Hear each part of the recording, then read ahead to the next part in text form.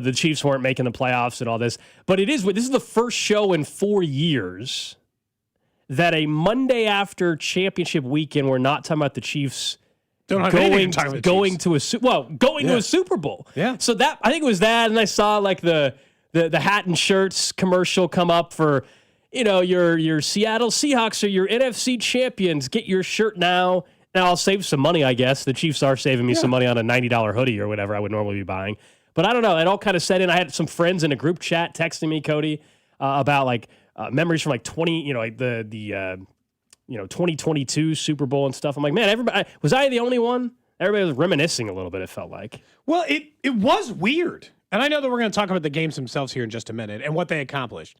But this idea that, like you said, for the first time since 2022, we weren't coming on the air talking about the Chiefs' eventual trip to the Super Bowl is bizarre. Yeah. Or at the very least, playing in the damn game. Hell, I got to go 8 years back to not come in here on a Monday morning talking about either them going to the Super Bowl or losing in the second to last game in overtime going to the Super Bowl. So it's been a long-ass time, Gold, since it was late in January and you and I came on this show and we're talking about Broncos, Rams, Seahawks, and Patriots, and not the teams that we're accustomed to talking about. And so, yeah, there's a huge part of it that just felt hollow, empty, weird. I don't know. I don't blame people. Like, it's too early to reminisce.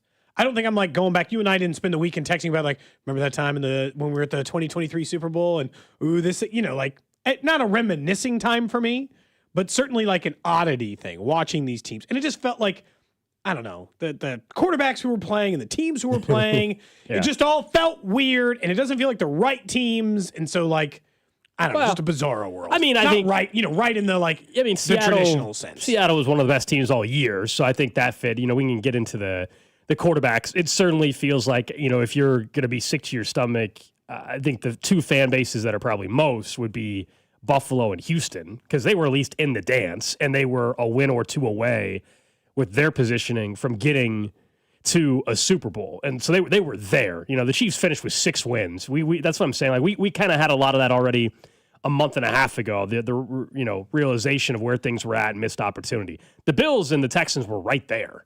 And now to see how it played out in that game on Sunday with the Broncos and the Patriots in particular.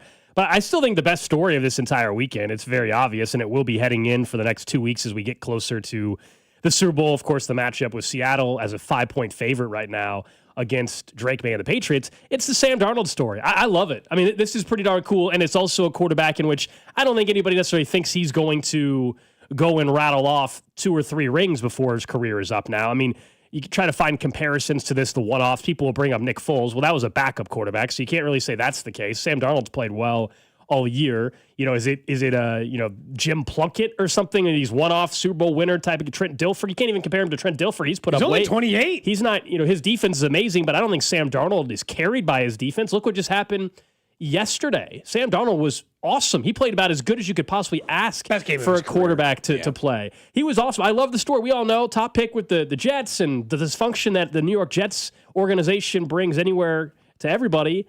And to now see him also get thrown out of Minnesota after a year, and he goes to Seattle in his first year there. You probably don't even remember he did a year in Carolina. Yep. He just hung out with the Panthers for a calendar year.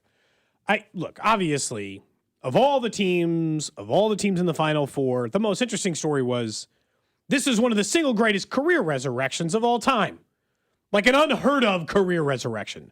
The Jets ruined him, and then essentially he bounced from backup job to kind of getting on the field here and there, and nobody wanted him there either. And then he finally had a great season, and they cast him aside for what ended up being a horrible choice because J.J. McCarthy's no good. And so, for him to get to a Super Bowl is kind of crazy. And in a lot of ways, it just makes me wonder of all the players whose careers were probably ruined by either their own off-the-field stuff or, which was not the case with Darnold, or just franchises who have no idea how to cultivate or handle talent. Because clearly it was always there for Sam Darnold. He had the talent. It was just whether or not you were going to put it together. So to watch him do that, I find him one of the easiest players to root for in the entire NFL who's not on your team. One of the easiest players to root for in the entire league. And he's 28 years old, so he's got a long career still in front of him. And I think has everything come together for them this year? Sure. I mean, it's been a perfect storm. That's what happens a lot of times in Super Bowl campaigns, unless you're a dynasty like the Chiefs or the Patriots over the last 25 years. This is how it goes. Everything aligns. Your quarterback plays at an extremely high level. You've got an elite championship caliber defense. And you take advantage of it. You've got a guy at wide receiver who now looks like the best wide receiver in football. I don't want to say out of nowhere, but certainly he wasn't like this last year in Jackson Smith and Jigba.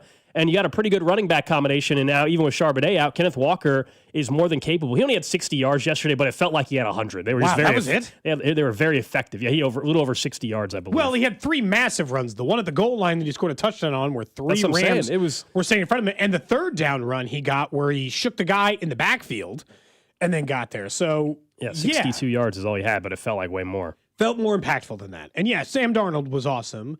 And we can get to some of the decision-making in the games by both McVay and on the other side, which we'll get to in just a minute. But the Seahawks are an example of if you put together a roster, like this, no offense, they're not way different than what the Texans had this year. They have a stodgy defense. They're really tough. Texans defense is better. Weapons are better for Seattle. But they both had complete rosters that made it a challenge. The one difference is Sam Darnold's been playing good football and playing really good football in the postseason. And a team like the Texans were trying to drag C.J. Stroud's cold body across the finish line. And they had a real OC too. Clint Kubiak is probably, I know it's weird now there's only a couple openings remaining and it's, more and more guys are just taking their name out of the Browns running. Nobody wants to coach the Cleveland Browns, it appears. You might be up next, Cody, but Clint Kubiak seems like he is a legit head coach in the future here. So versus the Texans have had with C.J. Stroud multiple offensive coordinators, and he's been with the same team. So I do think some of it is coaching as well. And it's amazing how quickly things shift.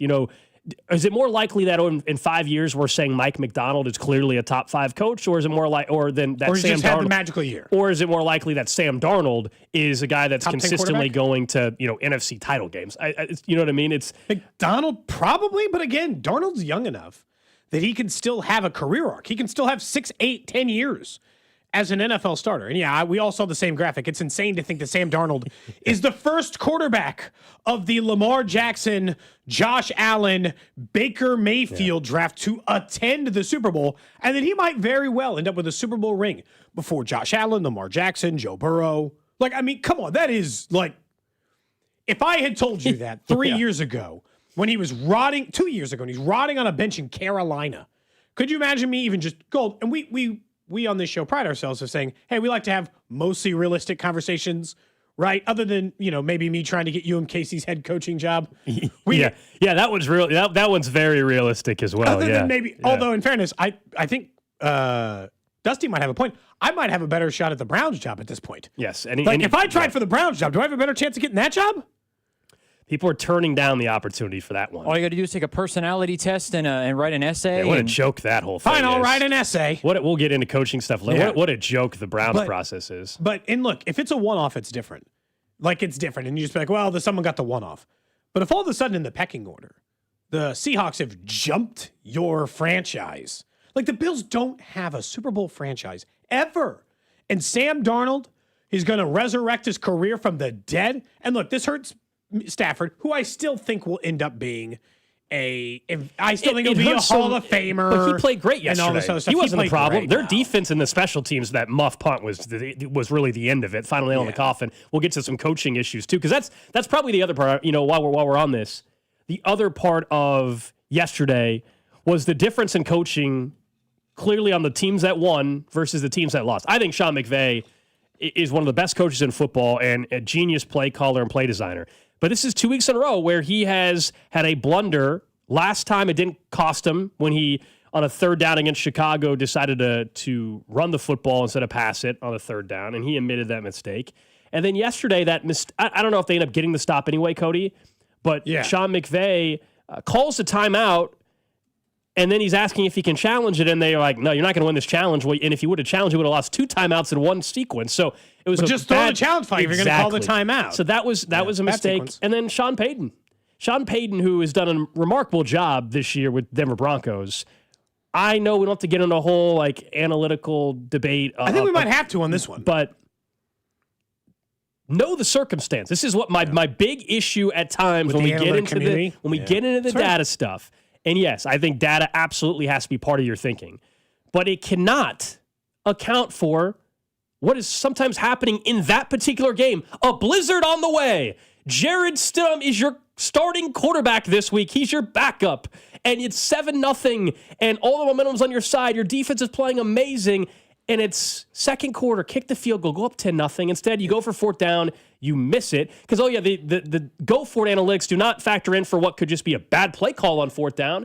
And the field goal, while it's not 100%, Will Lutz from that distance actually was 100% this year. Yeah, and look, from the fringe community standpoint, as somebody who likes numbers and supports going for it and is more aggressive in going for it than you, Gold, right? Yeah. Like, I would go for it in more circumstances than you would.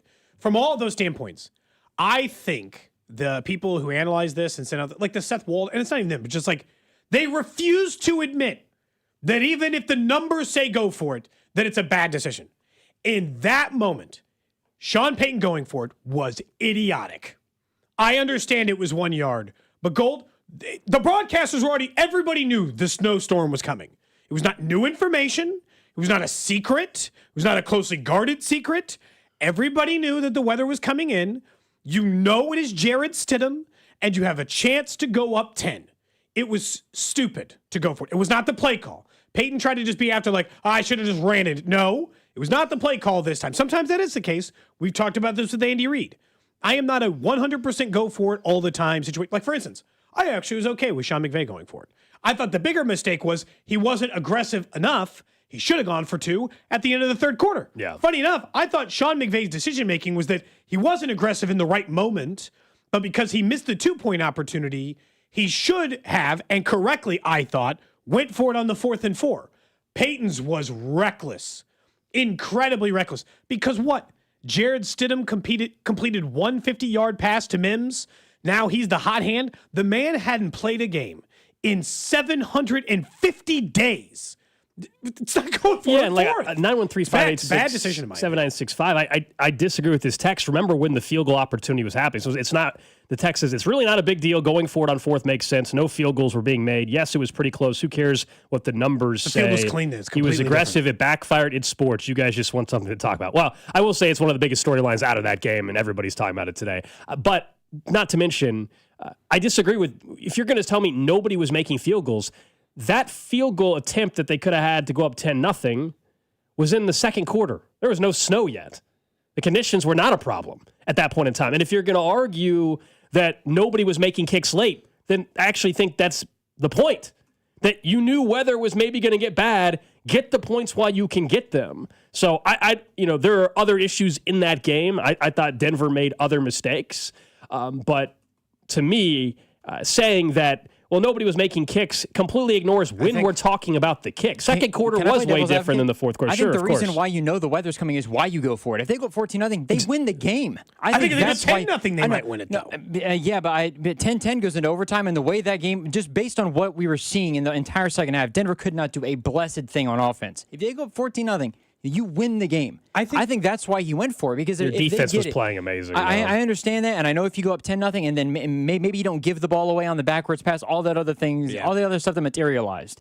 But I think if you go up 14-0 and you might win the game at that point, and they would have won the game if they would have gone for it, made it, and gotten a touchdown. The game was over, and I think that's the reason why he went. I didn't have a problem with him going for it because the way the defense was playing, I think that's part of the reason why, and we've talked about this before with Andy. The defense is playing so good. I'm going for it. I'm trying to punch them in the mouth and try to, go for the dagger in a way because we know the weather's coming. And if we go up 14-0, it's going to be very, very difficult with the way our defense is playing for them to be able to win the game. This is a really common, I think, misconception with the analytics community. Not you, just like the way that they handle the situation, and that I do not think is ever, ever, ever factored into the numbers properly. When they give you those numbers online, when you see ESPN's analytics say this is a go for it, if you see it online, whatever, you see the 8 different algorithmic models that say, 8 of them say, this is a go for it situation. It's a plus 2% to go for it. That is when you factor in every situation that somebody did or didn't go for it over the last 15 seasons, not just the playoffs. And what they never, ever factor in, and this is where I actually think Andy Reid is better than most, is that in the playoffs, the points hold more value. In a regular season game, if you know the snow is coming and you go for it, so be it. In the playoffs, you have to get points. Points are at a premium. Scoring is always down. Cody, it's just harder. It's harder to operate. I just think, and we can move on and we can get back into this later. I just think, lastly on it, it's what you said there, but so much of that does not factor in who the quarterback is at the time. The fourth down call also did involve your backup quarterback having to make the play. Who hadn't played in 700 days. It's if Bo Nix is in there, I'm not saying it's 100% that it works, but that has to be part of your thought process too. It is not our normal quarterback in this game, and that's where any of the numbers that get kicked out about whether or not you should go for it or not, or afterwards the probability index or the surrender index or whatever, and whatever that kind of stuff is that we talk about, or the cowardly index or whatever. It is the surrender index. I call it the coward. Yeah, but that never factors in who's hurt, who's on the field at that time, who's not on the field at that time. Is it a blizzard about to come in an hour and a half? None of that gets factored in. Is it Tom Brady at quarterback on 4th and 1? Anyway. Or is it Jared Stidham? And if those two things do have some sort of analytical component. As far as the game itself goes, I will say Drake May should, whatever, like when you buy your offensive linemen gifts at the end of the season for doing a good job, he better buy Rolexes for the defense because he has played like ass this whole postseason run. He hasn't had a single decent game, a single decent half, a single decent drive. And I'm not, look, you get there, you win the Super Bowl ring, you get credit for it. The Patriots are going to win if they win the Super Bowl. And early prediction is that my guess is that it's Seattle. We can talk about that in just a second. But the defense is what is going to end up saving Sam Darnold on his way to the Super Bowl because he has looked anti-clutch, off. He's made very few. And look, in the second half of that game, whatever. I'll wash any quarterback play away from that. But I did watch the other previous 10 quarters of playoff football he played. And they just don't look like a team that has enough offensive weapons, might be part of it, Gold. So it's not all on him. Like Stephon Diggs being your one in 2026 doesn't exactly strike fear into the hearts, even though he's a solid NFL player and a very good one. He's not JSN or some of these other guys. Yeah. I've just been underwhelmed by Drake May, incredibly impressed by the job Vrabel's done, I guess is how I would put it. No, I think Mike Vrabel was sensational yesterday as well. And it's, now there's going to be the conversation again about what everybody's going to look at these organizations that made it and what did they particularly do right or not. And I think for Mike Vrabel, you can clearly tell it sounds so cliche. It's like it's the culture type of thing and how he's gone about building up that organization, and look at what it was just a year ago without him and all that. 4-13 last year. It's amazing. And look, Stephon Diggs has had a career resurgence, if you will. That helps. And Drake May is an MVP candidate and all that. I said Sam Darnold. Sorry, Drake May. I was talking about the wrong quarterback. Yeah, I knew. Yeah, I kind of knew who he meant.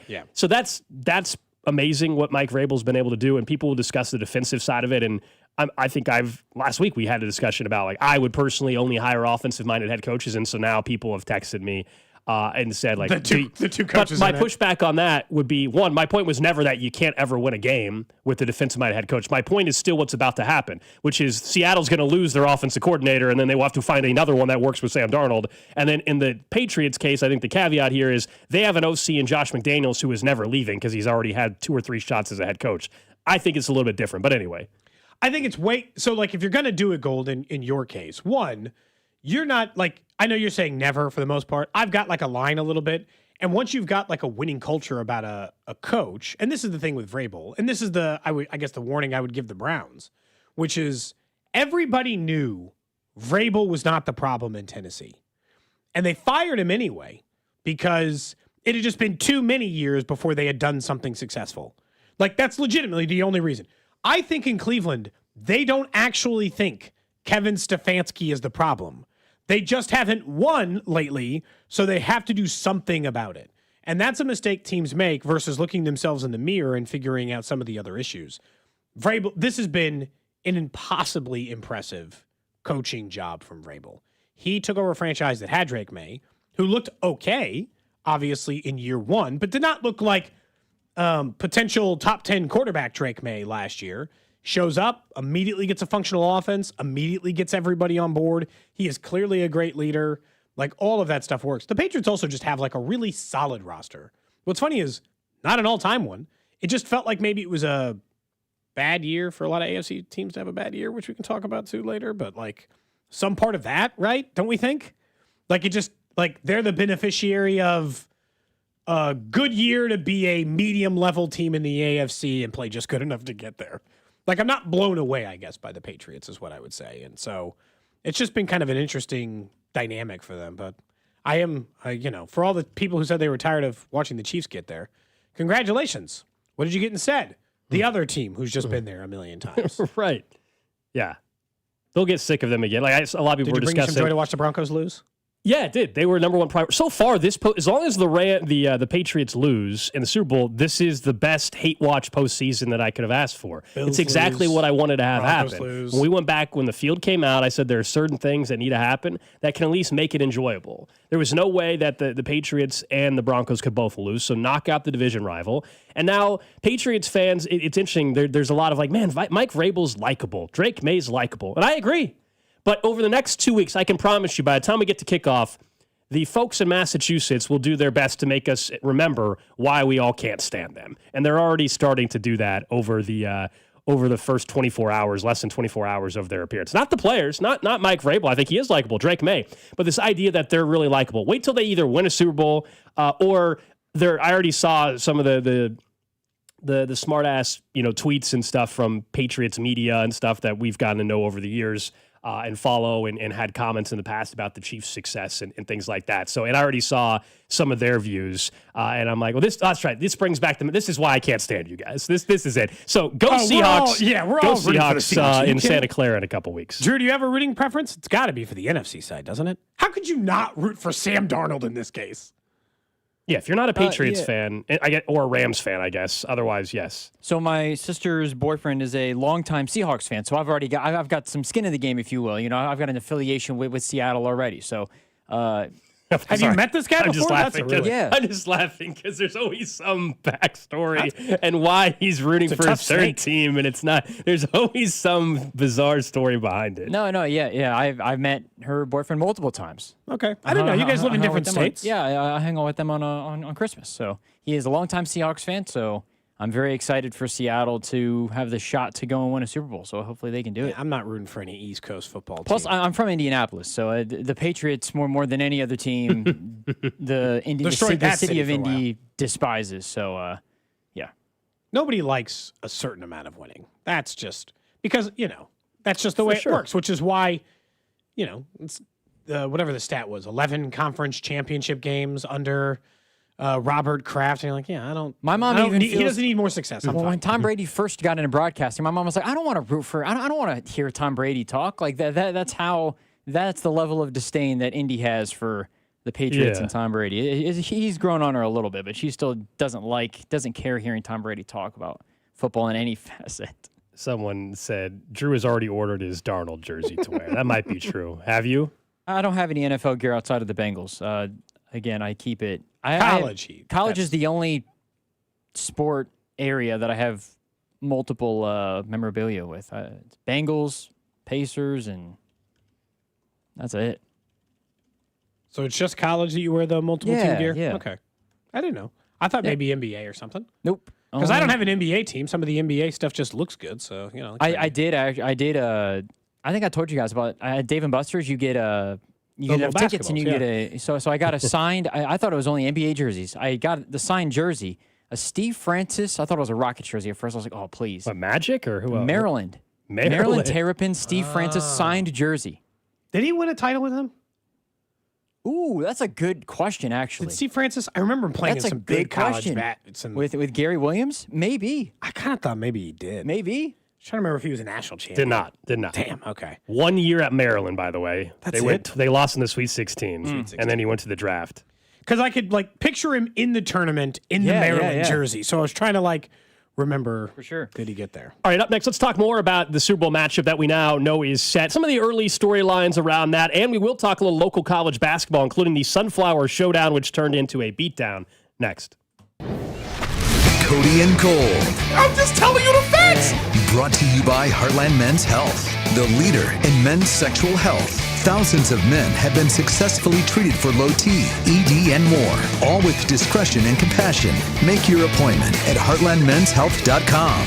96.5, The Fan. So on Friday after the show, I went over to Shawnee Mission Ford. It was time to swap out the F-150. I'm now driving a 2025 Ford Bronco, the Badlands trim, which means it's all set for off-roading. I must say, on Saturday night, I said, screw it. I went out and drove a little bit just because I hadn't really driven the vehicle all that much. I wanted to see exactly how it handled in the snow. This thing is awesome to drive if you're wanting a vehicle that handles the snow, handles the ice. Of course, four-wheel drive is one thing. There's also a slippery setting you can turn on. It is the best I've had in terms of driving in the snow when it comes to any vehicle that I've driven before. And Shawnee Mission Ford, of course, has the Ford Bronco, the F-150, the Explorer, you name it. Great vehicles, whether it's new or pre-owned. In fact, over 100 pre-owned vehicles on the lot. And they're going to take care of you, as I always say, from start to finish on the buying process.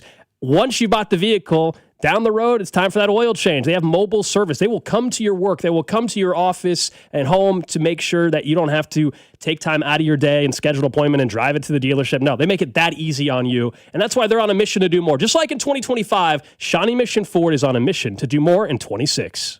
And Doug. Oh, what a horrible call. Hey, ref, open your eyes. Ref, you're really not going to call that? Come on. Hey, ref, why don't you customize your car insurance with Liberty Mutual and save money? I don't think you get what we're doing. Sure I do. We're all just giving him advice. You guys on sports, me on saving money. Nope, that's not it.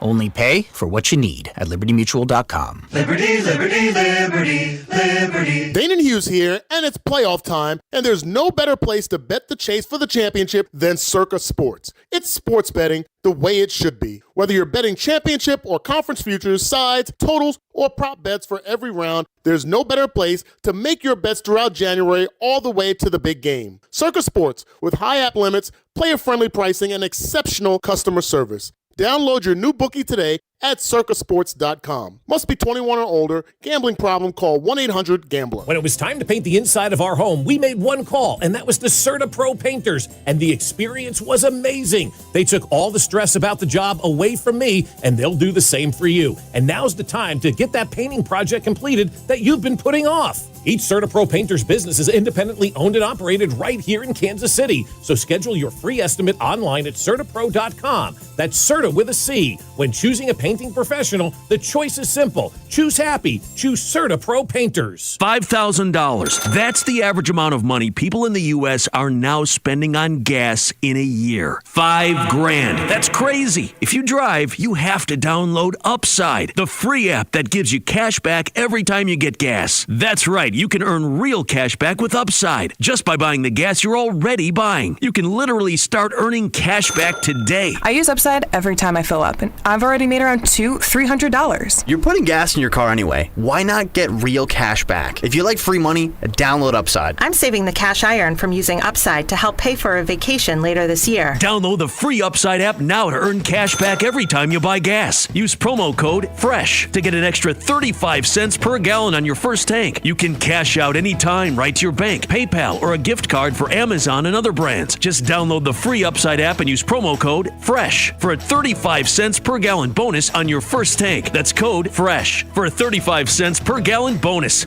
I'm Piera Palazzolo, VP of Digital Marketing for the American Management Association, a company focused on the management training skills needed to enhance the careers of business professionals. We did our research when it came to the best companies for website development and chose AmericanEagle.com. And we couldn't be happier. AmericanEagle.com worked closely with us to understand the front and back end requirements needed to launch an e-commerce website that could handle the complexities of running thousands of seminars nationwide. Our robust new website and improved SEO saw immediate increases in site traffic and web revenue. If you're in need of managerial effectiveness and success, visit our website at amanet.org. If you're in need of a website that provides an unparalleled consumer experience, I highly recommend AmericanEagle.com.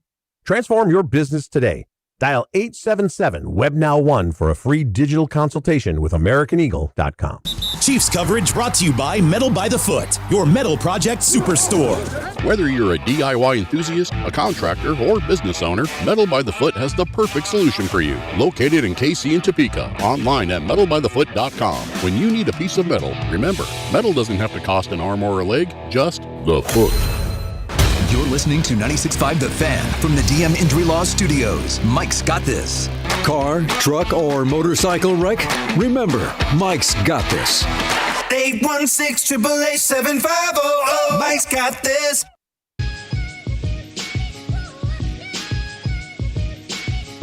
Just getting started on a Monday. It's Cody and Gold, Alex Gold, Cody Tapp, Drew Nixon with you. We'll get to some college basketball. Missouri found a way to have 2 buzzer beaters in one game. I think it's like only the second time in D1 history that has occurred. Plus the Sunflower Showdown. KU took care of Kansas State. And some of the, antics towards the end of the game has some people talking involving Melvin Council and KU. We'll hear from Jerome Tang. We'll hear from Bill Self as well in just a bit. But we do know the Super Bowl matchup, of course, is set for Santa Clara here in a couple of Sundays with the Seattle Seahawks taking on Drake May and the New England Patriots. And there's the obvious storylines. We already kind of talked about Sam Darnold a little bit. The other part, though, and this is where I think the Patriots probably feel they're in a good spot, and fans do.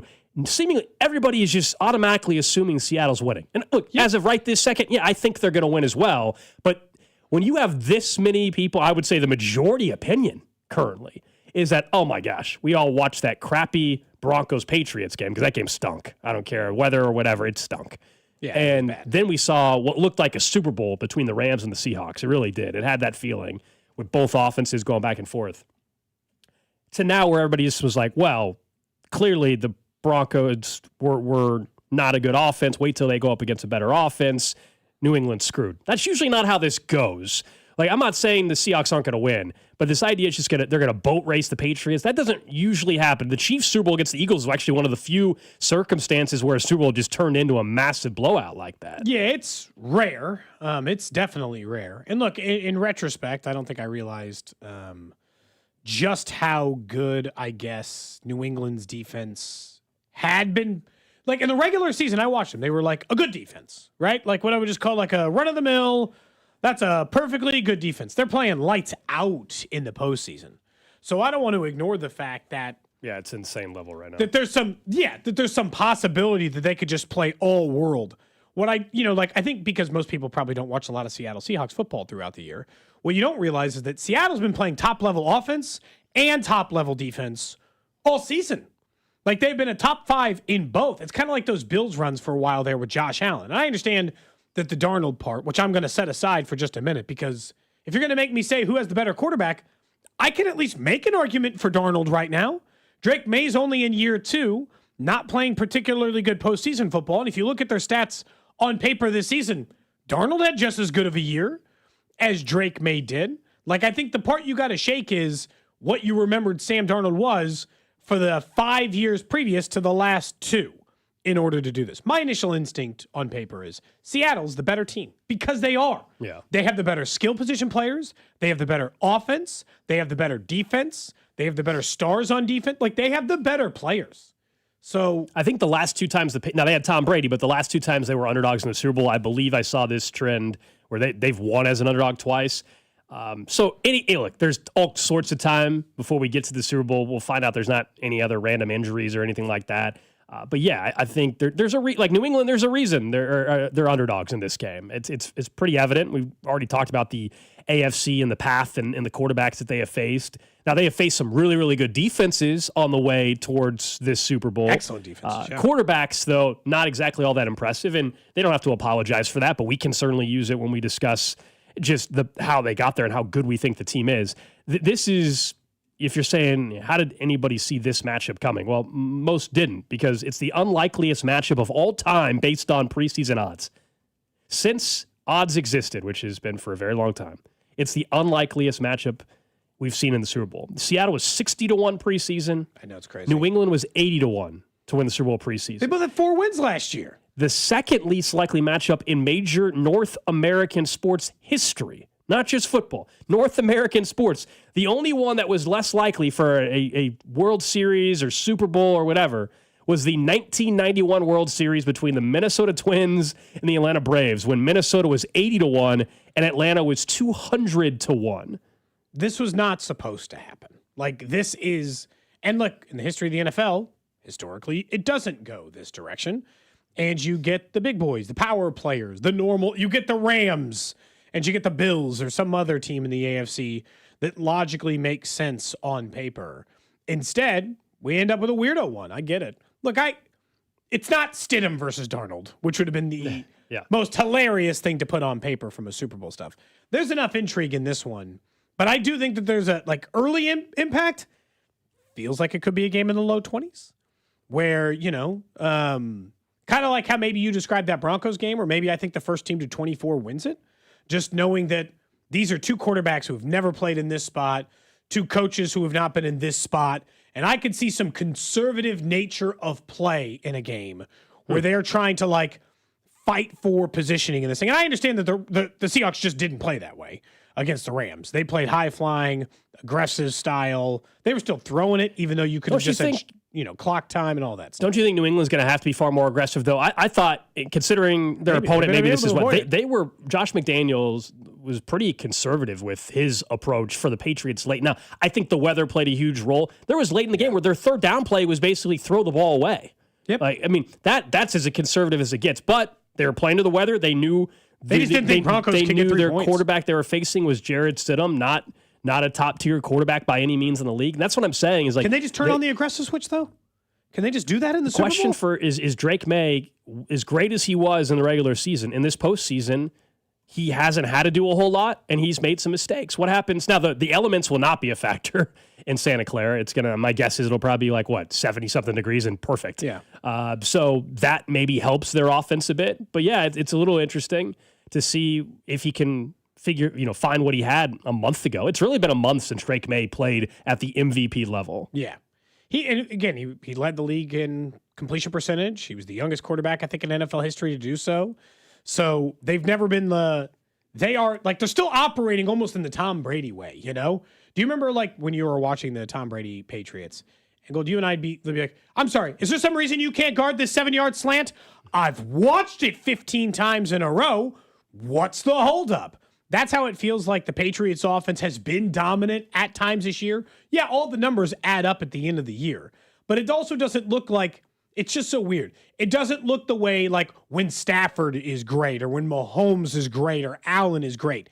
It looks precision-based. It doesn't look the same. It looks like execution-wise, which is why I think they've avoided some of the bigger mistakes, although Drake May's made plenty.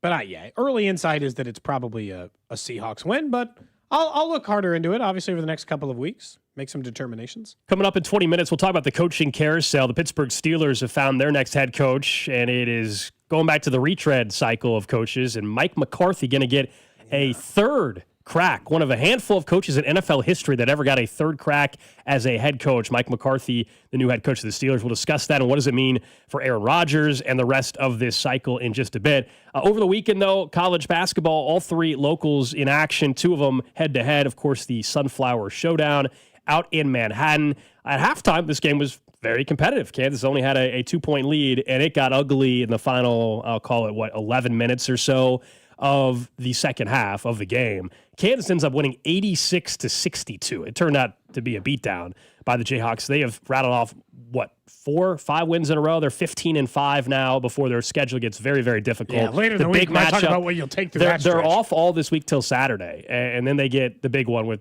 BYU and Debansa, and it's Peterson. Hopefully he's good to go. Remember, Darren Peterson did not play in this particular game. I don't know if you want to get any specifics with the game necessarily. It's more, I think, interesting, what it means for Jerome Tang and what it means just for the rivalry, because towards the end of the game, Melvin Council Jr., who likely is only going to play 1 year at Kansas. Based on the way it's going now, yes.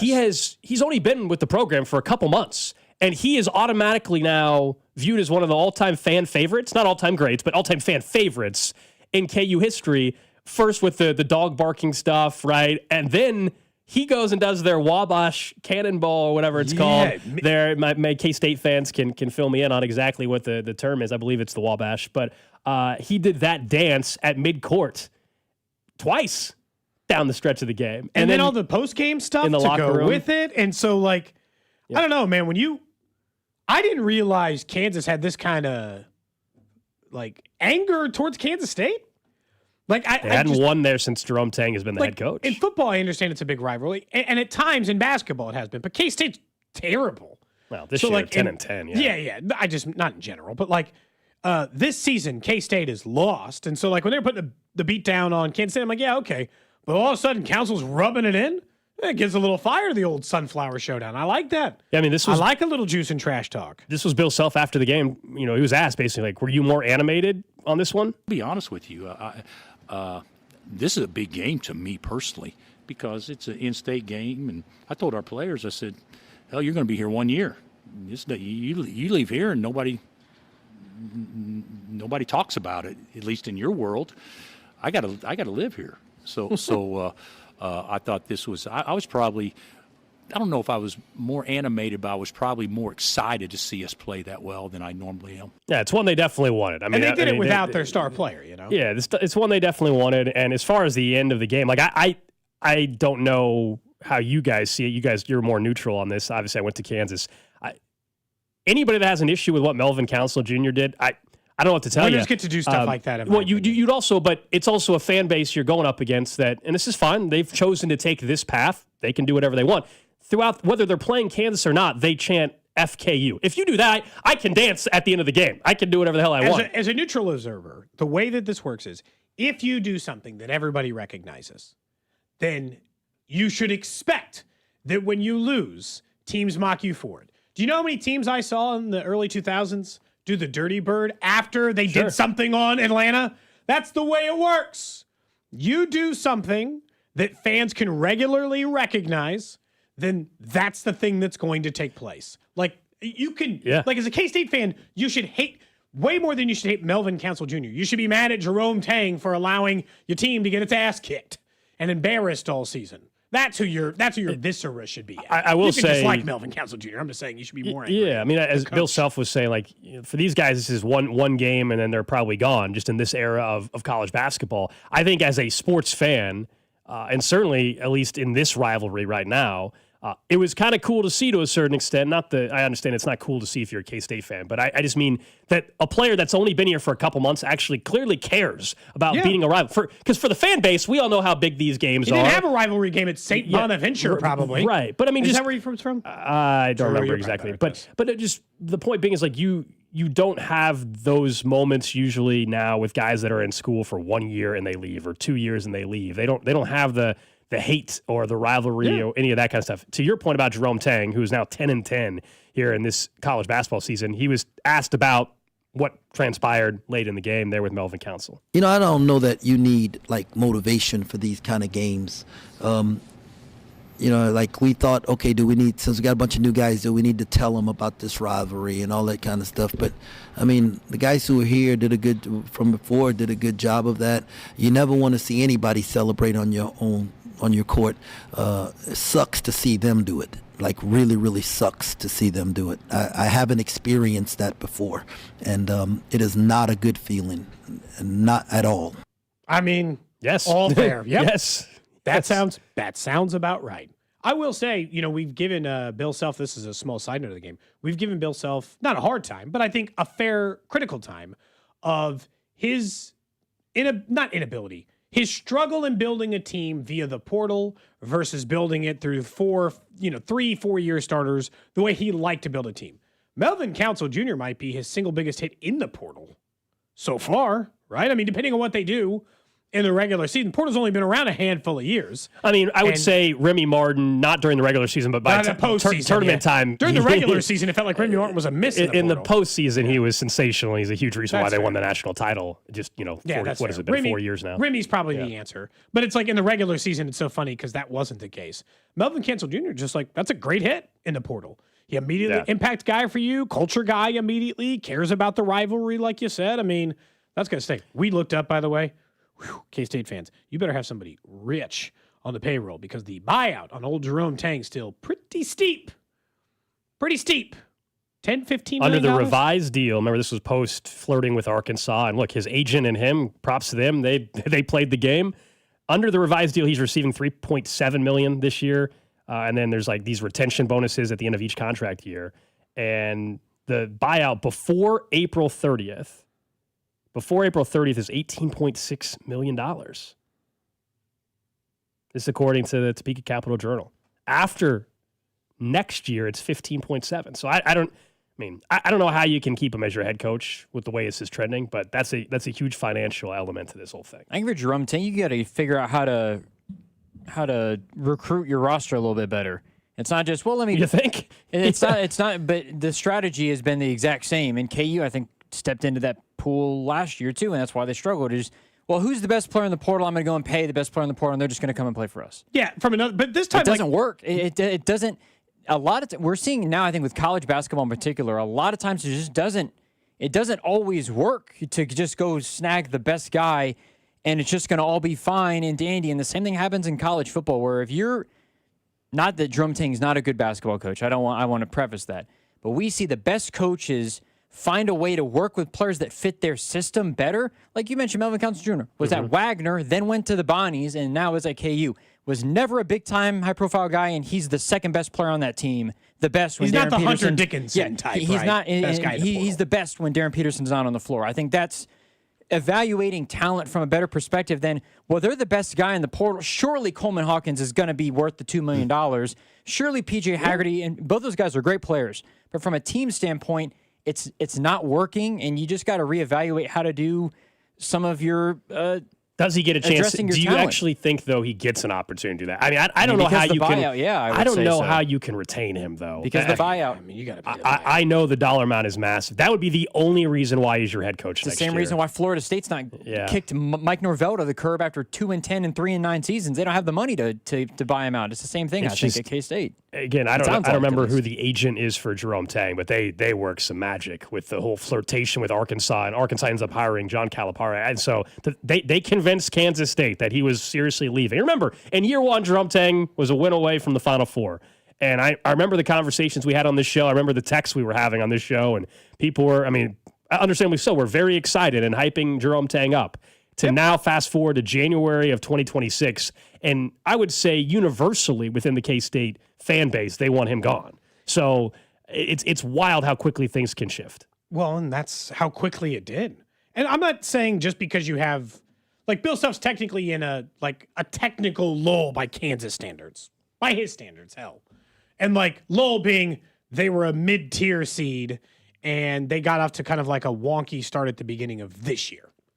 And now, obviously, they're playing quite a bit of better basketball. And over the next 5 games, which we'll talk about later in the week, they can certainly change everyone's opinion on where this season could go. Because they've got 4 of the top 10, I think, or 15 ranked teams in the country over the next 5 games. Yeah, but they've ended any of the bubble talk and that kind of stuff. Yeah, remember that? I mean, that was a conversation after the first that UCF loss. That was real.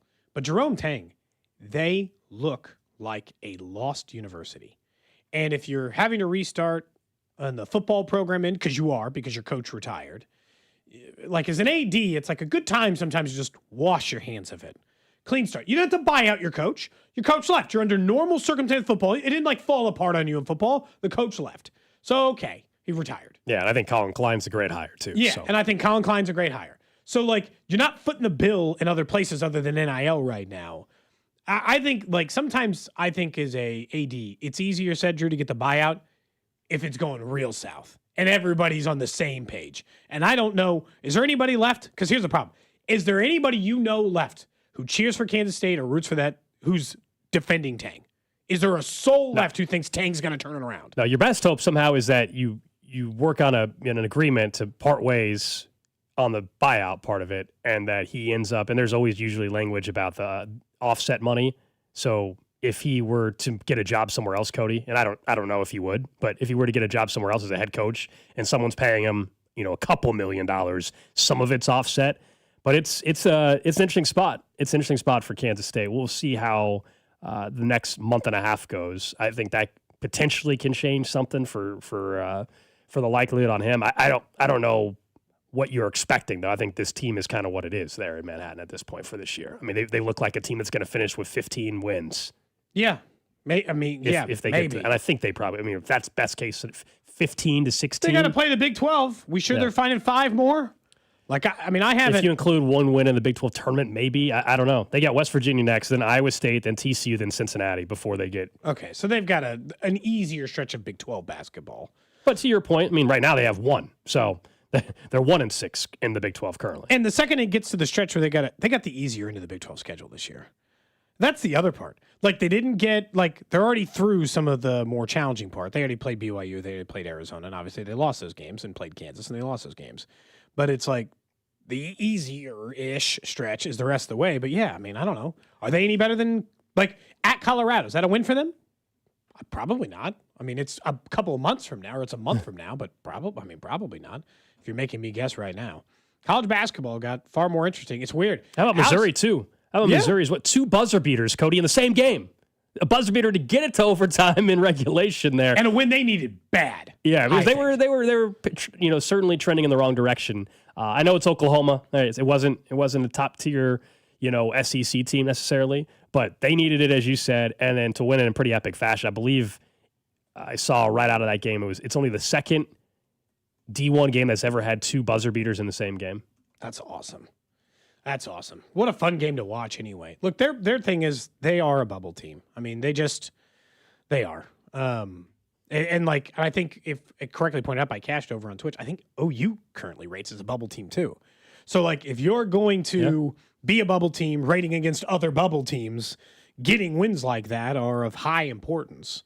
And look, it was like a weird crowd too, Gold. They said anybody with a student ID, if you were Missouri. I mean, Oklahoma's 11-9 and 1-6. Okay, maybe not. But so maybe they're not a bubble team. But like, if you look at like where they are, it's like been a bad loss. Weird crowd too. They were letting in anybody with a student ID, Gold, because they're like, hey, if you're on campus, will you just walk over and catch a basketball game? Because they knew they weren't going to get the people driving out there. It was fun. I mean, it's not going to get you in the tournament necessarily, but I mean, for a team that's on the edge, they can't afford too many bad losses in the SEC. Good news is for them, there's enough good teams in there. They'll still be able to. Well, they got an opportunity tomorrow night. I'll tell you what, against number 17 Alabama. We'll see when the new rankings come out today, but number 17 Alabama is next up for the Missouri Tigers. I believe that's a 7 o'clock tip-off in Tuscaloosa. Yeah, it was a weak non-con. Definitely was. That's why the first two wins to start SEC play against That's Kentucky why they're like and outside Florida. the bubble right now. Yeah, Kentucky and Florida wins were like must wins now when you start to look at the picture that they got right out of the gate. But it's crazy. It's like you win the LSU game and then all of a sudden bubble doesn't hurt so bad, you know? Mm-hmm. You just get one win against a ranked top 20 opponent, then, bubble's not so dark. Don't forget, coming up in a few weeks, we've got the Chiefs offseason show. We're going to have everybody in studio, Bob, Dusty, C-Dot, along with Cody and myself, hanging out on Tuesday, February 10th from 9 a.m. to 11. We'll be talking all things offseason. Eric Bieniemy, OC hiring, Travis Kelce's future, free agent targets, draft thoughts, trade candidates, you name it. We'll get into all of it for the Chiefs offseason show. We'll have everybody in studio on Tuesday, February the 10th. Up next, let's get back to the coaching carousel. Mike McCarthy is a head coach again in Pittsburgh. What does it mean for Aaron Rodgers? And the Browns can't get anybody to coach that team right now. This is Cody and Gold on your home for Kansas City sports. 96.5, The Fan. Brought to you by Heartland Men's Health, the leader in men's sexual health. Thousands of men have been successfully treated for low T, ED, and more, all with discretion and compassion. Make your appointment at heartlandmenshealth.com.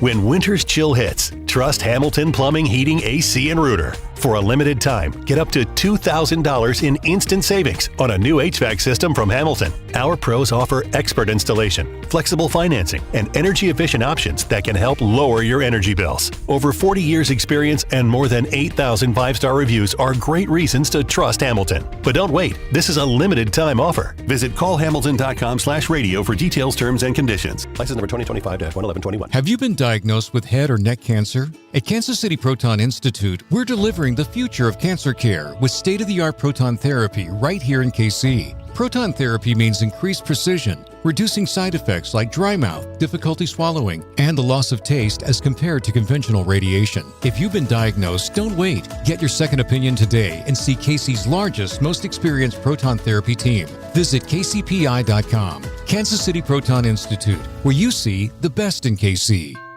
Jewelry Graham. Hi, I'm Brian, your friend and jeweler at Shane Company. We have just the right gift for your sweetheart this Valentine's Day. Any style, any budget. like heart-shaped necklaces, birthstones, or hand-matched diamond studs. Getting engaged? Create a dream ring and choose from natural and lab-grown diamonds in all shapes and sizes. Come see us in store or at shaneco.com because a friend wants you to win Valentine's Day. Shane Company, your friend and jeweler. Attention, have you racked up $10,000 or more in credit card debt? Are you barely getting by making minimum payments? With credit card debt reaching all-time highs, National Debt Relief is notifying consumers about significant debt relief options currently being made available to help those with overwhelming credit card debt. These options may reduce a large portion of credit card debt for those who qualify. You don't need to declare bankruptcy or take out a consolidation loan, and you may only have to pay back a fraction of what you owe, even if you have bad credit. National Debt Relief has already reduced the credit card debt for more than 550,000 consumers. So don't wait. If you owe $10,000, $20,000, or even $100,000 in credit card debt, you can now take advantage of this financial debt relief as the cost of living continues to skyrocket. To check what debt reduction you may qualify for, call 800-358-6868. That's 800-358-6868. Again, 800-358-6868. Earn an accredited MBA in as few as 16 months for about $21,000 at University of Maryland Global Campus. Explore 10 specializations, including finance, HR, cyber technology, and more. Plus, showcase the value of your MBA with a comprehensive learner record and digitally demonstrate in-demand skills and credentials to employers. No application fee if you apply by February 11th. Learn more at umgc.edu. Certified to operate in Virginia by Chev. My name is Whitney Allen. I am a widow. My husband, Ryan, died. We never thought in a million years we'd have to use life insurance. The unexpected happened. With Ethos, it is so fast and easy. It's 100% online. You can get a quote in seconds, apply in minutes, and get same-day coverage. No medical exams, and you can get up to $3 million worth of coverage through Ethos. Get your free quote at ethos.com/game. That's ethos.com/game. Time spent on application may vary. Online health questions required. Be sure to follow us on Instagram at TheFan965 for behind-the-scenes videos like MVP Monday, Chiefs Take Tuesday, and Best Bets. This is your home for Kansas City sports. 96.5 The Fan, KFNZ, FM and AM, HD1 and HD2, Kansas City, an Odyssey sports station.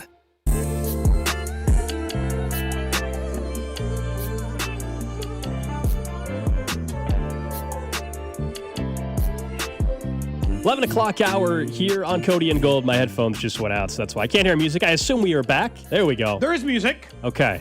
Yeah. What's going on with the headphones, I left man? my headphones at home, so I'm borrowing the boss's, and the adapter on his is messed up. There we go. I have some other adapters. You have to you try a different one? You have to wiggle the adapter a little bit there to make it work. There, you finish that sentence. Yeah. Otherwise.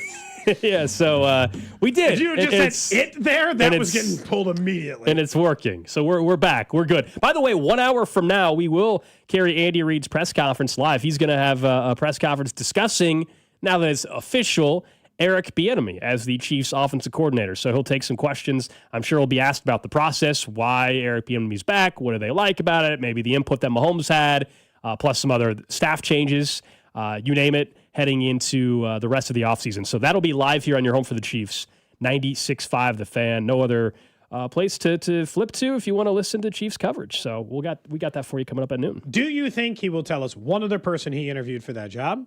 Here's how I think it'll go. Oh, he's not going to name anybody. Nobody would tell you who they interviewed. That's not how that works. No, nobody behind the scenes, it'll leak out, but nobody at the press conference is going to say, hey, by the way, here's all the people we interviewed and chose not to. They don't embarrass anybody. That's with any job. I mean, like even in our job, they're not going to announce on the air, by the way, yeah, we interviewed these 5 people, but we chose you, Cody, or we chose you, Alex. That's not...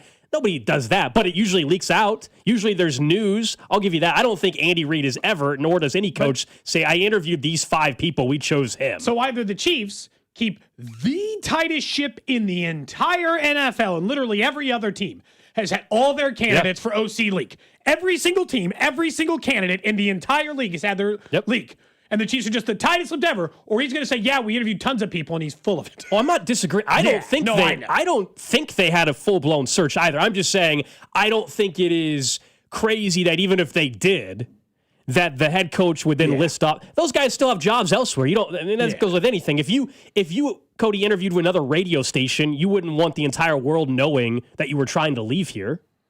Right, that's just somewhat common sense with the sure, but I the think job a lot of stuff. some of these guys just wouldn't have other jobs yet. Who else off? Well, who else is unemployed? The Matt Nagy thing is still. Bizarre other guys who got off of staffs who had coaches fired. There were 10 coach openings, so there are plenty of OCs still looking for but work. Mike McDaniel's already linked up with the Chargers. Yeah. I mean, you go through a lot of them are actually more signed than we think. Cliff Kingsbury is like the one name that we haven't heard anything on anywhere. Quiet. Yeah, that might be it. Let's talk some coaching. Yeah. You know what? Mike McCarthy got the Steelers job over the weekend. The Browns can't get anybody. Just quickly on the Browns, because I want to spend more time on the team that actually hired somebody. This must be the least desirable head coaching job of all time. Of all time. Grant Udinski's 30 years old. And even they're not saying they're not interested. Mm-hmm. Everybody is just pulling their name out of there, and they're going to end up with Jim Schwartz. He's the favorite right now. That is going who's going to end up as a Brown head coach. He's going to make it a year, maybe a year and a half, and then he's going to get canned. They're going to have to do this all over again. But then also they're reportedly making you, put 500 words on why you're the right guy to be the Browns hire, like you're applying for college. You're an NFL franchise, and nobody wants your job. Why are you making people do essays, too? If this was the Ravens or it was the Steelers or, heck, even the Bills, despite their dysfunction in the last week, we would all say, that's an interesting way to go about your business. But you know what? You've got a track record of success. This is the Cleveland Browns. They're doing something that nobody else is requiring during their hiring process. Yeah. I understand you might have had a job before, somebody that's listening, that requires you to take one of those BS personality tests or whatever. All right, but that might be the little more of the norm in your field, or a short essay depending on your job that you're applying for. No other NFL team is requiring this. It's a joke. You can be data heavy all you want. Having Mike McDaniel he pulled his name out of the search. Having him have to do a short essay. I would also love to see the personality test for Mike McDaniel anyway. That'd be fun. Man, which quadrant does he land in? But we should all take personality tests. No, those things are stupid. I did that twice in my life, I think, ever. Wait, for a job? You had to do a job personality test? I've never had to do that. Believe it or not, I'll double check because I got to remember which one. I think my second job ever, not on radio, at Best Buy. You're like, what? Yeah, I swear at Best Buy I had to take like a test like that. And then we had one at another. We're taking one. And then one radio job. I don't know if it was Boise or Topeka. One of them, for whatever reason, had us take it, and I was, what are we doing? I already was employed, by the way, at the time too. That was what made it even weirder. That's way worse. Yeah. In addition to that, I will say that if your job is this bad and your franchise has been this bad for this long, you should have to sell the team. You should not. That's a right. That's a privilege. It's not a right. You should have to sell your football team if you're this bad at it. This is crazy. If you ran any other business into the ground this consistently, you'd just be out of business. But I agree with you, but what you said, business. They're making money. That's not from a business sense. They're not just because it's an NFL team. It's nothing to do with what they're doing. But your example was that like if it was a normal business and they're running it into the ground and losing money, you'd be done. We just can't lose business. And I'm saying they're not. They're from a business perspective. They're not losing money because no but NFL they're terribly run. Of course, you should have to sell the team. Sell the team, man. Get out of this. Get your millions of dollars and get out of this. You don't want this. How long has Haslam? He hasn't even owned the team all that long, right? Like compared to some of the other owners. Let Joe Flacco coach the team. He's the Pilot J guy, isn't he? They bought the team in 2012. They really haven't owned the team that long. Sell it. They bought it for over $1 billion then. You're terrible. It's probably worth $2 billion now. Sell it. At least. Make a profit and get the hell out. I'm sick of watching. The Browns are on the Steelers end for sure. What? You got Diet Mike Tomlin? What was the benefit of this? You went from Mike Tomlin to slightly worse Mike Tomlin. You went from Dr. Pepper to Dr. Thunder. What is the impetus behind this hire?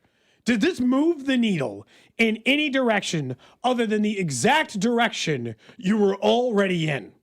I thought you were like, are you about winning or just being like mediocre as hell? Because you're great at being mediocre as hell. It does feel like they just made a hire which will have them in this mediocre in the wash category again. Like I told you, I thought Mike McCarthy, prior to Harbaugh getting hired with the Giants and him being fired by the Ravens, I thought Mike McCarthy with the Giants actually made a ton of sense. They're a franchise that's winning 2 or 3, 4 games, get them to 10 or 11. Yeah. The Steelers have been in this 9 to 10, 10 to 11 max range for a while here. And I understand Mike Tomlin stepped away. This is not like they fired Mike Tomlin and then hired virtually the same type of coach.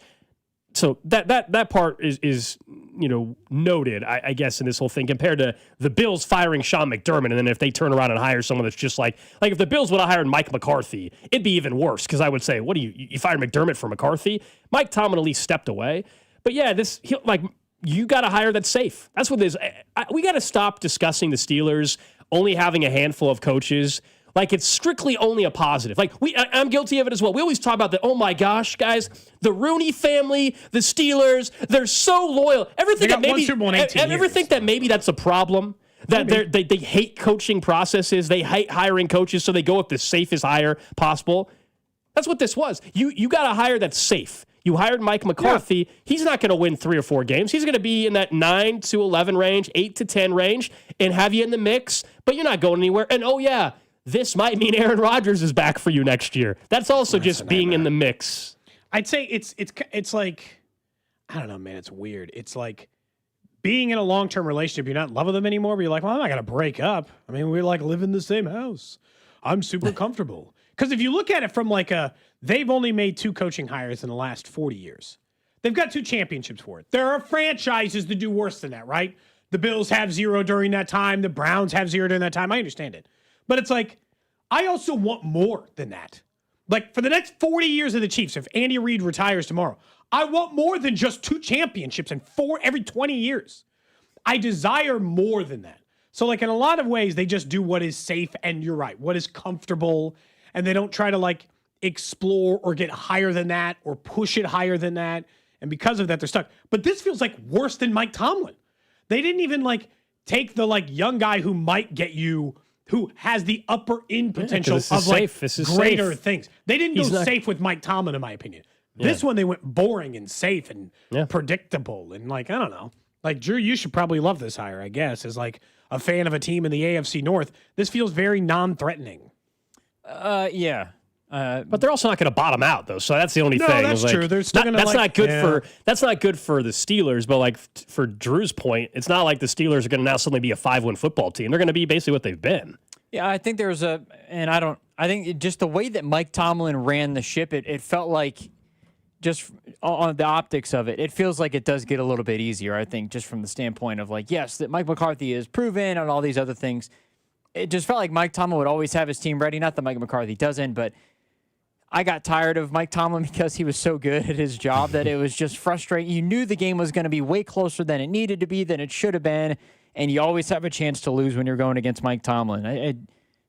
I don't know if the same is with Mike McCarthy, but yeah, I agree with you guys. And from the standpoint of it being a very similar type of coach, a safer sort of hire where you didn't take the chance, maybe because they don't have the quarterback, they felt like they needed that person. I don't know if that makes any sense, but the fact that they don't have a good pick to draft a quarterback or they don't have a young quarterback already, why would I take a chance on a guy that's not even going to have a quarterback? The timing feels a little bit off, I guess, maybe from that standpoint, if I can picture from their viewpoint. And the other problem is, while Aaron Rodgers was better this year than I think most people gave him credit for, still the type of offense, and they'll have a new offensive coordinator, Mike McCarthy will call plays. Arthur Smith is now at Ohio State, so he's out of the NFL.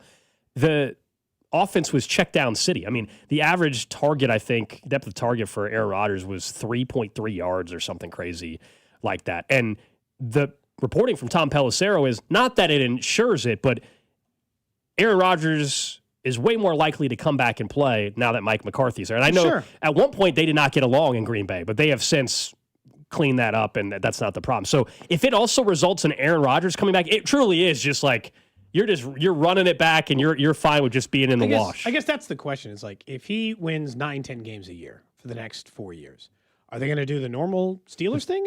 Because all the other guys got to keep their job forever because they Well, in fairness, Cowher and Tomlin did win a Super Bowl. Yeah, but that's what I'm saying. That's why they got to keep their job forever. Tomlin would have been run out sooner. 4 years from now, you average 9 wins a season over the next 4 years.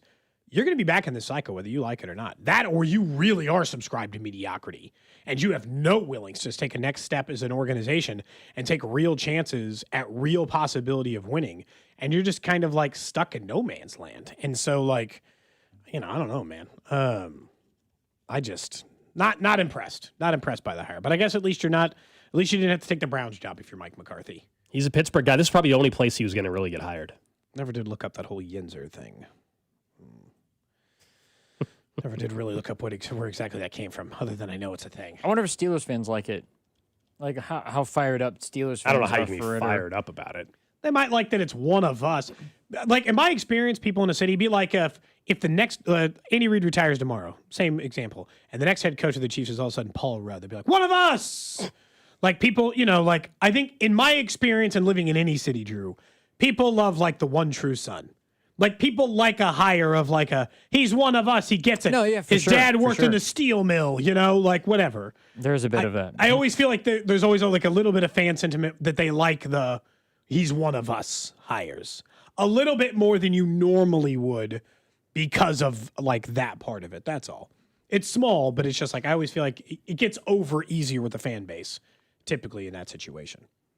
Let's coming up this weekend, by the way, the Royals rally will be Vern will be broadcasting live from 9 until noon. In case you didn't know that already, JJ Piccolo, who will be available at the Royals rally, will be on the show tomorrow. Not to talk about that. Well, I mean, I'm sure we'll talk about that, but to talk about things going on with the team as we get just a few weeks away or a week away from pitchers and catchers reporting at spring training.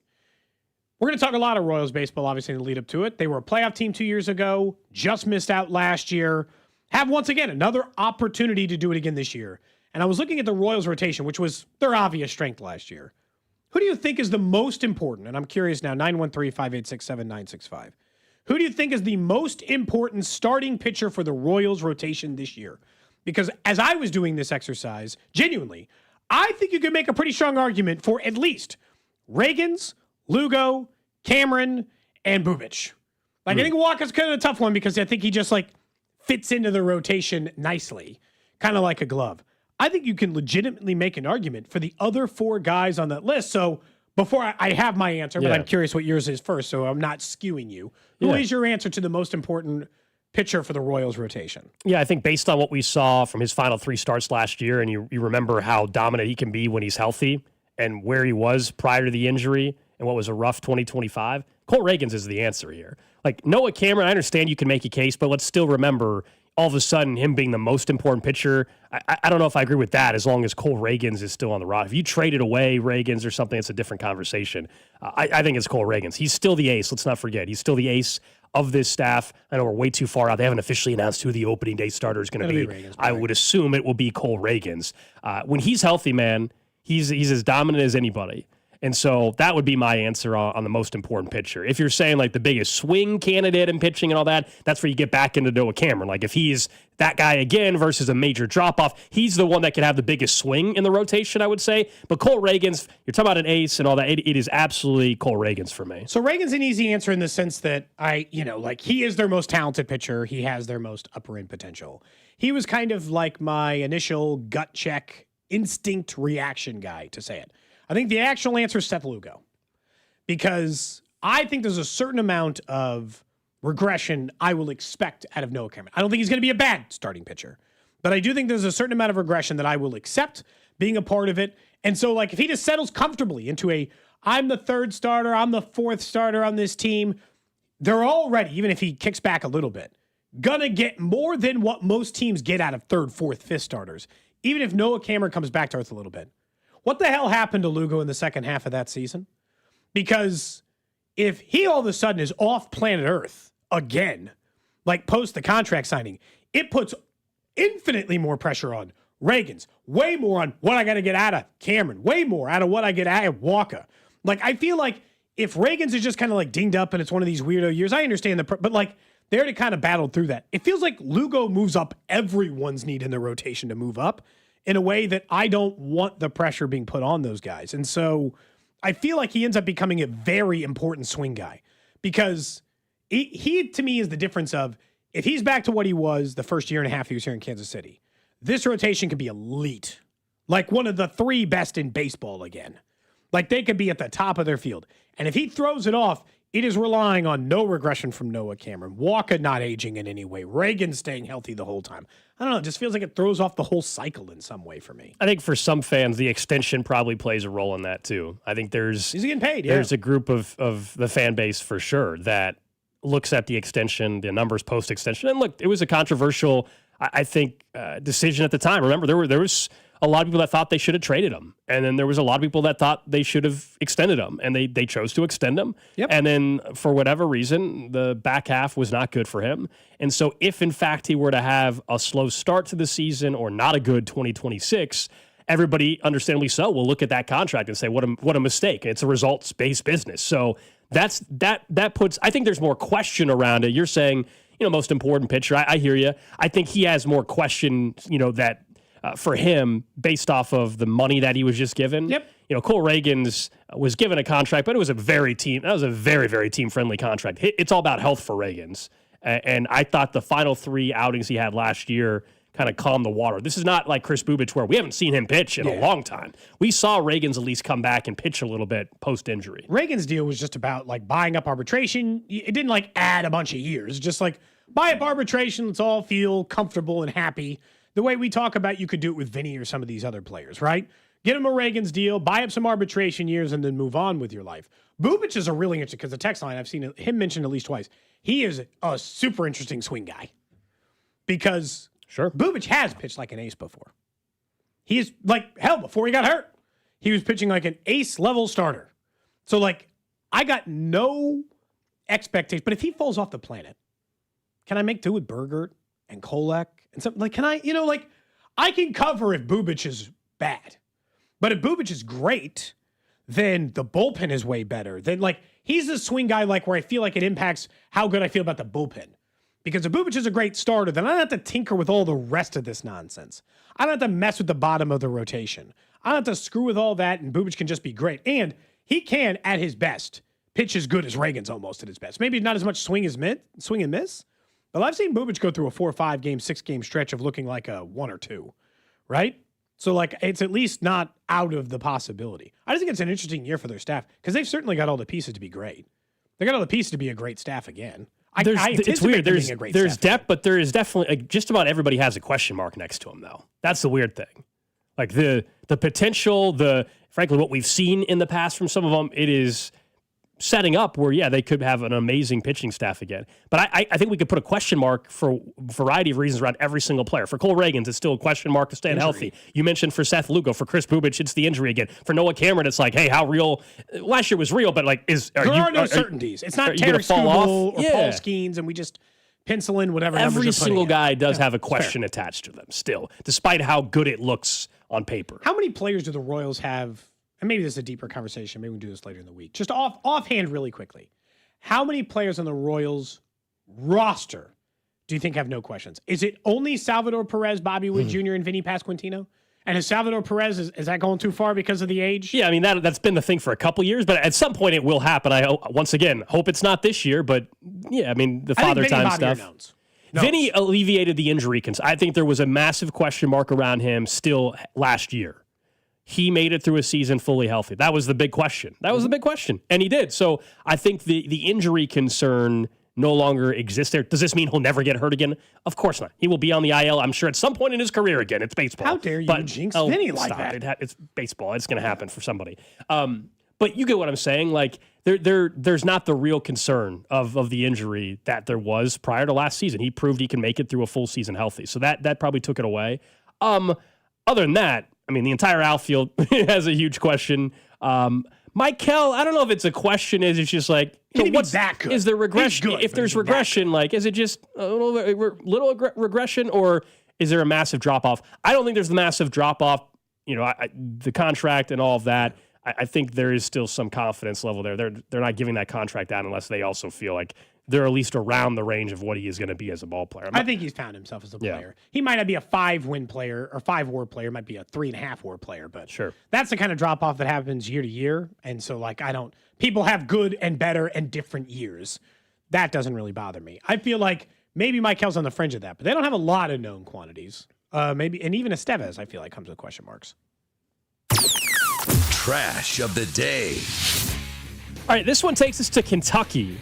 So the scene was during a middle school basketball game, but it was actually, it's weird. The story mentions a middle school game, but it was involving 2 elementary schools that were competing in the A-team championships at a high school.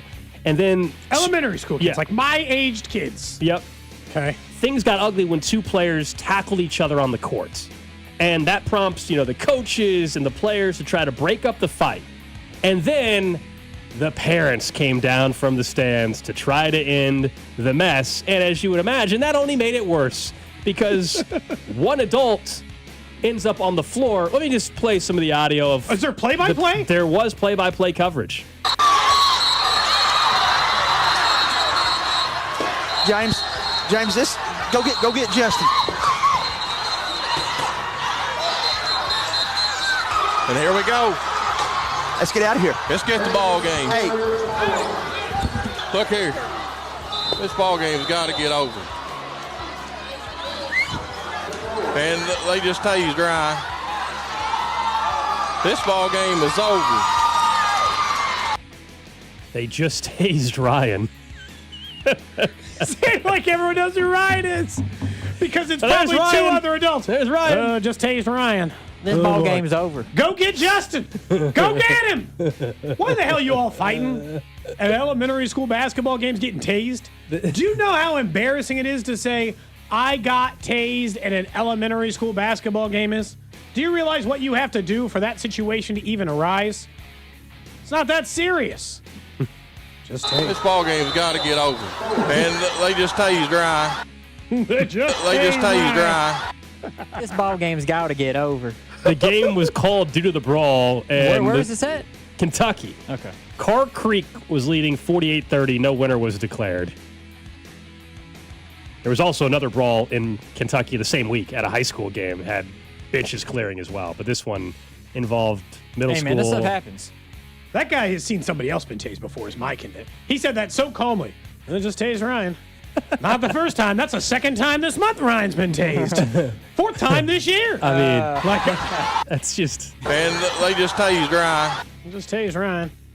The accents make it funnier, but of course. So silly. Good old Kentucky. Someone's asking where can they find the video. Honestly, if you just Google it, you'll see there's a bunch of links. It's all over the place. Yeah, if you do a little search and I think Cody, you're right about that. That was not the first time that man has seen somebody get tased. That's like the fourth time this year he's seen someone get tased. I'm convinced.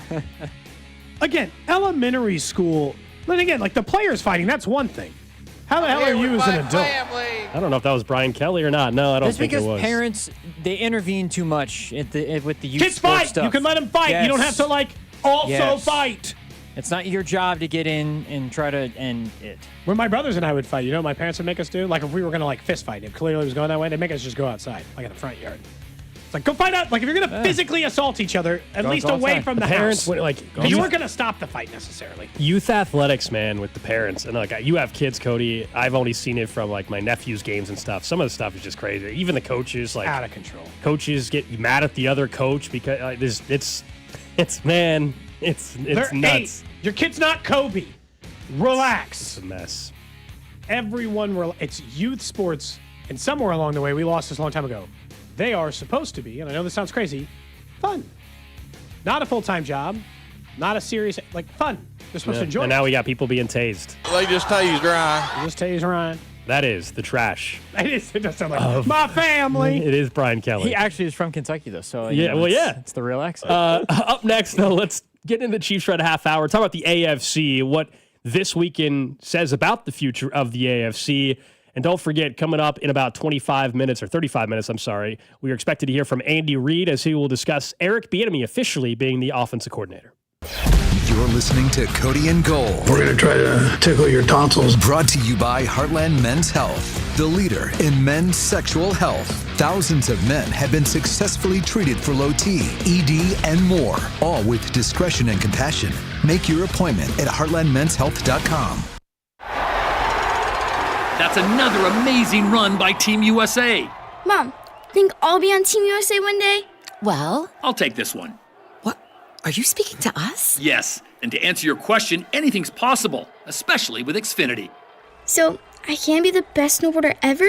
Well, I can't guarantee that, but Xfinity can guarantee that your internet price won't change for 5 years. Okay. What if I practice every day? Then maybe you'll be snowboarding for Team USA at the next Olympic Winter Games. And Mom, you'll still be paying the same price for Wi-Fi. Ooh, really stuck the landing there. It's the Xfinity Gold Medal celebration. Now through February 22nd, get our best price on gig Wi-Fi for 5 years guaranteed, just $50 a month. Plus, get Peacock Premium included for 2 years. That's a $10.99 value per month. Xfinity. Imagine that. Proud partner of Team USA. Restrictions apply. Requires paperless billing and auto pay with stored bank account. Taxes and fees extra. Actual speeds vary. Football's biggest game, less than 2 weeks away, right around the corner, and you can get in on the action with Underdog right now in Missouri. You're not an Underdog yet? Great, you're in luck. New customers score $75 in fantasy bonus entries when you make your first $5 fantasy entry. It's super easy. Just go to the app, make entries on if a player will go higher or lower on stats like touchdowns, rushing yards, receptions, and more. All available on the Missouri side for the biggest game. Plus, there's new promos dropping daily in the app. So if you like making entries and winning money, then Underdog is the place to be for the big game. What are you waiting for? Download the app today and use promo code TAPP, T-A-P-P, to score $75 in those fantasy bonus entries when you play your first $5 on fantasy. That's promo code TAPP, T-A-P-P. Underdog, make plays, win money. Must be 18 plus and present in Missouri. Terms apply. See assets.underdogfantasy.com/web/playing at terms_DFS_.html for details. Concerned with your play? Call 1-800-GAMBLER. Visit www.ncpgambling.org. I love spending time outside at our house, but I noticed some paint was starting to peel. So I called CertaPro Painters to give us a fresh touch-up. We use CertaPro Painters inside and out at our place, and you should do the same. Each CertaPro Painters business is independently owned and operated right here in Kansas City. So schedule your free estimate online at CertaPro.com. That's Certa with a C, CertaPro.com. When choosing a painting professional, the choice is simple. Choose happy. Choose CertaPro Painters. Men, it's the new year, and for many of us, it's a time of deciding to make positive changes in our lives. This is Jeff for Heartland Men's Health, and if you're suffering with erectile dysfunction and are tired of the frustration and embarrassment ED causes, you should call Heartland Men's Health today, because there probably isn't a better resolution you can make than to be done with ED. You see, ED doesn't just affect you, it can also affect your partner, even if they don't talk about it. But here's some great news. If you're like most guys, the treatments at Heartland Men's Health will give you back your sex life, because our protocols have success rates that work in well over 90% of cases. Seriously, you might even find you're performing like you haven't in years. So, make an appointment and get ED out of your life. Your initial visit is only $99 and includes blood work, a medical consult, and if medically advised, a test dose. And if that test dose doesn't work in the office, your visit is free. Call 844-447-6600 or go to heartlandmenshealth.com. That's heartlandmenshealth.com. We have 3 offices: Overland Park, Independence, and North Kansas City. DQ presents the Spicy Menu. For a limited time, try the new Flamethrower Chicken Strip Basket for $6.99 with spicy, bold strips that heat you up. Served with a side of famous DQ Soft Serve as a dip to cool you down. That's right, dip those spicy chicken strips right into Soft Serve. Plus fries and toast, all for just $6.99. And add a new pineapple lemonade sparkler or cooler made with tahini. It's the limited time only Spicy Menu. Get it delivered in the DQ app. Happy, tastes good. Participation may vary. Let's go! You still got it, but your immune system weakens as you age, making it harder to fight flu, pneumococcal pneumonia, RSV, and COVID-19.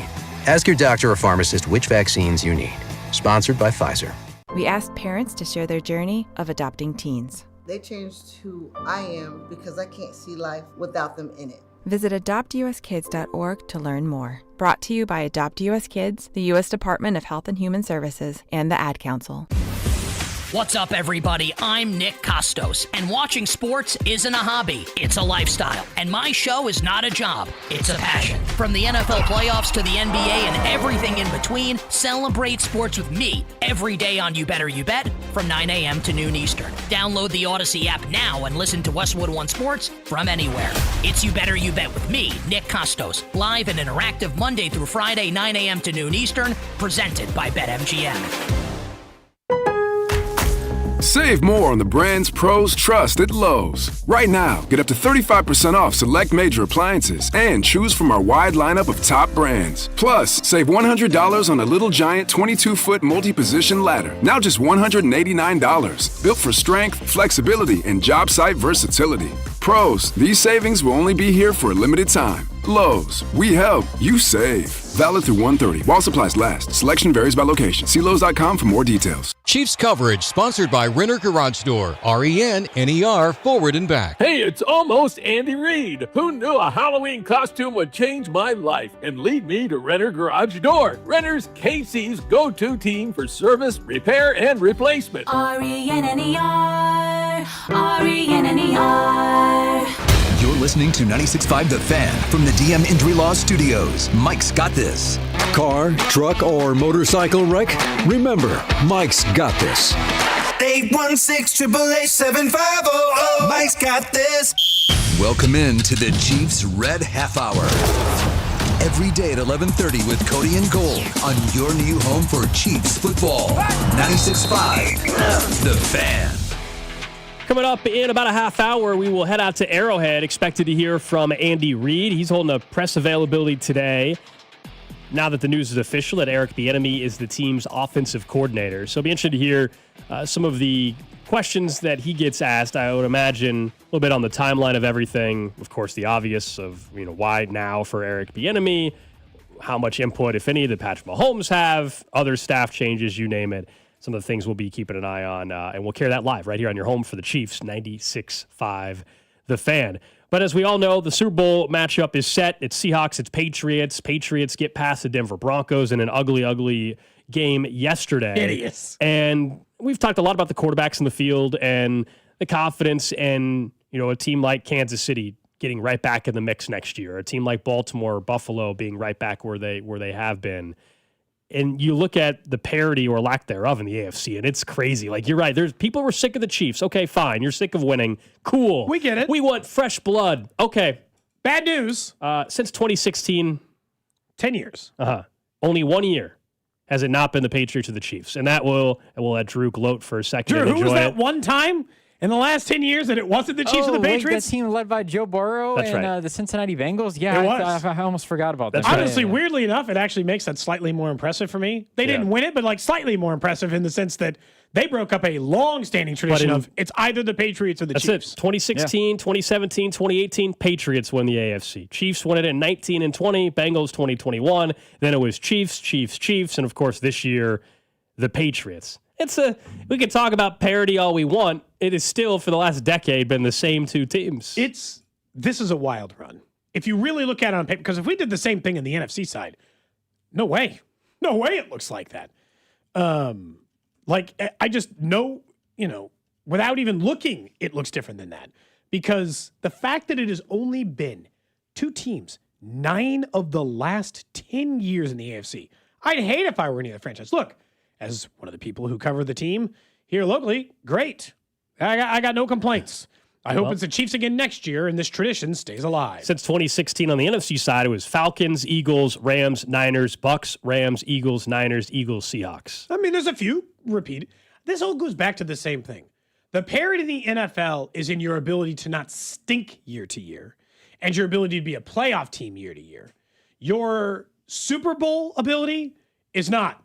There is not parity in the NFL for that. There are more different baseball champions in the last 15 years than there are NFL champions in the last 15 years. And it obviously comes down to quarterback. It's not hard to decide, how could this be? How could this possibly be? Well, Patrick Mahomes has 3 of the rings. Tom Brady has 6 of them. And then there's a few others sprinkled in the last 12 years. That's it. It's not hard to figure out where the math went and where all these rings went and how these other teams win it. There's a separation if you have one of the 5 to 7 best quarterbacks in the NFL, and if you don't. And that's what makes this year interesting, is because right now, nobody would put May or Darnold in the top 5. Maybe somebody who I think is being slightly delusional in New England. But you and I did our top 10 list trying to figure it out, and it is hard to leave Darnold or May out. You got to work kind of hard to make up a scenario in which you don't think one of the 2 MVP candidates really from this year is one of the 10 best quarterbacks in the NFL. So there has to be this window of opportunity. And as we start going through these things, that's just kind of how it feels. It was like one of the bigger storylines coming out of the games for me is we just went right back to the Patriots. The 1 year the Chiefs aren't in it, it's just the same team going back. So boring. I mean, how miserable must you be if you're in the AFC East in particular? If you're a Bills fan after the Patriots run, if you're certainly a Jets fan. And the West too, I guess, right? I mean, if you've been cheering for the Chargers, Raiders, or Broncos this whole time, it's not like you've been enjoying the last 5 or 6 years. It does feel like things change. I don't think the Broncos defense is going to stink next year, but we've always talked about it. Like when you just never know. You're Broncos. You are the home team in the AFC title game, and I get it. This is why Sean Payton, other than the field goal that he didn't attempt, in my opinion, was a mistake. But otherwise, yeah, Jared Stidham. Nobody's gonna destroy Sean Payton for the year they had by any means. Because the Broncos fans will still tell themselves we win that game with Bo Nix. For sure. And they can tell themselves that if they want. Like, I don't know if that's necessarily true, but they can tell themselves that if they want. Yeah. I think they would have been very interesting to see. Maybe they get that fourth down if it's Bo Nix and not Jared Stidham on 4th and 1. I don't know. I think, though, the Broncos, this idea like they're just going to be right back there, there's just no guarantee. No. We just went through the lack of parity. You have to capitalize. And to the Seahawks' credit on the NFC side, we'll see if they end up winning it all. But no matter what, they've capitalized on a really, really special year. They are in the Super Bowl in year 2 of their head coach, year 1 of Sam Darnold. I do not think, and this just speaks to it, the teams you listed for both the NFC and the AFC side. Maybe I probably emphasized it enough last week, but if I didn't, here it is again. In most cases, I would say 85% of cases in the NFL, the time you're in the Final Four, the time you're in your Super Bowl is going to be the best chance in your career as a quarterback to win it. Unless you're Mahomes or one of these, Joe Burrow's best chance to win a Super Bowl has already passed him. Josh Allen's best chance to win a Super Bowl is gone. Sam Darnold's is now, Bo Nix's was this year, and 80% of the time, this will be Drake May's best chance too. There's this thing about you have to take advantage of it when the window of opportunity is ahead of you. And typically the window of opportunity is literally the year in which you have the team that has a chance to win it. Because the odds are Sam Darnold's probably never going to have a team this good ever again. This is going to be his key opportunity. Maybe he puts together one more, right? Maybe you find that second year, 3 years from now, where it all comes together again and you get another shot at glory.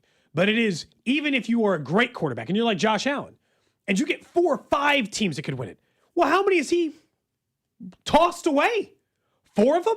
He has entered, and I looked it up. He has entered the NFL playoffs with a defense that ranked in the top 5 in points per game and an offense that ranked in the top 5 in points per game 4 times. So as far as I'm concerned, Josh Allen's blown all of them. Every single one of his best chances. And so, like, for Drake May, it's like, hey, man, I'd just probably go and lock this one up.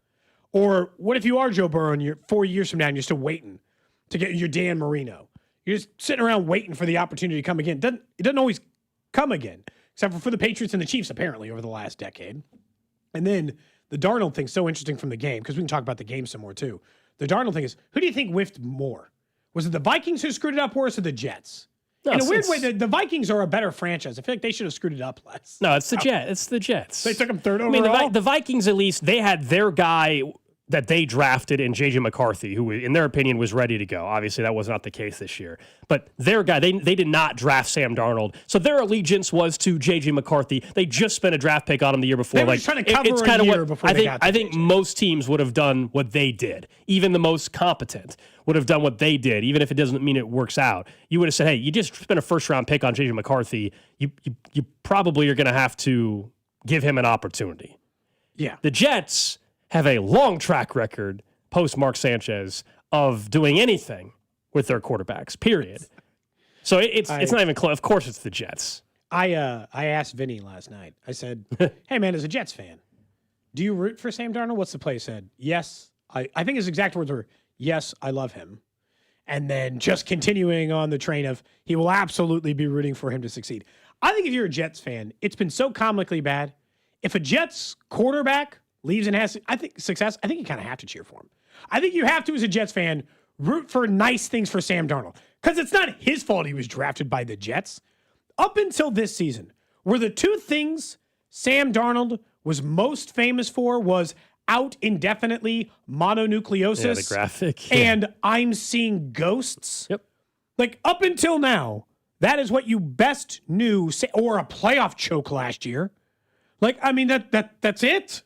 Like, he was only known as, like, a pillar of failure. So like for him to get to do this is very cool. But it's like, I don't know, man. I just feel like the Vikings, I think you knew right away they fumbled the bag. And we talked about this in the offseason. This is not revisionist history. It was very clear that the Vikings were like, we need a veteran. And Darnold had left because he's like, he wasn't going to be guaranteed to start over J.J. McCarthy. It didn't make sense for him. And he also was playing terrible football the last 3 starts for the Vikings. He was. So everybody got cold feet, understandably so. And this is where, Clint Kubiak, the OC in Seattle, gets a ton of credit with what they've done and why Clint Kubiak is a legitimate head coaching candidate. We'll see if he ends up with one of these jobs that are still open. But that's the answer. I mean, Mike McDonald's a hell of a coach. He's a defensive-minded head coach. The OC, Clint Kubiak, the reason why he's getting head coach looks is because of what he's been able to do with Darnold and unlocked, I should say, Jackson Smith and Jigba into the best receiver in football this year. Who's the next Darnold? Mac Jones? We've had a couple of these lately. Baker. I don't want to act like this is just going to happen all the time now.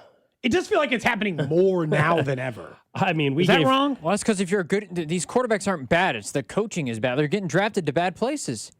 Like we talk about it all the time. You're a product. Sometimes you're a product of where you're drafted and where you're selected, and it happens all the time. In the last 15 years, how many examples do we have? Alex Smith. I think Alex Smith counts. Baker Mayfield, Sam Darnold. Who else am I forgetting? Who are these other quarterbacks who turned their career around at other locations? Is it just those 3? You say Geno? Oh, Geno. He did in Seattle for not to this extent, but he did. No, but he definitely turned it around there for a little while. Geno. I mean, is there anybody else I'm missing? Help me out, text line. 913-586-7965. Now I'm just trying to remember. I guess to answer your question, who's most likely to do it? I don't know if you. Mac Jones is probably depends how much you believe in the the mental side of it. Now, this quarterback never looked like Sam Darnold or Mac Jones at the time, but C.J. Stroud's trending in a weird direction. But he's also shown way more than those two ever did in their original homes. But if he did with another franchise, we might still think of it. But like Sam Darnold never had the 1 year that Stroud had. He was terrible. Mac Jones never had the 1 year. Yes, he made the playoffs, but never had the 1 year that C.J. Stroud Malik had. Willis, maybe? Yeah, he would be. He might have the next opportunity. How about that? He was a second-round pick in Tennessee. Where was he taken? Second rounder? Ish? All these other guys we're talking about were top 10 picks, Yeah, there's Mac Jones, a difference Alex Smith, Geno Smith. Malik Willis was a third rounder, so it's Malik Willis he started as a rookie. Yeah, he was a third rounder. Daniel Jones is another good example. I think if you start as a rookie, I think you're absolutely in this category. It doesn't matter whether you're a first-round pick or not. Daniel Jones is weird, though, because he had 1 or 2 years in New York where you're like, ooh, that guy's got some goods. And then he fell out of favor, and then he had one pretty good year here, and then he got hurt. So, I'm not willing to pencil in Daniel Jones into this category. Daniel Jones had 9 good weeks of football. Yeah, that's why I'm not, that's why I'm not doing it. Somebody says Dante Moore is a smart man. Fibula and his ACL. Yeah. Tore his ACL. That must be it. Dante Moore is watching Sam Darnold play this year, and he's like, nah, I'm not going to the Jets. The Jets? He could be, but the Jets could have a top 3 pick again next year. Who's the Jets quarterback going to be this year? What makes us think with Aaron Glenn in year 2, the Jets are now going to figure it out? Who's going to be their quarterback? Just wouldn't go there. Justin Fields. Is he still under contract? I think he signed a 2-year deal. I don't know what they're going to do. I don't think he can be your starter, but I don't know, man. I can't even think of it. And people bring up Ryan Tannehill. That's fair. Yeah, Miami actually, he's a really good what he example. was in Tennessee. Yes, he went to an AFC title game in Tennessee.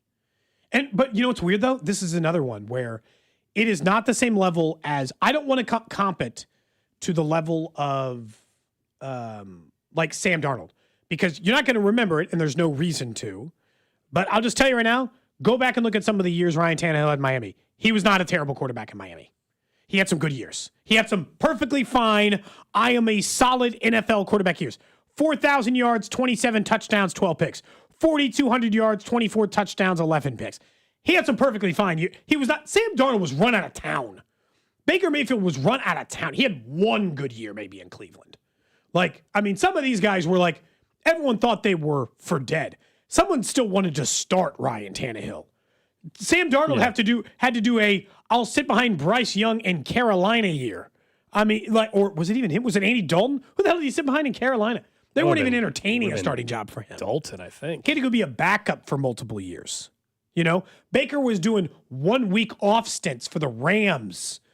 His job was done. He wasn't getting jobs.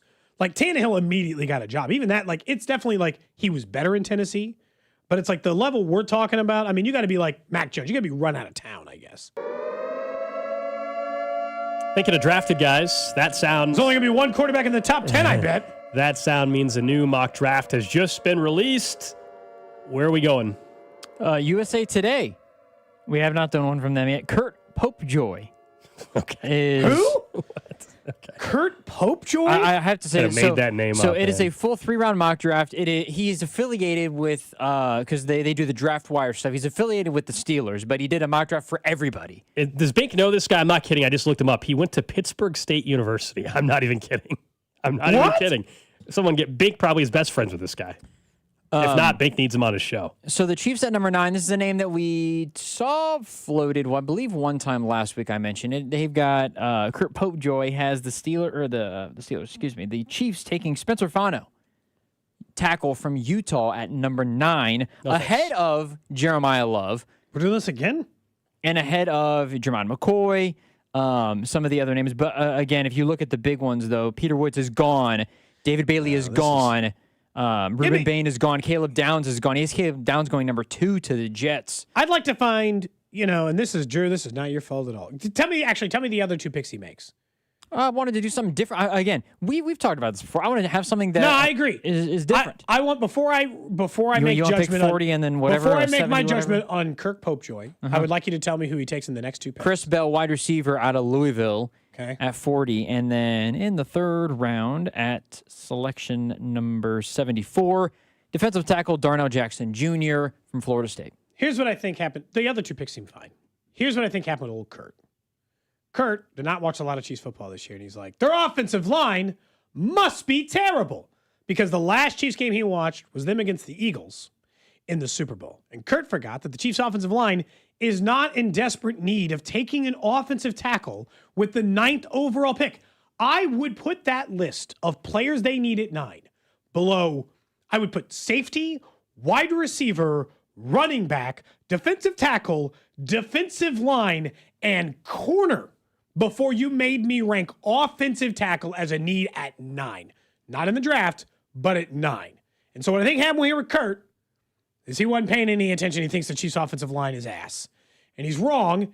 It was mediocre after everyone. It was really terrible after everyone got hurt. It was not as bad as what people thought. It was actually I probably one of the 10. I think it was one of the 10 best offensive lines in football. I think it was. When Josh Simmons was out there and everybody was good to go, I think so. I don't think they need to spend another first-round resource on the offensive line this year.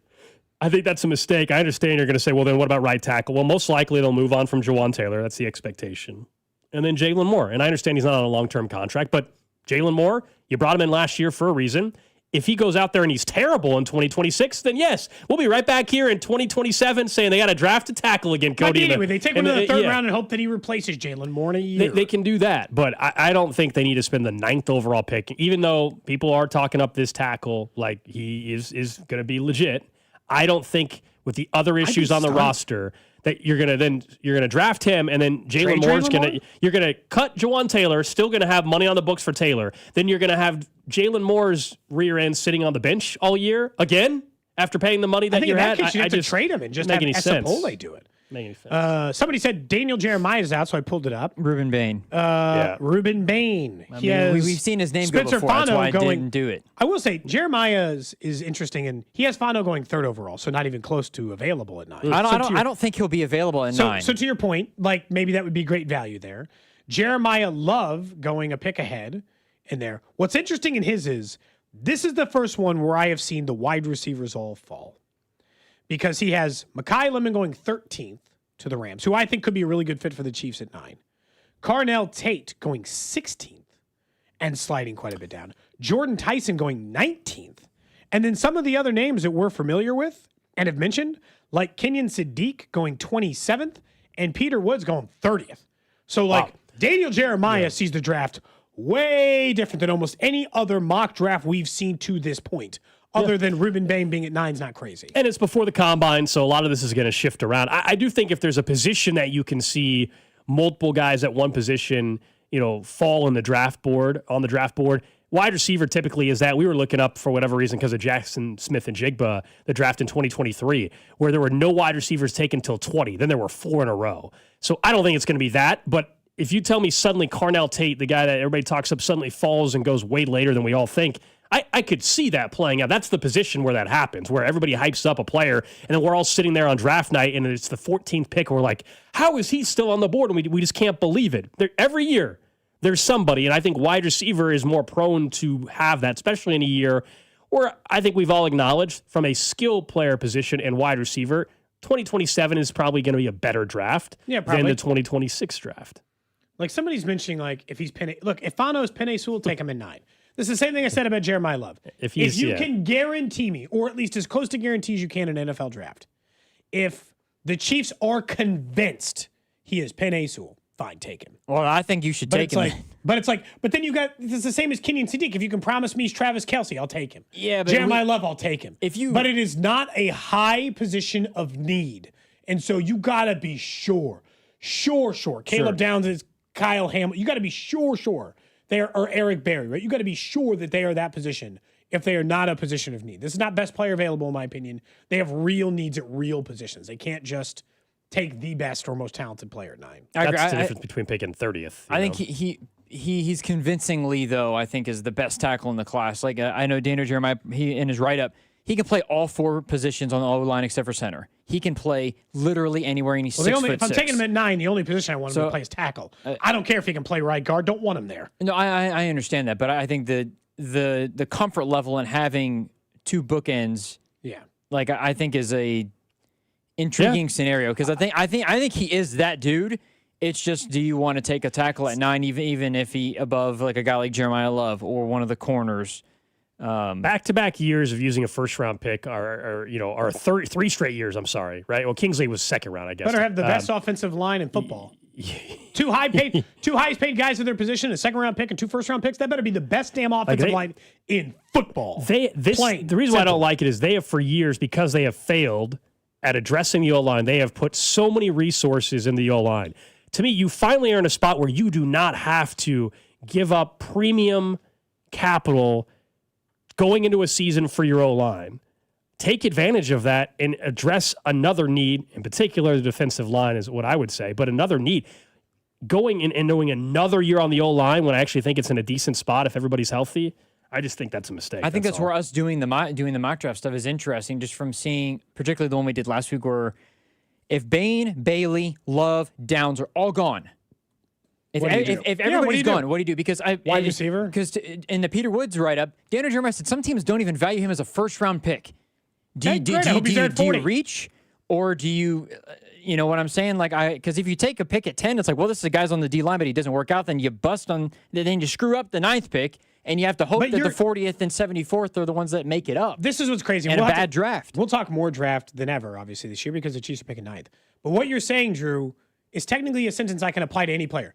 What if they take Peter Woods at 9 and he stinks? But what if they take Fano at 9 and he stinks? What do we think? No offensive tackles ever stunk taken at 9? There's a billion of them. Robert Gallery is maybe the first one that comes to mind. I have no idea why. He was taken like 3rd overall. He stunk. But there's a million other. It's not like it's just him. It's always like I agree, but there are still some players that are more, perceived as a sure thing than others, right? I mean, some of this comes down to, and look, I would entertain it more genuinely if the Chiefs internally had more fears over Simmons about him inability to play, injury, just availability, injury or otherwise. If they are internally sit around and it's me and, I'm Brett Veach and he's Andy Reid and we're just like, hey man, I'm really worried about Simmons being available every single day. It is a concern. It is going to be a thing that keeps me up at night for this team. I'll entertain tackling. I am with you guys. I would not want to tackle it. And I don't think they're having those conversations. Yeah, I don't think they're concerned about long-term availability for Josh Simmons. All right, up next, you said Andy Reid. Well, we're going to hear from Andy Reid. Now that it's official, the Chiefs have hired Eric Bieniemy. He's holding a little press availability. I'm sure there'll be other staff questions that are asked. You'll hear from Andy Reid live here on 96.5 The Fan. This is Cody and Gold on your new home for Royals baseball. 96.5 The Fan. Brought to you by Heartland Men's Health, the leader in men's sexual health. Thousands of men have been successfully treated for low T, ED, and more, all with discretion and compassion. Make your appointment at heartlandmenshealth.com. Make Gates Barbecue your go-to for the big game watch party. Whether you're the host or a guest, the big game watch party won't be complete without Gates barbecue sauce and seasonings. Gates seasonings go great on popcorn as a fun topping for dips or sprinkle on chips for that extra flavor pop.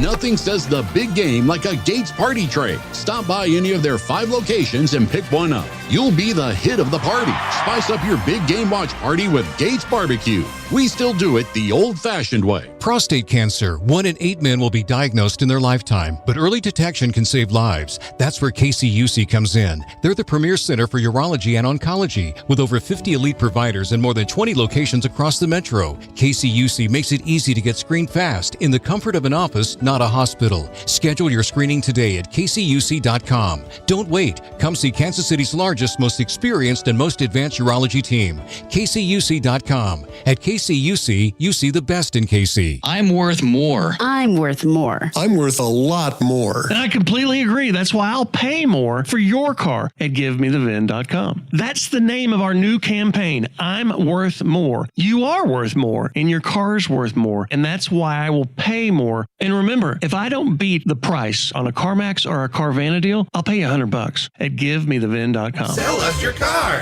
GiveMeTheVin.com. So easy you can do it in your underwear. And Doug. Oh, what a horrible call. Hey, ref, open your eyes. Ref, you're really not going to call that? Come on. Hey, ref, why don't you customize your car insurance with Liberty Mutual and save money? I don't think you get what we're doing. Sure I do. We're all just giving him advice. You guys on sports, me on saving money. Nope, that's not it.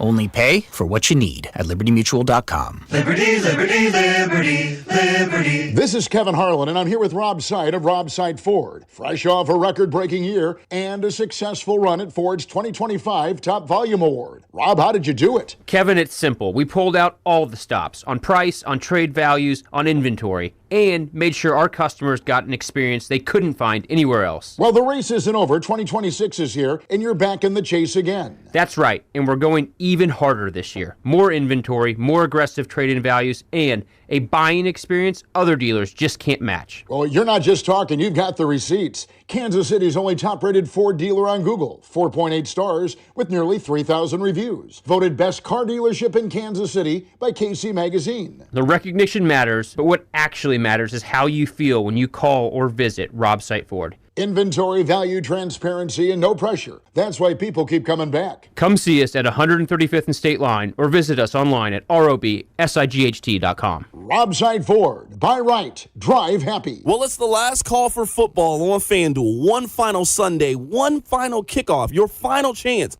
to place your bets before the NFL season closes its tab. This is the 60th Super Bowl, and FanDuel is making sure that you're in on it. If you're a new customer, bet $5 and get $200 in bonus bets if you win. So whether you're backing the favorite, maybe you're riding with the underdog, or you're building that last same-game parlay. So whether you're betting the spread, who's going to win MVP, or who you think's going to find the end zone, FanDuel's got you covered for this year's Super Bowl. Make it count, because after the Super Bowl, it's done. Finito. So it's your last call for football this season on FanDuel, an official sportsbook partner of Super Bowl 60. And visit FanDuel.com/local to get started. That's FanDuel.com/local. FanDuel Sportsbook, America's #1 sportsbook and the official sportsbook of 96.5 The Fan.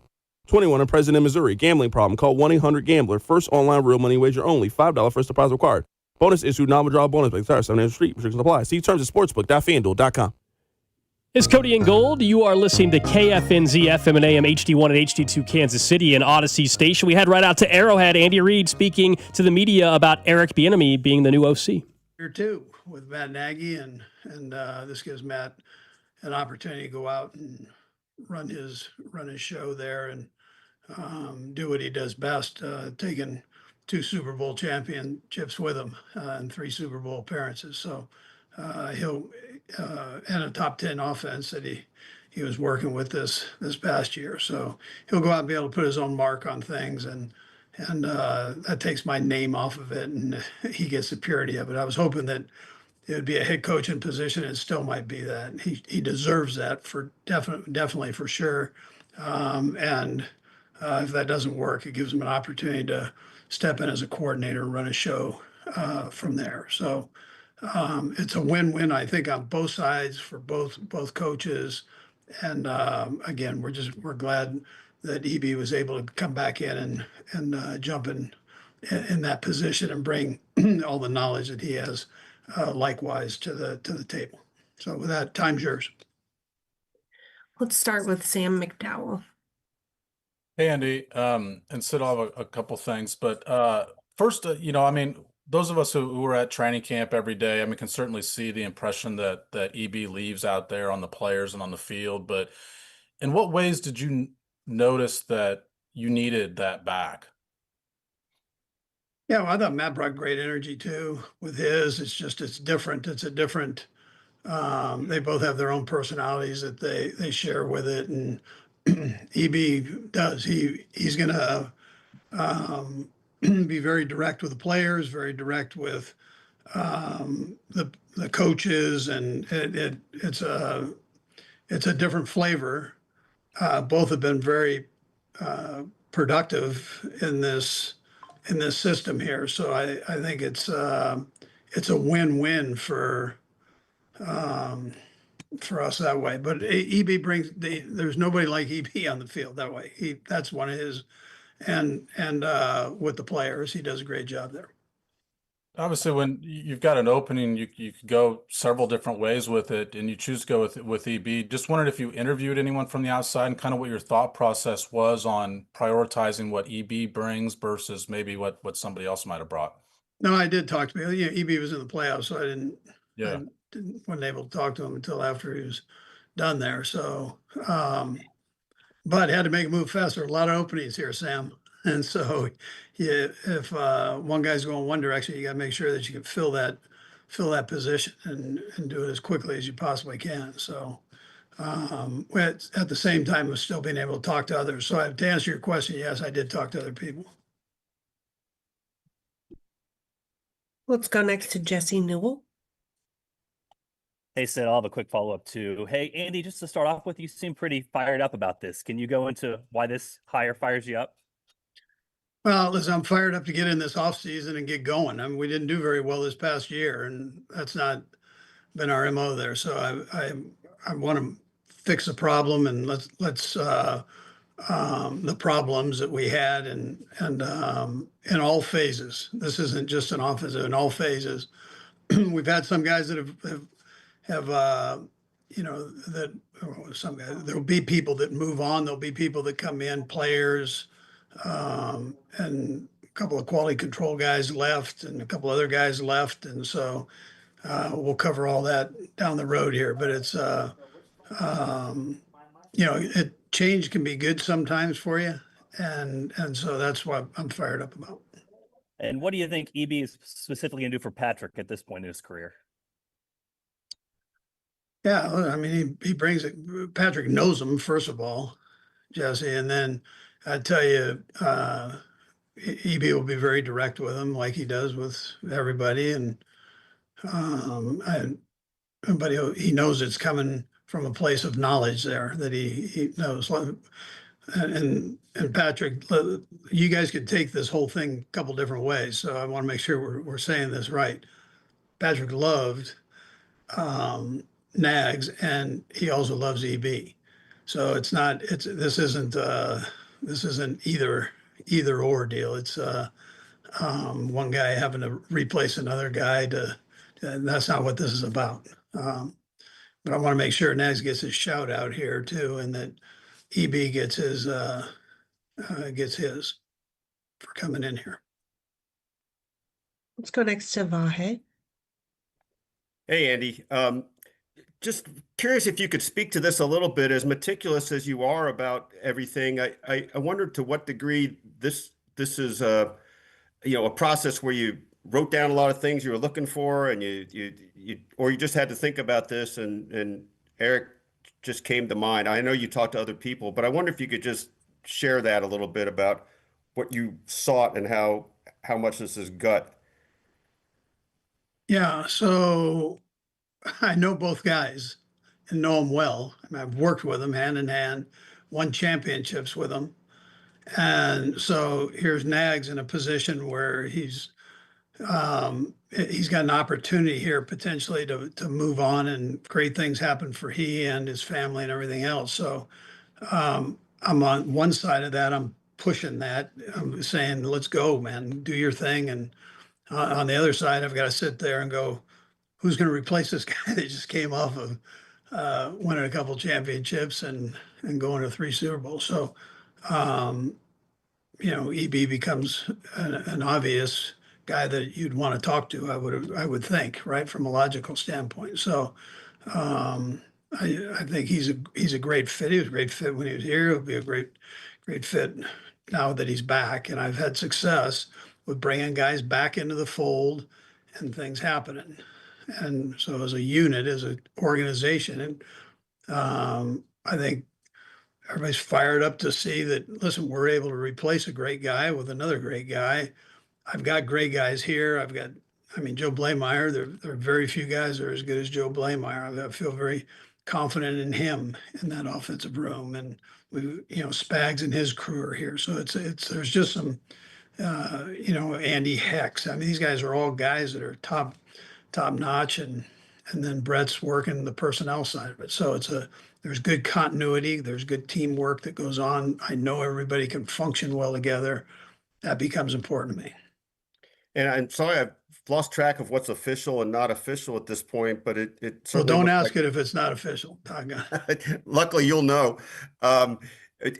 In general, it looks like there are a handful of other changes to the. Yeah, I don't want to. I don't want to get into all that. Hey, we'll hit that another time. I don't want to take anything away from EB and him coming back here, because that I think is I think for everybody, for our fan base, for ownership, for the organization, I just think it's a positive thing.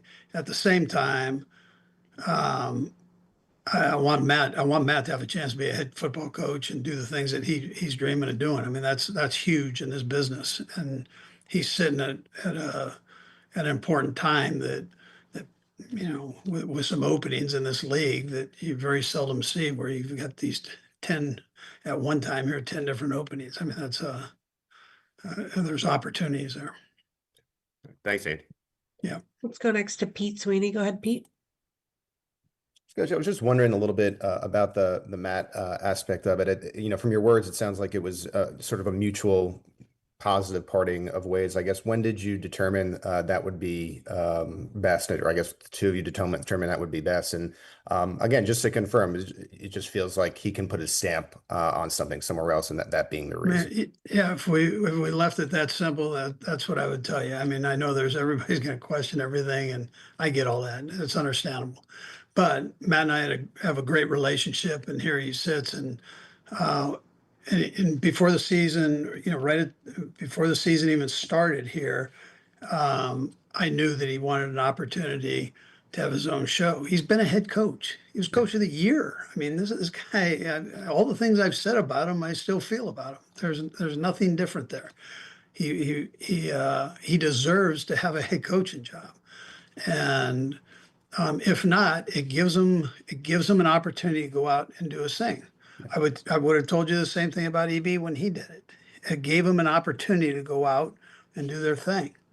So there was no signage of rollovers and all that. He wanted to just keep it that way. Word gets out on that, and give him an opportunity. And somebody's missing a gym here. That's how I feel, and I would love to see him get picked up and going. And at the same time, we got back at Jim. So it's a win. It has a chance to be a win-win here when everything's said and done. Thank you. Yeah. Go next to Todd Lebo. Hey, Coach, Eric left and got to be in a couple of different places and, dip his toe in some other stuff. What sort of things do you think he learned while he was away that he can maybe help bring you to give you some kind of fresh ideas and stuff? Yeah, everywhere you go in this business, you pick something up. And you might take it with you, or you might say, you know what, I'm not going to do that. I don't want to do that. So, and at the same time, he's got all those years in this system too. So he understands that. So I welcome that. I always keep my ears and eyes open for things. And that's why we're very seldom stagnant. And why even with our record, I felt where I could stand in front of you guys and go, listen, what worked for us the year before, it just flipped on us. The games we won the year before, they flipped on us this year, and we didn't win.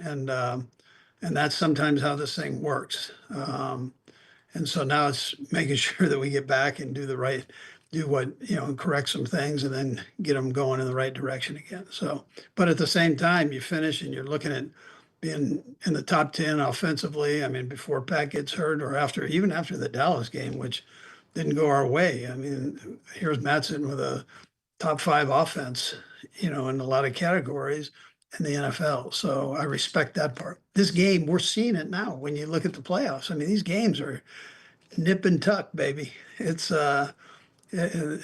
you miss a play here or there, and you're gonna lose the game. And so all those games that were so tight for us this year, we have to fix and clean that up. Guys, we're gonna wrap this up with Sarin and Matt Derrick. We got to get Coach onto a meeting. Go ahead, Sarin. Thank you, and I'll have a follow up as well. You've only got 1 minute, Sarin. Doggone it. That's it. I'll go quick. No, one of the things when Patrick spoke to us, he said that he was looking for and was accountability. He used that word. I mean, it seems like as an outsider that accountability is something that Eric is certainly not afraid to make sure. And is that something that you think was lacking last year when you hear your quarterback say that? No, I think Pat probably said it best right there, is that we've always had accountability here. With Eric or without Eric, it was still, you're responsible for certain things. And so whoever's coming in better be feeling that. And there's a certain standard that you're going to hold each other to. And I'm sure that's what Patrick was, without quizzing him here, Sarin, I would tell you that that's probably what he was saying. He also said someone who would bring in bring new ideas every day, I think was the way he phrased it. I know you've had different people come in, I think it was Chris Holt was the Nevada coach. And, this offense obviously looks real different than, say, the way Bill Walsh was running it with the 49ers, right? You've never been afraid to change and adapt. Is that something you have to, constantly remind yourself that it needs to happen? Do you when you have the kind of success you guys have, are you liable to maybe fall into a rut and not look for the different kind of changes that maybe you would otherwise? Yeah, I think we do a good job with that. We try to give you a little different flavor every year and stay ahead of things. I think we've got to do a better job all the way around and every area. I think that's important. And so you go through and you hammer this thing out. You take every offensive player, every defensive player, every special teams play. You go through it. You make sure that you've got guys that are aware of the league and how things go there, different trends offensively, defensively, and on special teams. And you use all the technology that's out there. There's no reason to be stagnant. You've got too many different options. You shouldn't have to bring in the latest, greatest here and there and all that. That's not. You've got all that right at a fingertip for you if you want to go that route. Okay, we'll wrap this up with Matt Derrick. Go ahead, Matt. Hey, Coach. One quick question: how do you anticipate play calling work with Eric? That was one of the big things when he left, was the ability to call his own plays and kind of have his own offense. How do you anticipate play calling working with him coming back? Yeah, so listen, I still enjoy calling plays, but what I do is I'm not afraid to delegate and get opinions from people, and then even in certain situations, letting them go ahead and call things in different areas. So we do this jointly. I mean, I keep it open, and I felt that that's the best way. I want guys that contribute. I want them to work hard and be expert in their area, as in, and then cumulative in all areas. So it's I've always mixed and matched there, I guess I'd tell you, Matt, and it seemed to have been fairly productive. And you've mentioned that you want to get things fixed and cleaned up from what went wrong in 25. What do you feel like is the biggest way that EB can do that? What's the area where you feel like he can make the biggest impact? First of all, I'm gonna tell you this, Matt, find a year where I haven't said that. Now, maybe you can blow it up, but every year I'm gonna tell you whether we win the Super Bowl or not, man, there's areas that we got to go through and hash out here and make sure we get better at. So I think that's every year. I think it's every game. If you can kind of keep that mentality through the day, you're going to be okay, and get yourself better. But I think what are some of his strengths? I think he's got a great knowledge of the offense. I think he's understands leadership. I've always said he's a great leader of men, whether it's coaches, players. I think he does a heck of a job there. He's good with you guys. He's very honest with you, and there's no hidden agendas. I mean, that's just his personality, and not listen. We're talking about EB here, so I'm not talking about Matt Nagy. That's not what we're doing. We're not comparing here. This is EB. You asked me his strengths. Those are his strengths. Thank you, everybody. Thank you, Coach. All right, so that was Andy Got weird Reid there at the end a speaking little to the bit. media. Look, I'll say this before we get any other details. If you were someone though that ever works with Andy Reid, I'll tell you this: he's as loyal as they come, and is going to. Yeah. And by the way, this is what you would want. Like if you are, I'm not talking. We'll get to the bigger picture, like as a fan and analyzing what he said. I'm just saying.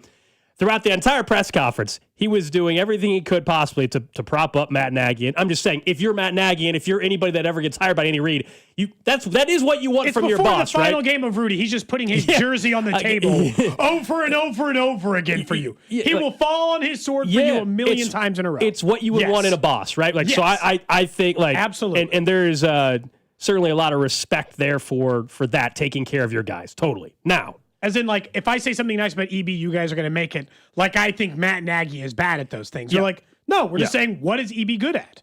Now, he did confirm, I guess, what Nate Taylor had told us a while back, which was that he says that before the season that they being Nagy and Reid, said he wants to go for a head coaching gig. And they're sticking to that aspect of it, that this was always going to be a separation before they could have won the Super Bowl. And they're saying they would have separated and they would not have brought him back. I think that's probably accurate. I don't think things fell apart just because they thought he had a decent chance to get a head coaching job this offseason. He did because he got a number of interviews. It looks like he's going to come up short and he's going to have to take an OC gig. But I think they always knew that was probably going to be the risk going into it. So I don't think that that's wrong. I thought the most telling thing in the entire press conference is something we already know. And clearly a core philosophy practice from Andy Reid. I thought it was the most confident and assured answer he gave in the entire thing when he said, I like bringing people back. I've had success doing it. And then he listed off every coach he's brought back. Spags, Blameyer, Nagy, EB. He's like, I like bringing people back. Andy likes comfort in his coaching staff.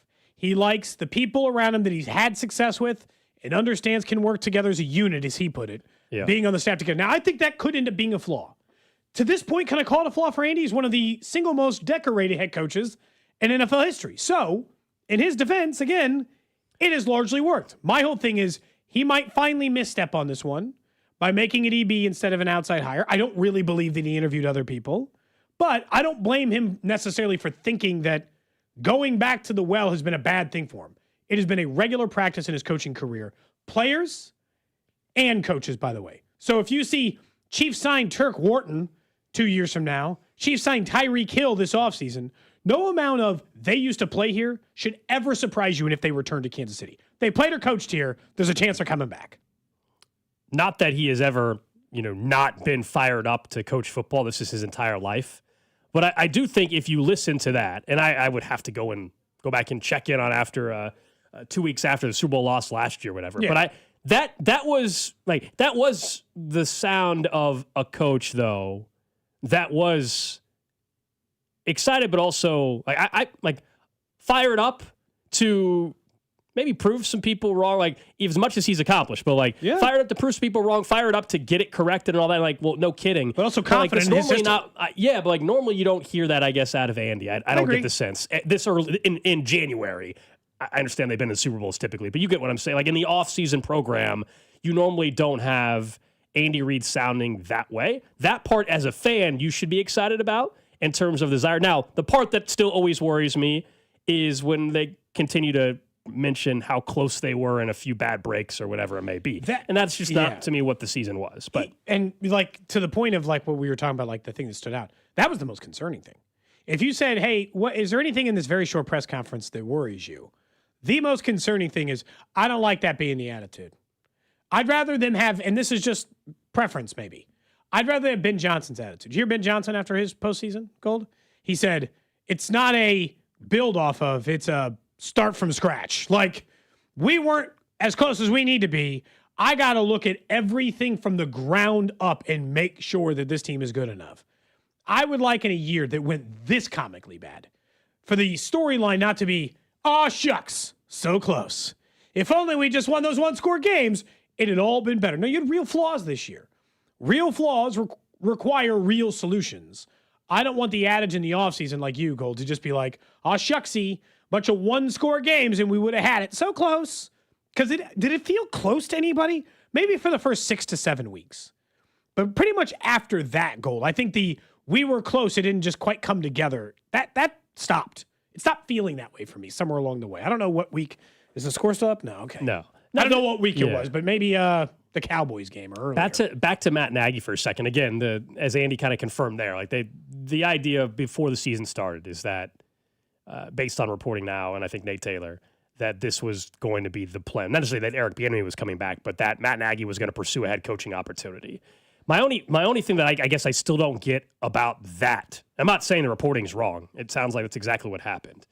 But we're watching the Jags offensive coordinator interview for head coaching gigs with Buffalo, and the Jags are saying, hey, if you don't get the gig, you're welcome right back here. I guess that's my only pushback on this idea of like, we talked before the year, and there's a great opportunity for him to run his own show. Okay, and by the way, there's only a handful of openings still, and I don't know if he's going to get an opportunity to be a head coach again. Now, I have defended his time in Chicago. I think it was way better than people give him credit for. But I have to. I guess, do you hear it the same way as I did where, like, yeah, we had this plan. He was always going to seek a head coaching job. Okay, that could be true. I don't deny that. But other teams are allowing their OC to seek a head coaching opportunity while also saying, hey, if it doesn't work out, come right back here. I'm not telling you Nagy should be back, but I guess what I'm saying is this idea that it was, no, nothing to see here. It was our plan, and it's normal for us to just not even want to bring him back. That's not how other teams are operating, though, with this. Other teams, if they doing really it with DC, too. If they like their OC or DC, great. We want to give you every chance to seek that opportunity. But also, if you don't get it, come on back. Here's the biggest issue I have with it. Why the hell did you even come back then? Like, why did you come back in the first place? The same problems existed now as existed at the beginning of this calendar football year as it relates to what people think of you, not away from Andy Reid. Why did you ever come back? Did you stink so bad from Chicago no one was going to give you an OC job? I have a hard time imagining that. Again, I think from an outsider's perspective, Nagy's time in Chicago didn't go that poorly. It went south, certainly at the end, but there was certainly some at least mediocrity that came with it. And he was coming from a won good a division system. with Mitchell Trubisky, was the coach of the year. I mean, So I guess why ever come back if at the beginning of a calendar year you're going to say, hey, I'm getting a head coaching job or I got to leave to get that head coaching job. That was always true. Yeah, Like I think that's Andy. That was always true. I don't know. Going back to how, right after the press conference ended and what we started with, I think Andy Reid is going to always prop up his friends, even if it's somebody that he wanted to move on from. Like, I don't think Andy Reid was probably ever going to come to a press conference and say, we thought it was time to move on from him. That probably was never even said that when he fired Bob Sutton. That probably was never happening. However, I do think it's sometimes what happened. Like, we hear these things and we're like, there's some people that just, oh, well, he said it, so it just must be the entire truth. And that's just not that's just not our job to just listen to a press conference and be like, well, nothing to potentially question, question at all. Like, I just think we have examples of other teams that when their OC wants to be a head coach, they still don't move on from him. Here's Andy Reid after he fired Bob Sutton. It's one of the very few firings. Like, he had to do it publicly. It wasn't like he sought some other opportunities. Oh, we both thought, whatever. This was Reid's statement after he'd fired Bob Sutton. Quote, change can be a good thing. Does that sound familiar? I mean, that's literally what he said in the press conference today for both parties. And I believe that that is the case here for the Chiefs and Bob. Bob is a good football coach and a great person. He played an integral role in the success of our team over the last 6 seasons. I've said this before, and change can be a good thing for both parties. Again, I believe that is the case here. This was not an easy decision, but one I feel is in the best interest of the Chiefs moving forward. At least he admitted it was a decision that he made. In this case, and again, I don't think it's crazy. I don't think it's crazy to think Matt Nagy also thought, I got to get out of here. What I would ask Matt Nagy genuinely is, why did you come back here? Because the problem of and I think he does, and probably deserves another chance. If you really, really, really wanted to be head coach again after it went south in Chicago, how is coming here going to get you that job? Not coming back. Because it's not, Eric Bieniemy coming back here is never getting him that job again. We agree? Coming back here is not getting Eric Bieniemy head coaching. He left in the first place because he thought that's the weird thing that's going on here is the one coach is leaving to hopefully become a head coach. I don't know if it's going to happen. The coach that's coming back left just 3 years ago because he thought he needed to run his own show as an OC. Look, career changes happen all the time, but just it is weird how both are happening now almost in identical directions as what we already saw play out in history in the NFL with this as well. So we'll see. Matt Nagy, at this point, maybe we talk more about him in a 1 o'clock hour. He doesn't have a gig. I know Andy was still being optimistic, as he should be, for Matt Nagy to get an opportunity. It's kind of telling. He's getting all these interviews. We'll see how the dust settles. If Matt Nagy's not even an OC next year, that's pretty damning. That's bad. It'd be better to be the Chiefs OC to get a head coaching job than a wide receivers coach for Philly. All right, coming up next, let's get back into the Super Bowl. We now have our matchup, Seattle and New England. Some of the storylines already out of that one. Reaction, including to something social media has had some fun with. That's next here on Cody and Gold. Cody and Gold, brought to you by Heartland Men's Health, the leader in men's sexual health. Thousands of men have been successfully treated for low T, ED, and more, all with discretion and compassion. Make your appointment at heartlandmenshealth.com. Follow the station on Instagram for ticket giveaways and behind-the-scenes content from the show at The Fan 965. That's another amazing run by Team USA. Mom, think I'll be on Team USA one day? Well, I'll take this one. What? Are you speaking to us? Yes, and to answer your question, anything's possible, especially with Xfinity. So, I can be the best snowboarder ever?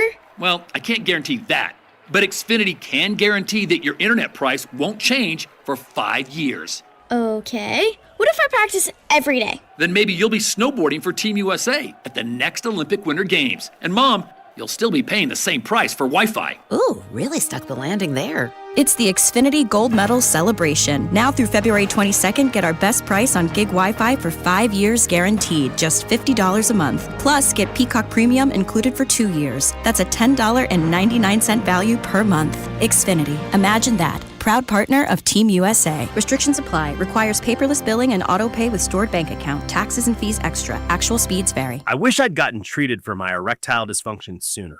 Men, I hear this all the time from our patients. This is Jeff for Heartland Men's Health, and if ED is a problem in your life, resolve to get it treated today and stop having it affect you and the one you love. ED is simply a medical condition, and it's fully treatable.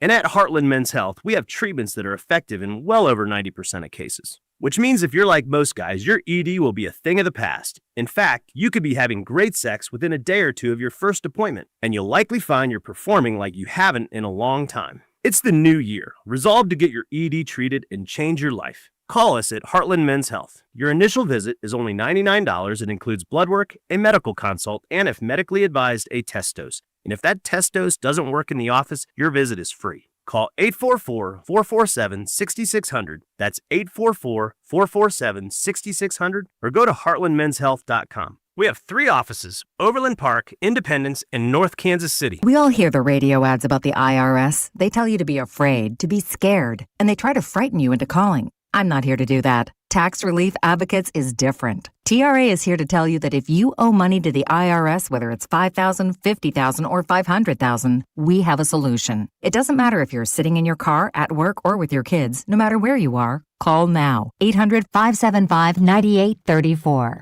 Don't lose hope. TRA can eliminate or reduce what you owe to the IRS. Generous programs are now available that can give you a fresh start. Our passion is taxes and helping individuals fix their IRS problems. We have over 1,000 5-star reviews on Google and an A+ with the Better Business Bureau. You don't need to be afraid of the IRS any longer. End your tax nightmare today by visiting us online at TRA.com or call 800-575-9834. That's 800-575-9834. Tax Relief Advocates. Real solutions for real people. I'm Bob Burke, founder and chairman of Burke America Parts Group, a family of brands that includes RepairClinic.com, an appliance and HVAC parts solution company that's grown into an international brand. Before AmericanEagle.com, we partially launched a new technology platform developed by another firm.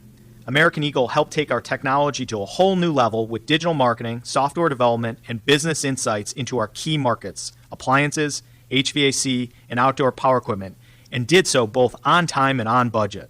AmericanEagle.com has the resources, experience, and talent needed to produce solutions. Our new technology platform, developed by AmericanEagle.com, has produced tremendous results with higher traffic, conversion, engagement, and online revenue.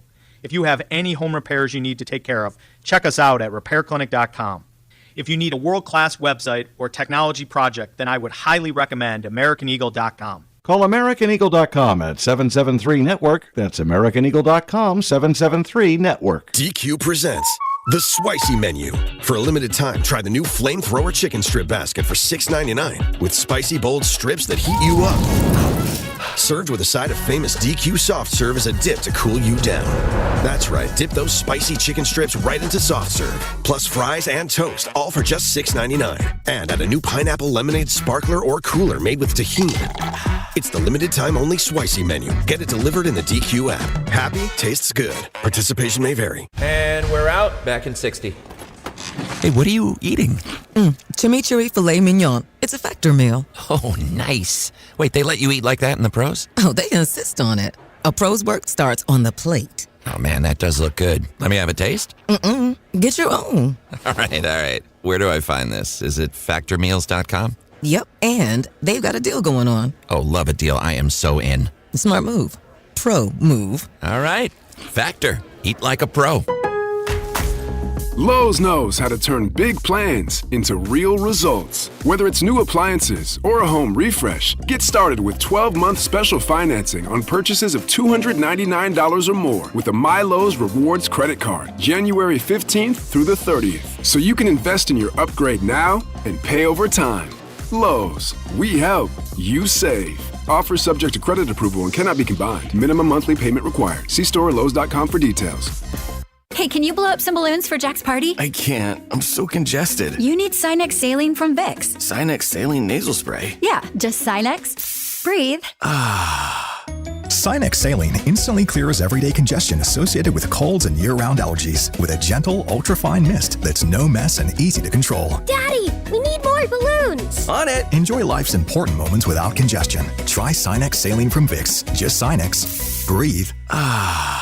Use as directed. Anthony Plumbing, Heating, Cooling, and Electric. Visit AnthonyPHC.com today. For 75 years, Kansas City families have trusted Anthony for comfort, safety, and dependable service. Thank you for trusting us with your house keys. Anthony, in your home for 75 years. You're listening to 96.5 The Fan from the DM Injury Law Studios. Mike's got this. Car, truck, or motorcycle wreck? Remember, Mike's got this. 816-888-7500. Mike's got this. Back here on Cody and Gold, Alex Gold, Cody Tapp, Drew Nixon with you. We'll get to the random question of the day here in about 15 minutes or 10 minutes, I'm sorry, right here on 96.5 The Fan. Jay Southland Service text line, 913-586-7965. Video stream up and running on YouTube, Twitch, X, Facebook. You can see me finagling the headphones I've borrowed today since I left mine at home, and I am struggling to hear any of the music or anything in my ear today. So that's awesome. I will say, again, going back to the presser one more time, and then we'll talk Nagy. Most encouraging thing, Andy Reid seemed incredibly fired up to fix these issues. This is probably the most energy I've seen him have in a press conference in a while, and obviously seemed very motivated to fix their issues. Most concerning thing was we were close. We almost had it. The other stuff is just the normal stuff. Andy's not going to trash Matt Nagy on the way out the door. He's never trashed anybody on the way out the door. That's never going to happen. And then, I seriously doubt he really interviewed anyone. He might have fired off a text to somebody else and been like, what do you think about our offense? And then just said, EB. And then he admitted what we all know. The market was moving fast, got to get an OC before it's too late.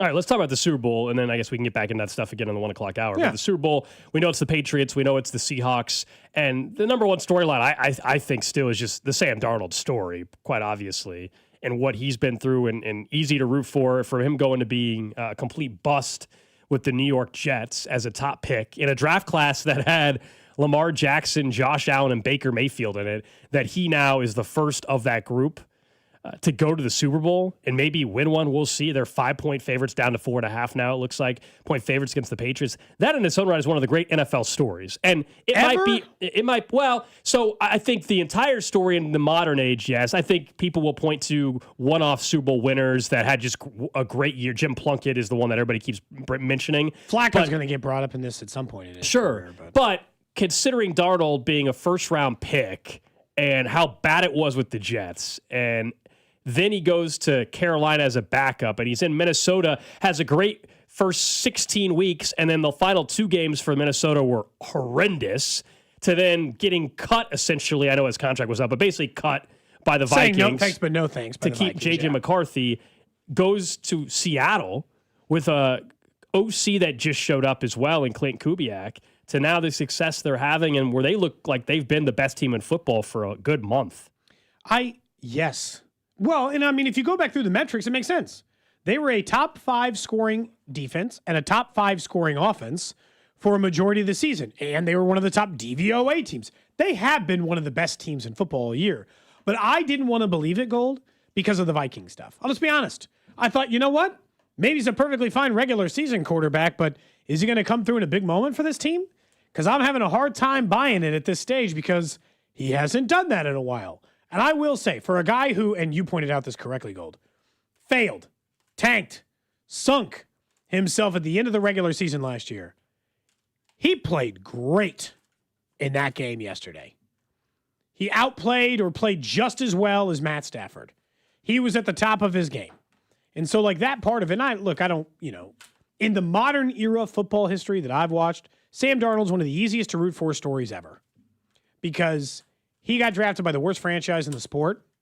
Then he had to wallow there. You mentioned the year, all this nonsense. He was not just, this isn't like people mention Ryan Tannehill or Daniel Jones. Daniel Jones got a contract.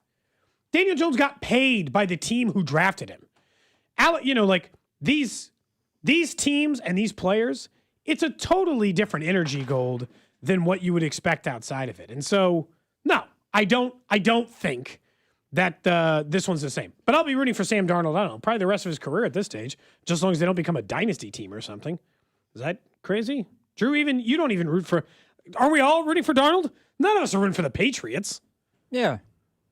Yeah, I'm rooting for the Seahawks. This is the easiest root for ever, man. Gold, easiest root forever. You got no headphones? I can't hear a word Drew said. You talk for a minute, and I'll look to see if I got a headphone adapter. That's what happens when you leave the first time in 2 years or whatever that I've left mine. And this again, I think these are the boss's headphones. They worked for the first 2.5 hours. No, so almost. Again, I think that when you look at it, Sam Darnold's going to go down as one of the better NFL stories. He was best. For sure. He was best known for a graphic that said he had mono, and saying he saw ghosts. And then he got mocked for failing the Vikings late, and it just seemed like maybe he had one magical year. New coach, new offensive coordinator, new system. He had to go to a new team in a single year and turn it all around. Like that does speak volumes. Patriots on the other end, I can't figure them out. Defense is playing at an all-time level for them all season. It's playing as good as it has at any point in the season. Drake May's playing worse than he has all season. So what the hell am I supposed to make of that? Drake May's playing terrible. He has had an awful postseason. They have played... I know it's a weird thing to say about a team going to the Super Bowl, but... They've played some great defenses along the way. But so on one hand, the Patriots defense has allowed them to be in this spot. But the other part, Cody, is the quarterbacks they have faced. They haven't had to rely on Drake May to go out there and put up a pretty big point total or whatever it may be. So in this game, they're going to go up against a really good Seattle Seahawks defense. And are they in a spot where they're going to need Drake May, much like we almost kind of said about Sam Darnold in this past week's game against the Rams. We said, hey, Sam Darnold can't be the bystander against the Rams. He has to go win it. And he wasn't. He had a career day. I think kind of the same thing possibly, maybe not a career day. I mean, Drake May threw 5 touchdowns earlier in the year or something, but I think Drake May will have to do more and certainly play better for them to win against the Seahawks. But I don't like the fact that everybody is just picking Seattle like it's not going to be a close one. But they're the better team, right? They right? are. Is that I just why? don't like it It's because just- I think we've seen this in Super Bowl, especially the Patriots as underdogs in Super Bowls. They've won the last 2, or the 2 times they've been an underdog in a Super Bowl. I can't believe they've been an underdog twice, seeing how Tom Brady was playing in all of them. Yeah. How the hell do you make Tom Brady's Patriots team an underdog in any Super Bowl? Yeah, they've been an underdog 2 times. Where's the math on that? Somebody want to walk me through that early one? on, very early on in the time, they that's weren't fine. viewed as that. So maybe maybe they came from that range versus the later in his career time. No, I genuinely look at it, and I'm not different than the public on this. Okay, I also look at this Gold, and I tell myself the Seahawks are the better team. They've been a top, like from the beginning of the season, from week 1 until the bitter end, they have been a top 5 team in the NFL. That is universally true and has been true of their entire season. The real question, I think everyone's biggest hangup was, is Sam Darnold any good? Yeah. That was it. That was what they were asking. But you know what? I'll say this. In back-to-back years, he has had elite-level wide receivers, and what does he do? Does he make them play worse? Hell no, he doesn't. Justin Jefferson had an awesome year 2 years ago. JSN got better under him.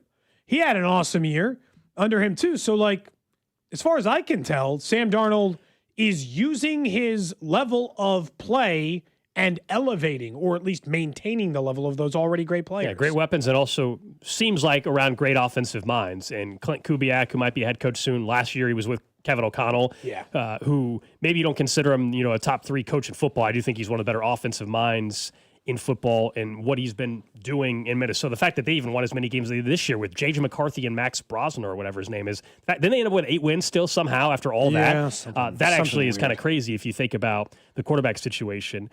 So we'll see. The funny part 9 and is 8. They got to 9 wins after all that. I mean, that's a pretty good coaching job. Anyway, I mean, their quarterback play was awful. Yeah, I also have enjoyed social media's reaction to the graphics of the NFL. This has been going around. Before the season, the NFL tweeted out a graphic of all star players walking towards this, this stadium, Santa Clara, right? The road to the Super Bowl, essentially. And of course, it has front and center Mahomes, Saquon Barkley, and then the next row is Mahomes and Allen and T.J. Watt, and then of course the players get smaller and smaller in the distance. The 2 players at the front, closest to the Lombardi in the stadium, are Sam Darnold and Drake May. Right next to each other. Yeah, right next to each other. You know what? It's actually nice to finally have a conspiracy that does not involve the Chiefs. True. That the NFL knew this whole time, and that they put the graphic out early. You just weren't smart enough to read the tea leaves and see the differences between the two. But the NFL knew the whole time it was going to be Sam. I gotta say, knowing the multiplicity of how many different players you can put next to each other in a graphic that contains 32 players, the odds that they would be next to each other feel somewhat low. The only thing that's different is they probably put teams with long odds to win the Super Bowls, and these 2 teams were 60-1 and 80-1 to win the Super Bowl before the season started. They're probably going to be the furthest away from the front of the graphic. So other than that part, it still seems like kind of low odds they'd be right next to each other. It is funny and wild that it happened. And now just because someone will look at the graphic next year and just because they want to, they'll make the bet on the 2 quarterbacks that are at the front of the graphic. That's the weird stuff. But you're right, though. It's the unlikeliest matchup of all time based on preseason odds. Unlikeliest Super Bowl matchup ever. Seattle, 60-1, New England, 80-1. And it's the second least likely matchup in major North American sports history. You have to go to the 1991 World Series between Minnesota, who was 80-1, and Atlanta, the Braves, who were 200-1 at the time. So, you know what? At least that gives us some juice in the game. Because the truth is, they were both 4-13 teams. And maybe we can talk about this more tomorrow, but there probably are a lot of teams looking around saying, hey, just real quick, any reason why, we couldn't, do that, turn it around that quick, flip this script a little quicker? Because these are 2 teams that were not left for dead, but certainly were way worse. Also, turns out maybe having a good coach matters. Although it took McDonald 2 years. It took Vrabel 1. We'll get to the random question of the day in a second, but coming up at 1 o'clock, I do want to get to a little bit of news on the stadium front on the Royals, and just an interesting development. Nothing is getting announced, but just interesting development. I'm interested on what one Missouri state representative is now saying on a Facebook post about Kansas City and Mayor Quinn Lucas and what they are efforting on the new Royal Stadium. We'll get to that at 1 o'clock. Let's get to it, Drew. Random question. Random question brought to you by Kansas City Urology Care at KCUC. Remember, you see the best in KC. Visit kcurology.com today. For you, Gold, you, Drew, text line 913-586-7965. And, of course, over on YouTube, Twitter, Twitch, and Facebook, live interact with the show. See us on video. We're both wearing our college gear today. You're in the University of Kansas sweatshirt. I'm in my Ruse gear. So you can check that out over on the video stream. Question I have for you today is about the Pro Bowl. And now Pro Bowl games, let me rephrase. Now Pro Bowl games. It was announced today, and I want to be very clear. This is not from The Onion. I am not. This is a very real announcement that based on some injuries and some other stuff, a new quarterback was named to the Pro Bowl today. Oh, cool. Yeah. That quarterback, again, not joking, very serious, was Shadur Sanders. No way. And so the question I have for you is... No way. He's listed as a Pro Bowler now. No, he's not. The question I have for you today is, should it be canceled because of this? Not should it be canceled in general, but because Shadur Sanders is now a Pro Bowler, should we cancel the Pro Bowl games forever? Because of this specific announcement related to this. I know you're a big Sanders guy, Drew, so this is going to be important for you. Because Sanders is a Pro Bowler, should we now cancel the Pro Bowl games? Not for any other reason, specifically because he's a Pro Bowler. No, we've seen this happen before for other quarterbacks. Has it ever worse than this? This feels like Huntley would be the only one that's close. Yeah, this feels like a new low, man. Huntley this was is the Pro worse Bowler than once? Huntley, I think. Yeah, Tyler Huntley went to the Pro Bowl. Yeah, he was a Pro Bowler. I think this is worse though. Good for him. Can you give me the final numbers on Shadur Sanders' season? You can. Can I get some? Can I give you some final stats of what a Pro Bowl quarterback looks like? He started 8 games. He completed a NFL low 56.6% of his passes for 1,400 total yards, 7 touchdowns, and 10 interceptions. He is in the Pro Bowl, or in the Pro Bowl games. He's going to get a put on his resume, Pro Bowl quarterback. I mean, what's the point? This is a meaningless thing. This would be like making, oh man, which player do I name without I feel like I'm picking on someone. This is like making Junior C of E Hall of Famer. Jeez. What are we doing here? You know? What are we doing? We don't have to just, we don't have to just put names on people. This is crazy. Pro Bowl? He started, 7 games, threw 1 touchdown per game, threw more interceptions than that, and threw for 175 yards a game. What are we doing here? Drew, you don't think this is cancelable? How not? How is this not? How do they not have a different quarterback to call up first? I've thought this was cancelable though, so I like to fair. This is not your break point. No, this news coming up. Honestly, I saw it earlier and I was like, oh, okay, is this good for Shador? I haven't watched. I cannot tell you actually. The last time I legitimately watched a Pro Bowl was probably at least 10 years ago, maybe longer than that. I never watched the Pro Bowl. I never cared. Since the Chiefs have gone on their run, I haven't watched. Yeah. Since they, I don't know. I was watching before, but because before when the team wasn't making the playoffs, it was like, oh, it's cool to see your players on this stage. Since the Chiefs have been relevant the way they have been, they haven't really played in it anyway. Then they got rid of the game itself because it was a joke. Now they're playing flag football. They were doing tug of war the other day, I think, 2 years ago, and the roster's a joke. Let them get their Pro Bowl nod for their bonus, but we don't need to have the games and stuff. We need to stop getting the Pro Bowl nod too on the bonuses. All pros or nothing. You don't do this all pro stuff either, or don't do the Pro Bowl bonuses and crap like that. You got to get rid of those and figure out a different way to bonus them out. I will say so. I've defended Sanders enough on here, as in I think some of the stuff they made about the interview stuff seemed overly harsh, and then I think some teams took it out on him because his dad was Dion. Some of this, and they shouldn't have prank called him on draft night, all this stuff. I'll just tell you right now, this feels very similar to what we talked about late last week with Tang dancing when his team didn't win. Embarrassing for Sanders to accept this invite, in my opinion. You can't accept it. You know you're not a Pro that's Bowler. Not how that works. Yes, it is. It's the same as tang dancing. Oh, you after a win.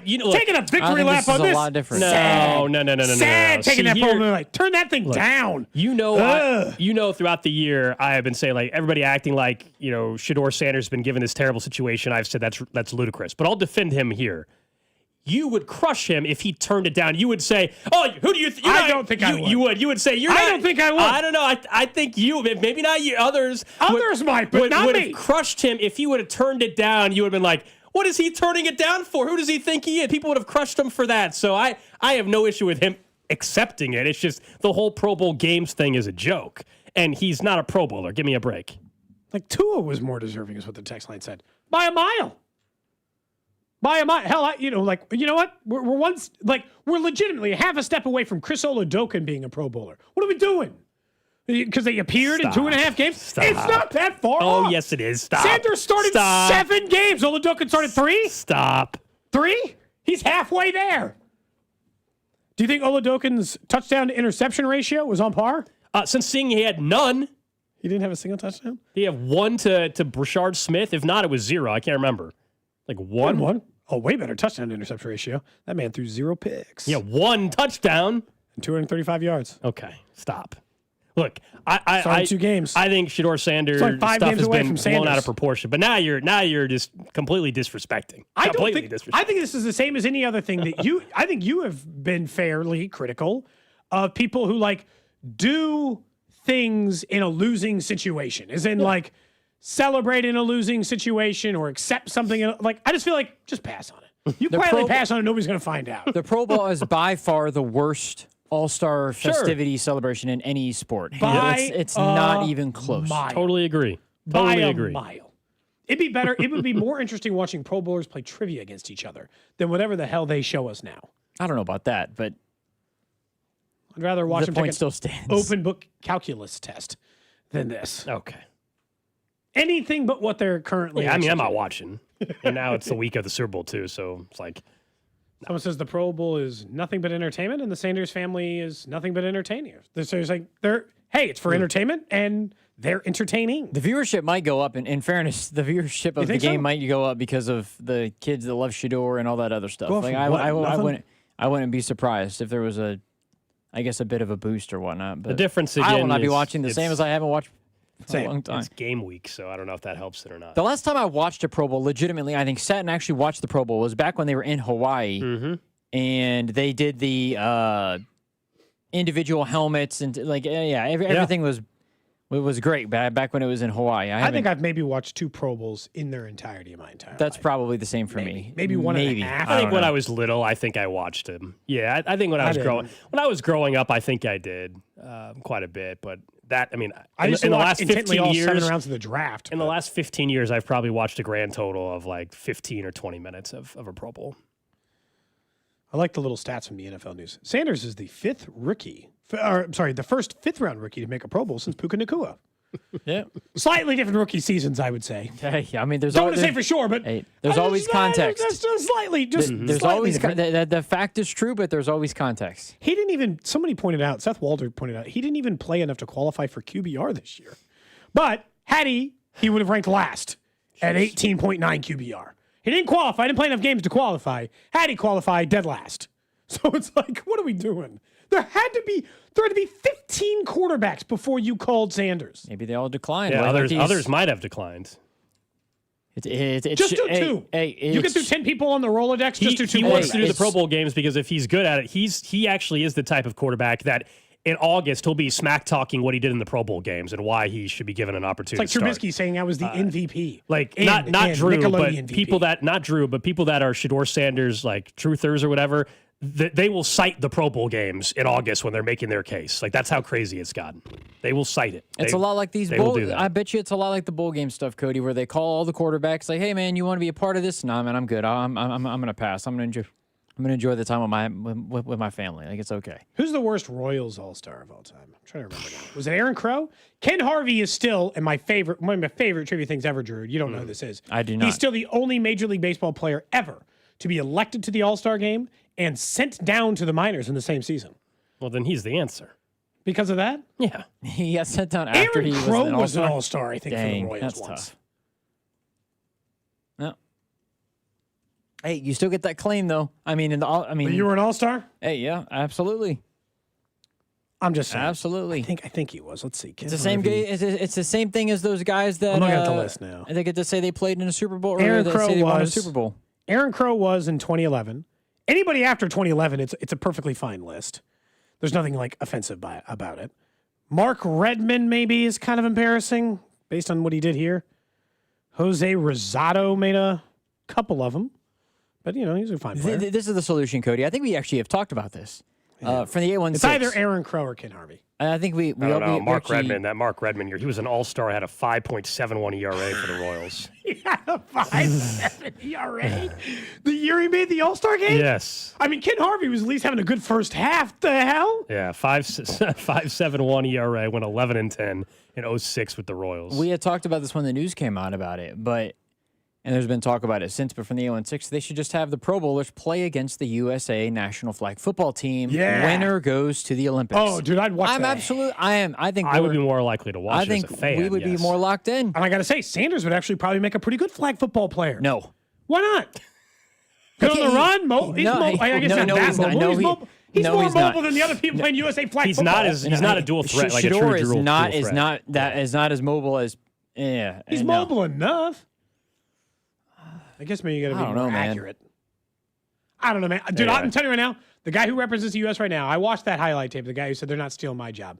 He looked like a made-for-TV movie quarterback with his mechanics. Awful mechanics. His mechanics were not good, but if you look at the highlights, I mean, he's throwing them on target.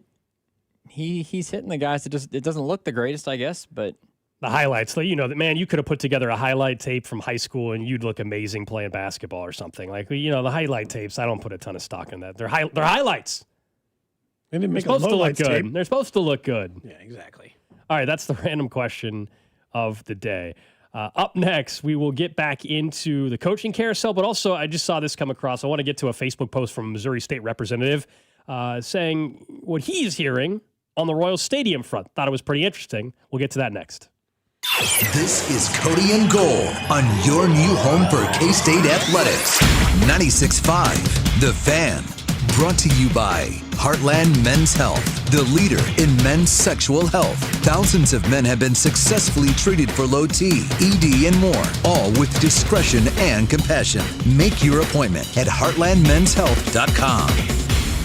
It's the last call for football on FanDuel. One final Sunday, one last kickoff, the final chance to place your bets before the NFL season closes its tab. This is Super Bowl 60, and FanDuel is making sure you're in on it. If you're a new customer, well, you bet $5, you get $200 in bonus bets if you win. So whether you're backing the favorite, riding with the underdog, or building one last same-game parlay, make it count, because after the Super Bowl, the season's over and football is officially done.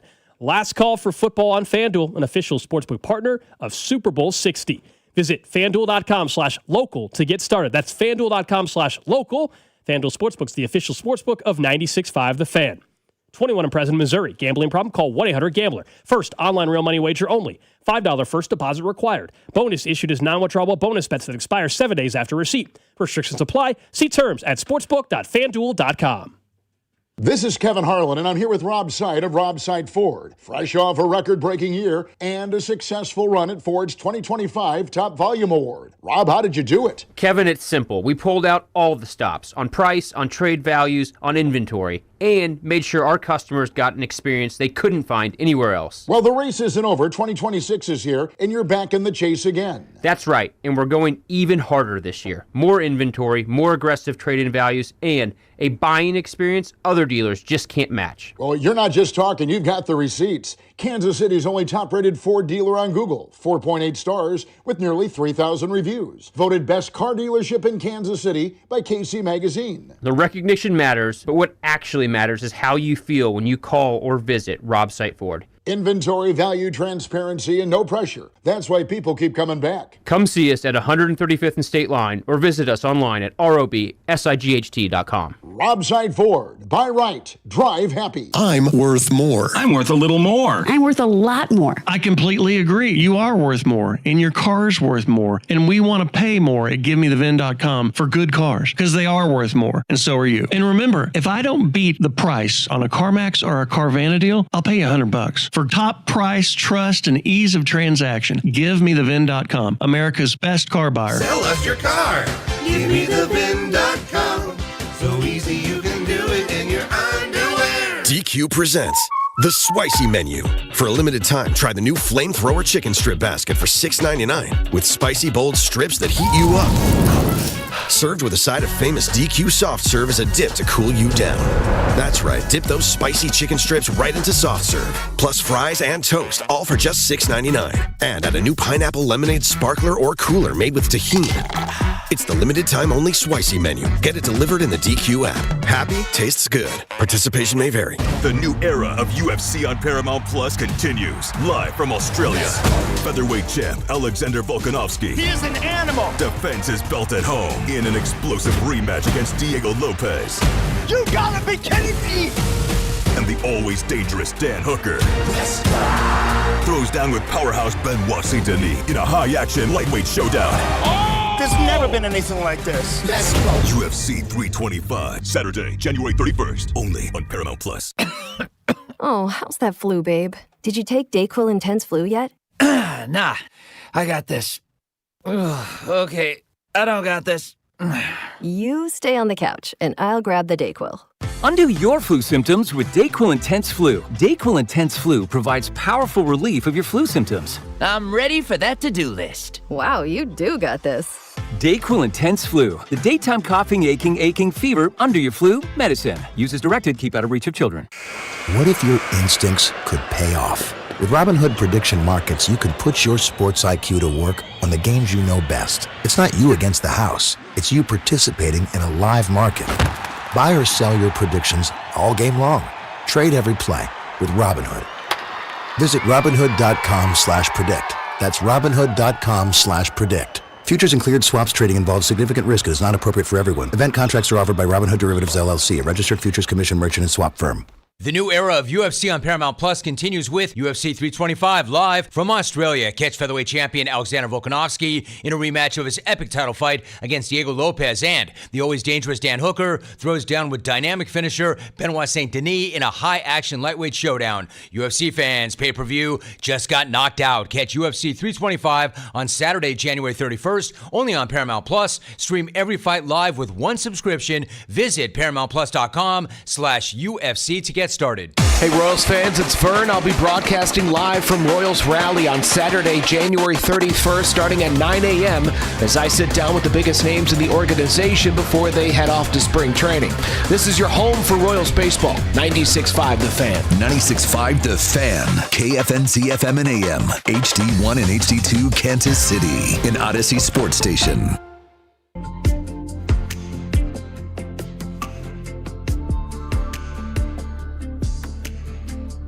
1 o'clock hour here on Cody and Gold. Alex Gold, Cody Tapp, Drew Nixon with you. We'll get back to the coaching carousel where Mike McCarthy now is the head coach of the Pittsburgh Steelers. We'll do that, but did see this come across as we were talking during Random Question of the Day. Just want to pass it along. I think it's interesting if you're wondering what could be coming down the road here on the stadium front. So this is from state representative in Missouri. So Missouri State Representative Mike Jones. Yes, Mike Jones is...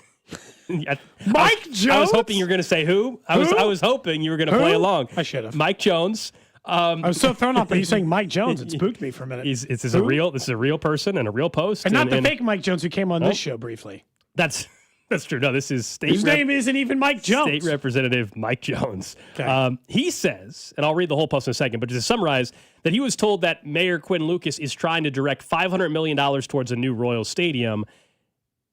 The Missouri representative says the proposal would not need a public vote, but he's introducing legislation now to require one. So, quote, I have recently learned that Mayor Quinn Lucas is seeking to direct approximately $500 million in Kansas City taxpayer funds through the KC Port Authority for the Kansas City Royals. This proposal would move forward without a public vote, and efforts are being made to keep the plan out of public view. I do not believe that is appropriate. This isn't about whether the mayor's plan is good or bad. This is about who decides. When hundreds of millions of dollars are on the line, voters deserve a seat at the table. That's why I intend to introduce legislation requiring a public vote on any local funding over $100 million for the construction of a new sports stadium under the Show Me Sports Investment Act. Remember, that was this past summer. Yeah. Went on to say, let me be very clear, I am not weighing in on the merits of this specific proposal. My focus is on ensuring taxpayers have a direct voice in major public spending decisions. I look forward to building a bipartisan coalition to advance this effort. So it doesn't mean it's going to pass or anything like that, but just thought that was noteworthy considering, you now have a state representative going to push to try to require any city funds go through public vote. And also just kind of what we were wondering behind the scenes that would have been going on. He, at least, is saying that Quinn Lucas is right now trying to use $500 million in funds to perhaps get the Royals to KCMO. In fairness, maybe for a year plus, Mayor Lucas has kept saying the vague phrase of, we have ways to fund a stadium, we have put money in front of them, and ways that do not require a public vote. And it has never been clear what that way is. It's just been a mystery. To the point, Gold, that I, in ways, mocked it, saying, if you have it, just prove it. But if there's going to be backlash because this is the way you're going to do it, which I always assumed it was going to be this kind of way, maybe that's why it's been quiet. So the real question is whether or not the rest of the people of Missouri are going to agree with stopping Lucas from doing this. But here's the thing. As you mentioned, if it's all in Missouri that would stop this and enacting rules in a state setting, half of the state doesn't care what Mayor Lucas does with Kansas City money. Like, you know what I'm saying? Go like there's a big chunk in Jefferson City that are Cardinals fans. Yeah. So what I'm saying is, why would they care how Lucas uses city budget? And so what I'll be interested to find out, and I don't know this yet, is does Mike Jones have support to prevent this kind of thing and to force it into a public vote? I'm guessing there'll certainly be plenty that join him. I don't know if it's enough to get it to pass. If you're wondering, someone was asking what district does he represent? District 12. So that is Platte County. I assumed it was locally. Part of Platte County, yeah. Which is, his district includes Parkville, Platte Woods, Riverside, Houston Lake, and then, of course, part of Kansas City. I got to say, this is something that we just can't know. But knowing that he's only served 2 years maybe in the House of Representatives of Missouri, he was elected in 2024. Okay, so this is the question that we can't ever answer, Gold. And you know this better because of the inner workings of maybe the sports betting stuff worked. I don't know if Mike Jones has sway. Some people in these House and legislative bodies do. And they've got enough juice to, if they can't stop it, we talked about this Denny Hoskins. If they can't stop it, they can cause problems for people. So if Mike Jones has some real sway inside that House, then he can cause problems for Lucas. What's interesting to me, though, is are we okay if this is the way the Royal Stadium gets funded, that it's directing money through the KC, I think they said the KC Port Authority, and doing it that direction without the public vote? Interesting. I got to be honest, it's weird because Kansas just made a bunch of people in Kansas pay for a stadium with no public vote. So would I be surprised if the mayor and the state found a way to do that so that they could keep this team and keep it out of the public's way? Yeah, probably. The last time they took it to a public vote, it got thrashed. So am I surprised that Missouri would like to do a non-public vote option? Yeah. I also think the Royals would do better in a public vote than they did the last time, just based on the fact that the stadium location is most likely to be more liked, and they don't have the Chiefs' dump of a renovation attached to it. So the money should look like it's less. This still gets back to the bigger question, because we've discussed downtown stadium. You and I would prefer the Royals be downtown, but also it was always are the Royals willing to go to a public vote if that's what is required? And based off of this post, at least from a state representative, kind of what people have speculated, he's saying is happening, which is the mayor's office is trying to direct $500 million to help that happen through a KC Port Authority that's not going to require the vote. Because I still think if they're going to get downtown baseball, maybe you disagree now, I still think it would have to be no public vote. Yeah, I think. Or do you think it's different? So here's the thing: I think it could pass in Clay via public vote. I still think it'd be tight, and it would require a bigger sales tax than people of that area would want. But I think it could pass a public vote. The Royals one, I think, could pass a public vote if the stadium location is either back to the East Village location or the one over by Crown Center. If they tried to just roll out the same stadium plan in the same location, it's going to lose. But if they moved it to an area goal that's going to not displace as many businesses and works out, and because the Chiefs are gone. So here's the thing. They lost by what, 16 and a half points? What was it? Something like that? 16, I think, yeah. I think you get a few points for the Chiefs losing Kansas. I think you get a few points for the stadium location change. I think you can make up 10 to 12 of the points in just the circumstances that have occurred. How about that? The other 3 or 4, I can't answer you. The question is, has public sentiment on keeping the Royals swayed enough to do that? Or is the new stadium plan cool enough or whatever to sway it? So do I think that their best chance to get a downtown stadium is without a public vote? Yep, sure do.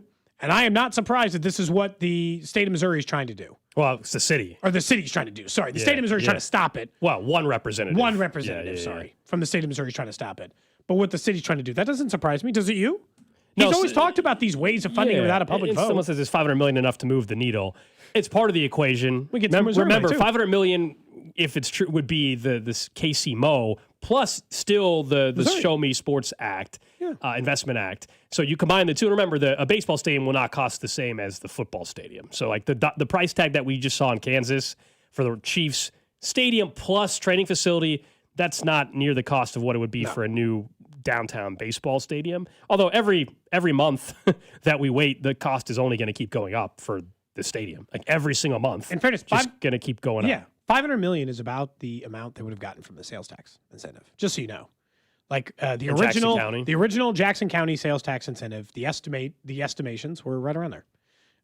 That's about. So just in fairness, I'm just saying is $500 million enough to move the needle? Was the last time they were willing to accept the deal. So I know it's a year later, but it's pretty close financially to what they've been asking for before. So we'll keep an eye on it again. That was a Facebook post from Missouri State Representative Mike Jones, who says he's been told KC Mayor Quentin Lucas is trying to direct $500 million towards a new Royal Stadium. He, the state representative, wants to introduce legislation to require a public vote for that. I'm Mike Jones. Mike Jones, the one and only. You can't clone. Mike Jones. That beat is so good. By the way, this guy could not look less like that Mike Jones. I would. Yeah. I'm Mike Jones. Mike Jones. Hang on. I don't know what this individual looks like. Which one? The rapper Mike Jones? No. The state representative. Yeah, state rep. Just looks like a regular gray-haired white dude. I mean, I don't. Okay, he had. I don't know. I pictured. What did you think? I pictured. I mean, like a glossy bald, like a shiny bald. From is Black what County. I was. You're thinking shiny bald. I was thinking shiny bald. You know, he was going like, okay. I was picturing. No, he's got a good head of hair. All right. Other than shout out to Mike Jones. Got a good head of hair. Shout out to Mike Jones. There's one thing we can say about him, I don't know anything else about him. Got to get him on the show at some point. Just so we can play this as he hops on the line. Dude, he probably loved that. I'm sure he's never heard. I'm sure he's never had that joke told Joining us before now him. is Mike Jones. I'm Mike Jones. Who? Mike Jones. How old is Mike Jones? I mean, he's a father of I think it said 2 or 3. He looks like he's 50s? Let's call it early 50s. I have no idea. His kids probably at some point said that. At some point, I bet you he's had that. Dude, I don't know if he grew up. It just depends on. There's an age demographic too that works against knowing the Mike Jones reference. There's got to be some point where, I don't know, he took his kids to something, or he got an award for something. He graduated from Park Hill in 1996. In case you were wondering, it would be congratulations to Mike Jones and the kid and the whole crowd. Who? I don't know. There's got to be some way, shape, or form. Now we're diving way too deep in the details. He has a grandson, so he's a grandpa as well. Oh, so maybe 50s was a little early. I don't know. Maybe 60s. I'm sure there's. You'd be a grandpa in your 50s. Yeah, that doesn't matter. Yeah. Anyway. I'm glad we wasn't expecting to get into this today. Only 1 year older than me is getting ready to be a grandma in 6 months. Really? Yeah. I'm 41. She's 42. She'll be a grandma before she turns 43. She also had a kid. She's a teenager, so that probably adds up. That makes if that helps, some sense. the math. The math is mathing. If you would like to know how the math got there, nailed it. Well, let's talk about a little bit about the coaching search, and then we can get back to maybe the rest of the AFC or what Andy Reid had to say earlier about Eric Bieniemy. This Mike McCarthy deal. How did they sell this internally? And look, Tomlin said he was stepping away. So maybe this is the way you sell it internally. They didn't want to separate from Mike Tomlin. And who is the most Mike Tomlin-like hire, but slightly worse hire, you could make out of any coach available at any level for the Steelers? The answer is probably Mike McCarthy. So to me, this is just this. The Pittsburgh Steelers are fine being mediocre, which is a weird thing to be fine with. Like, they've gotten too proud of the fact that they went 18 straight years without having a sub 500 record, that they didn't want to risk that, and that somehow that part of their identity, never being terrible, was more important than how do we get back to being great. That's how I view this hire, I guess, from the Steelers' end. Look, I don't think Mike McCarthy's a bad football coach. I just think it's extremely uninspiring considering what you just went through for the last decade, which was hovering around 500 to 10 wins every year, mediocre. I thought Mike McCarthy would have been a good hire before John Harbaugh was let go of the Ravens. Would have thought he was a good hire for the Giants because they've been dealing with 3, 4, 5-win seasons. So McCarthy gets you back to being stable, 10 wins. Like, that's a big win for you. You've already been that. This is the kind of the safe hire, I think, for Pittsburgh. Mike McCarthy is a really good football coach. You're not going to have 5-win seasons under Mike McCarthy. But to your point, I don't know if you're, especially without a quarterback, if you're going to be in that 12-plus win mark. With Dallas, remember, with Dak Prescott, they won some games. They won some games. They just did not accomplish what they needed to in the postseason. But they won games. This was not a guy that completely flopped in Dallas, in my opinion. But you're brought there to win Super Bowls.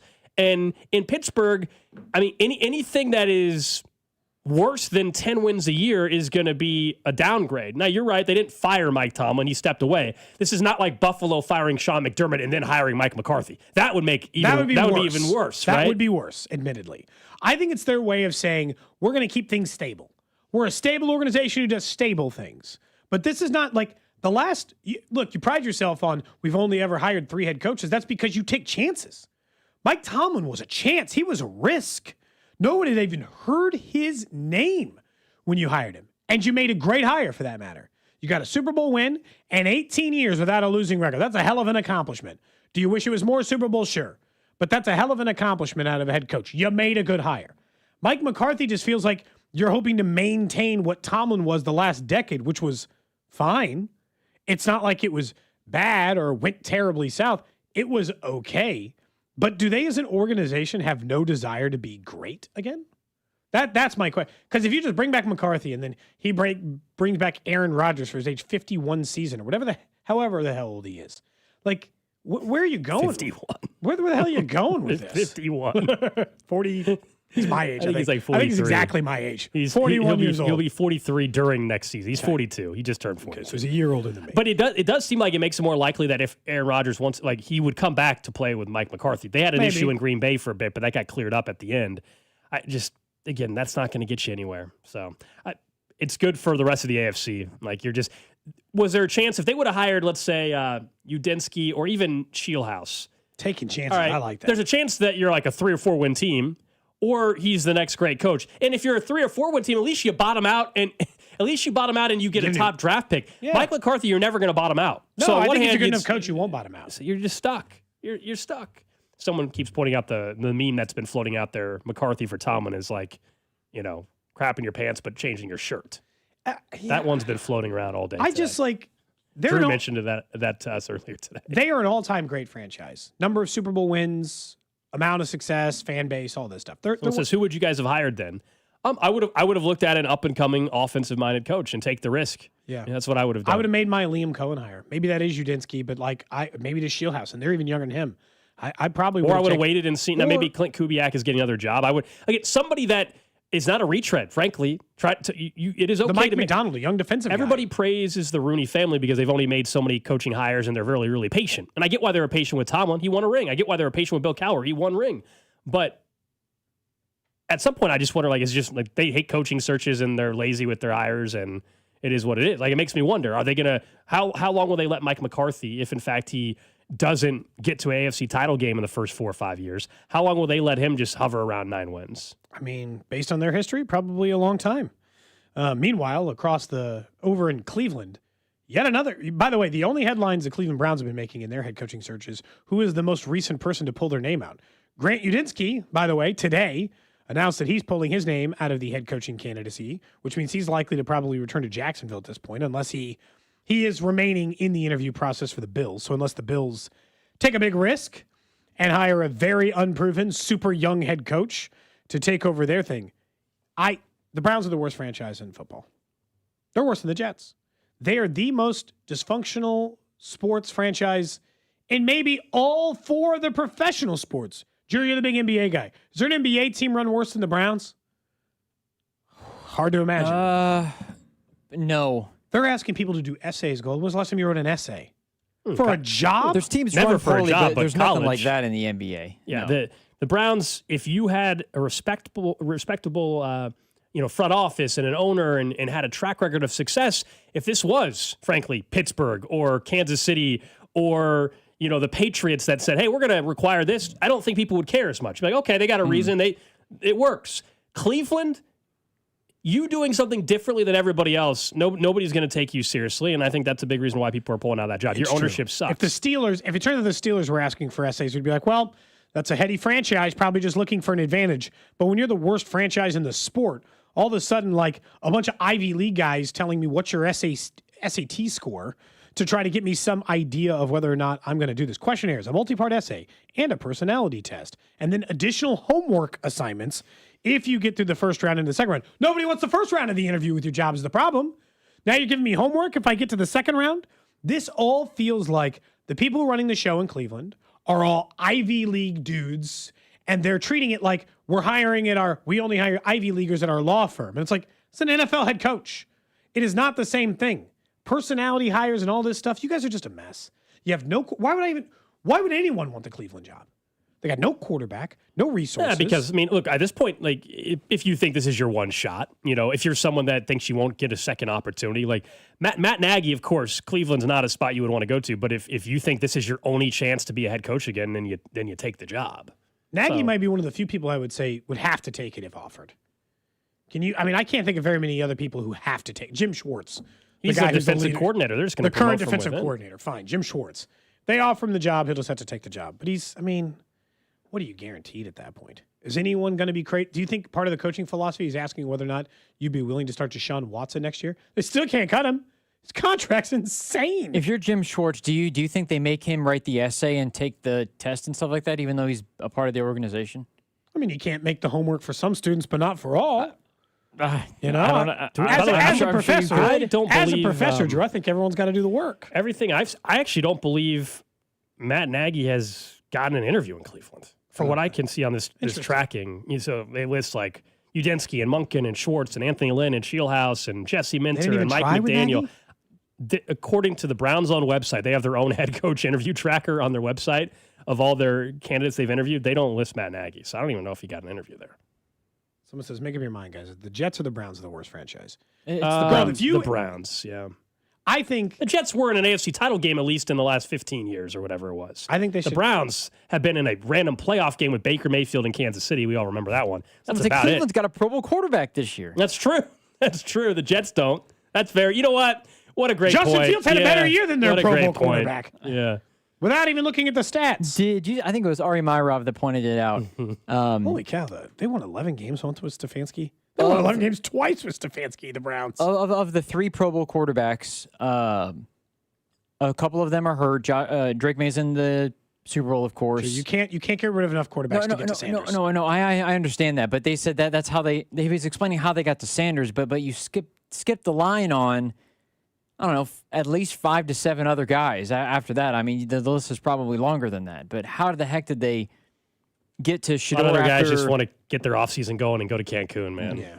I think you can just be honest and just say, well, they missed out on 3 guys, so that's how they settled on Shador. It's like, no. Did they call Joe Burrow? Did they call Lamar Jackson? Mahomes is hurt, so he's not an option. Did they call Tua? Did they call C.J. Stroud? Did they call Cam Ward? Trevor Lawrence. Anybody else. Since 2012, that's when the Haslam family bought the Browns. 2012. Yeah. Since 2012, they have 2 winning seasons. They've made the playoffs twice. They lost in the wild card round and the division round. They actually won a playoff. During that range, they've been better than the Jets. But if we back it up 5 more years, you get the AFC title game, Mark Sanchez and all that. I think they should sell. You don't they're like making Cody. money, so they're not You're going. terrible. You're terrible at this. They're making money. They're not going to sell. If we started C&G Pizza and we just lost and we were just like terrible at running, we should sell. But if you were making money, you wouldn't sell. And he's making money. He's not They can selling make money by selling too. He's not going to make. Yeah, but he Get can out. always do You're that. terrible at this. Yeah, he likes the control. Do you ever wonder, like in a meeting like this, and obviously the answer is probably yes. Just Haslam thinks he's good at this, and it's just the other people who are stupid.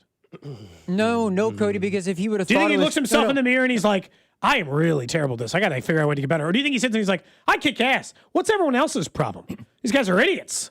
I'll be honest. If he thought it was his own fault, maybe he would probably sell. But if he thought it was other people's fault, then Andrew Berry probably wouldn't be the GM still. I don't know if he thinks it's either. I don't know if it's either situation. You just think it's bad luck? He just think he walked under a ladder by a black cat with an upside down horseshoe and somehow he's been cursed? Because he would have cleaned house with everybody. Assistant GM, head coach, everybody would have been gone. $230 million or whatever it was for Deshaun Watson, fully guaranteed, and they're out here. They're out here asking you to fill out essays and personality traits as if they've mastered the ability to hire coaches. You know what my essay would be on? It'd be 45 pages on the dumbest move any organization has ever made in the history of the sport.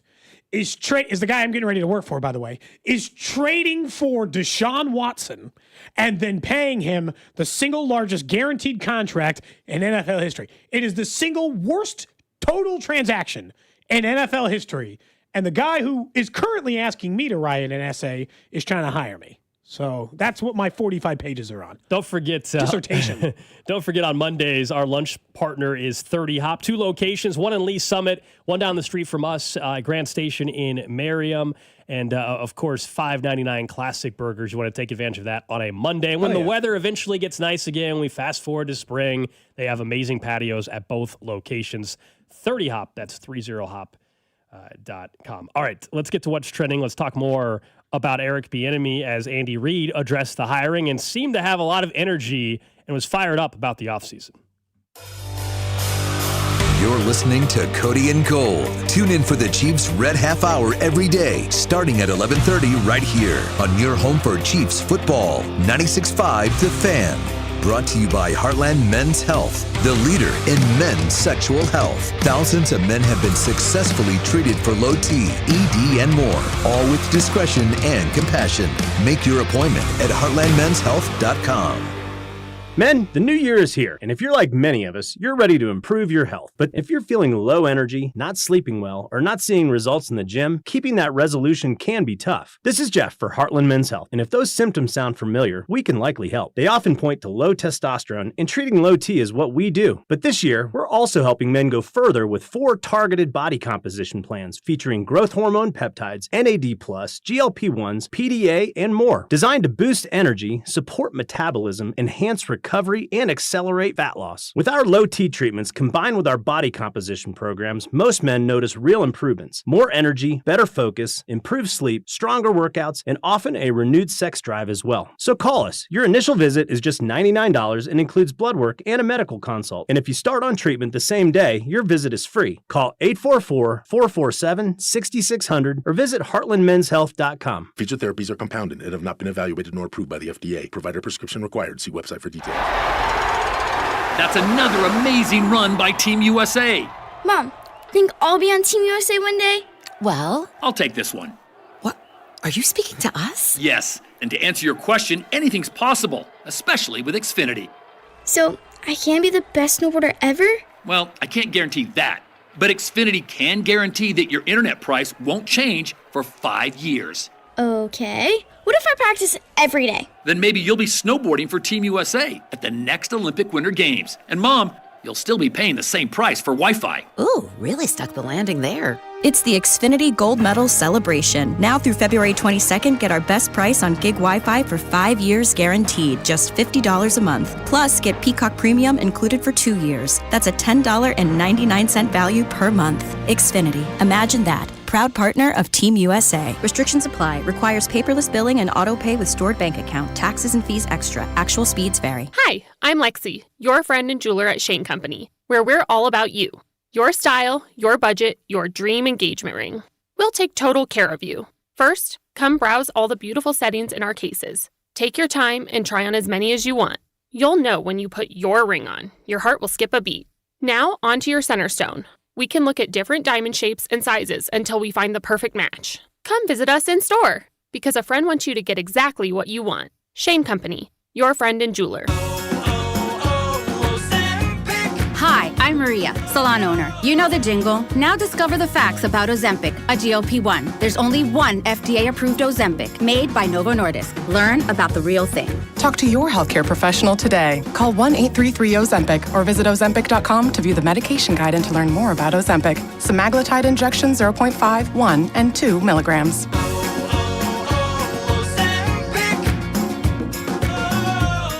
I built this business the old-fashioned way. Hard work and a whole lot of spreadsheets. Yeah, about that, I upgraded us to Odoo. Odoo puts everything we need, sales, inventory, accounting, on one connected platform. No more juggling systems, no more headaches. So it all works together? Exactly. Odoo is the all-in-one business software that makes running and passing on a business easier than ever. Take your business into the next generation. Try Odoo free at odoo.com. That's ODOO.com. Refresh your bathroom with big savings at Lowe's. Reimagine your bathroom with up to 40% off select faucets during our Bath Savings event. Need it today? Order by 2 p.m. for same-day delivery by 8 p.m. Shop for your bathroom refresh at Lowe's. We help, you save. While supplies last, selection varies by location. Same-day delivery on eligible in-stock items, subject to availability. Fees vary. Visit Lowes.com/same-day delivery for full terms. Chiefs coverage brought to you by Metal by the Foot, your metal project superstore. For over 36 years, Metal by the Foot has been your source for steel, aluminum, brass, and stainless. Located in Casey and Topeka. Online at metalbythefoot.com. When you need a piece of metal, remember, metal doesn't have to cost an arm or a leg, just the foot. You're listening to 96.5 The Fan from the DM Injury Law Studios. Mike's got this. Car, truck, or motorcycle wreck? Remember, Mike's got this. 816-888-7500. Mike's got this. What's trending? Cheddar, mozzarella, Havarti. Number one on What's Trending, our Super Bowl matchup is set, of course, in Santa Clara next Sunday. We get the whole buffer week this week, which stinks, but that's the way it works. Seattle, 4.5-point favorites. They are the road team in the Super Bowl, taking on the New England Patriots. We've talked a lot today about Sam Darnold, a great story, and we'll have plenty of other storylines. I'm sure Malcolm Butler and the Seahawks interception. Marshawn Lynch is going to be busy this week. Marshawn Lynch will be busy, man. Pete Carroll, even though he was with the Raiders this year, I'm guessing he'll be around things there with Seattle. Last time they were in the Super Bowl, he, of course, was the head coach as well. So we'll have plenty of time to dive into this game. But everybody right now seemingly believes that the Patriots are not winning this game. I hope that is true, but it makes me a little nervous anytime everybody just suddenly thinks that. I told you, the perfect hate watch postseason is if New England loses. Nearly complete. It really will be a perfect postseason if the Patriots lose. Yeah. Other than that, no harm done. Zero. Sam Darnold, harmless. I'm actively rooting for him anyway. Next up on What's Trending, Kansas gets the win over the weekend, 86-62 over K-State in a second-half beatdown. Obviously, if you want to go back, Melvin Council was doing the Wabash at half court through the game. So, they obviously felt good about the win. MU got an overtime win, 88-87. Hit a game-tying shot to get it to overtime, hit a game-winning shot to win it in overtime. So a big win for the Tigers. Next on What's Trending, Philip Rivers has withdrawn from the head coaching search in Buffalo. They will interview Broncos quarterback coach Davis Webb, but Philip Rivers got an interview. I don't know if that was like an dream died too quick. I don't know if that was an experience thing where it's like his agent knows somebody that represents the Browns somebody. Were going to ask. I think he just wanted some experience, go through the process, and they could pick the brain. What does he think about Josh Allen? Yeah, that's true. Probably what happened. But still, it's weird. They're going to interview Udinski, reportedly in Buffalo. He's still in their coaching cycle. That'd be really interesting for them to go super, super young OC versus Comfort. Next up on What's Trending, the Chargers have officially hired Mike McDaniel, announced today, as their OC, which means he's out of the head coaching cycle game, which means he's not going to get the Bills job or the other ones he interviewed for. He obviously pulled his name out of ones like the Browns, but he is officially their offensive coordinator. And as we mentioned earlier in the show, Shedeur Sanders has officially been added as a replacement for the Pro Bowl. That's just crazy. I mean, that's just... He rated as the worst quarterback who made any amount of starts other than, almost any qualified quarterback this year. He finished 18 points lower than Cam Ward did in QBR rating this year. And think about how bad Cam Ward was for a good chunk of this year.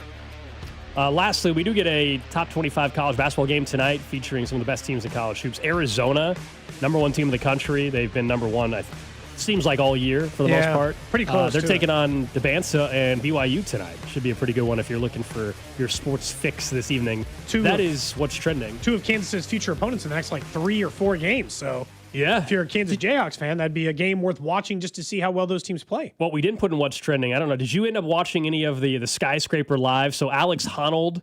No, I didn't. Is this rock climber. We talked about it last week on the show, how he was going to be live on Netflix, and he was going to solo climb the Taipei Tower, Taipei 101, which is a famous building, I guess, there in Taipei. 1,600 feet tall skyscraper. And I'm like, okay, you got me for 5 minutes. Let's see. Now, the KU game was on at the same time, so I had to go iPad and TV because one was on Netflix, one was on Fox. Sure. I ended up watching for an hour. Now, the whole thing was an hour and a half. It took him an hour and a half to get to the very top, which seems incredibly quick to begin with, let alone. And I'm on my couch, Cody, and I don't like heights. And I'm on my couch, nowhere, clearly safe. He's giving you anxiety? Oh, yeah. Oh. But he's not going to die. I mean, I don't know. I don't know. He's probably not. Probably not. And he didn't, thank goodness. He made it to the top. He got $500,000 for doing this, and he said it was embarrassing. Why did he say it was embarrassing? Should be more money. Oh. Hey, man, no one's making you climb 1,600 feet. Sorry, nobody wants to pay you. Well, he would have done it for free, but we were like, it's kind of embarrassing. He's trying to make it seem like he should be paid like Patrick Mahomes and deserves $50 million for climbing a building. No one's making you climb this, Alex. No, he needed permission to climb the building, and this was the way to get it done, I guess. But I couldn't I couldn't look away. I was locked in for an hour. I didn't even watch it for 1 second. No, I'm looking at some of these still shots now. I mean, it looks kind of silly, dude. It looks fake mostly. I think I'd have a hard time getting the reality of it. In the sense that, I understand he's climbing it, but also, they've given him a lot of safety measures to do it. And I don't think... No, they didn't. He was... No.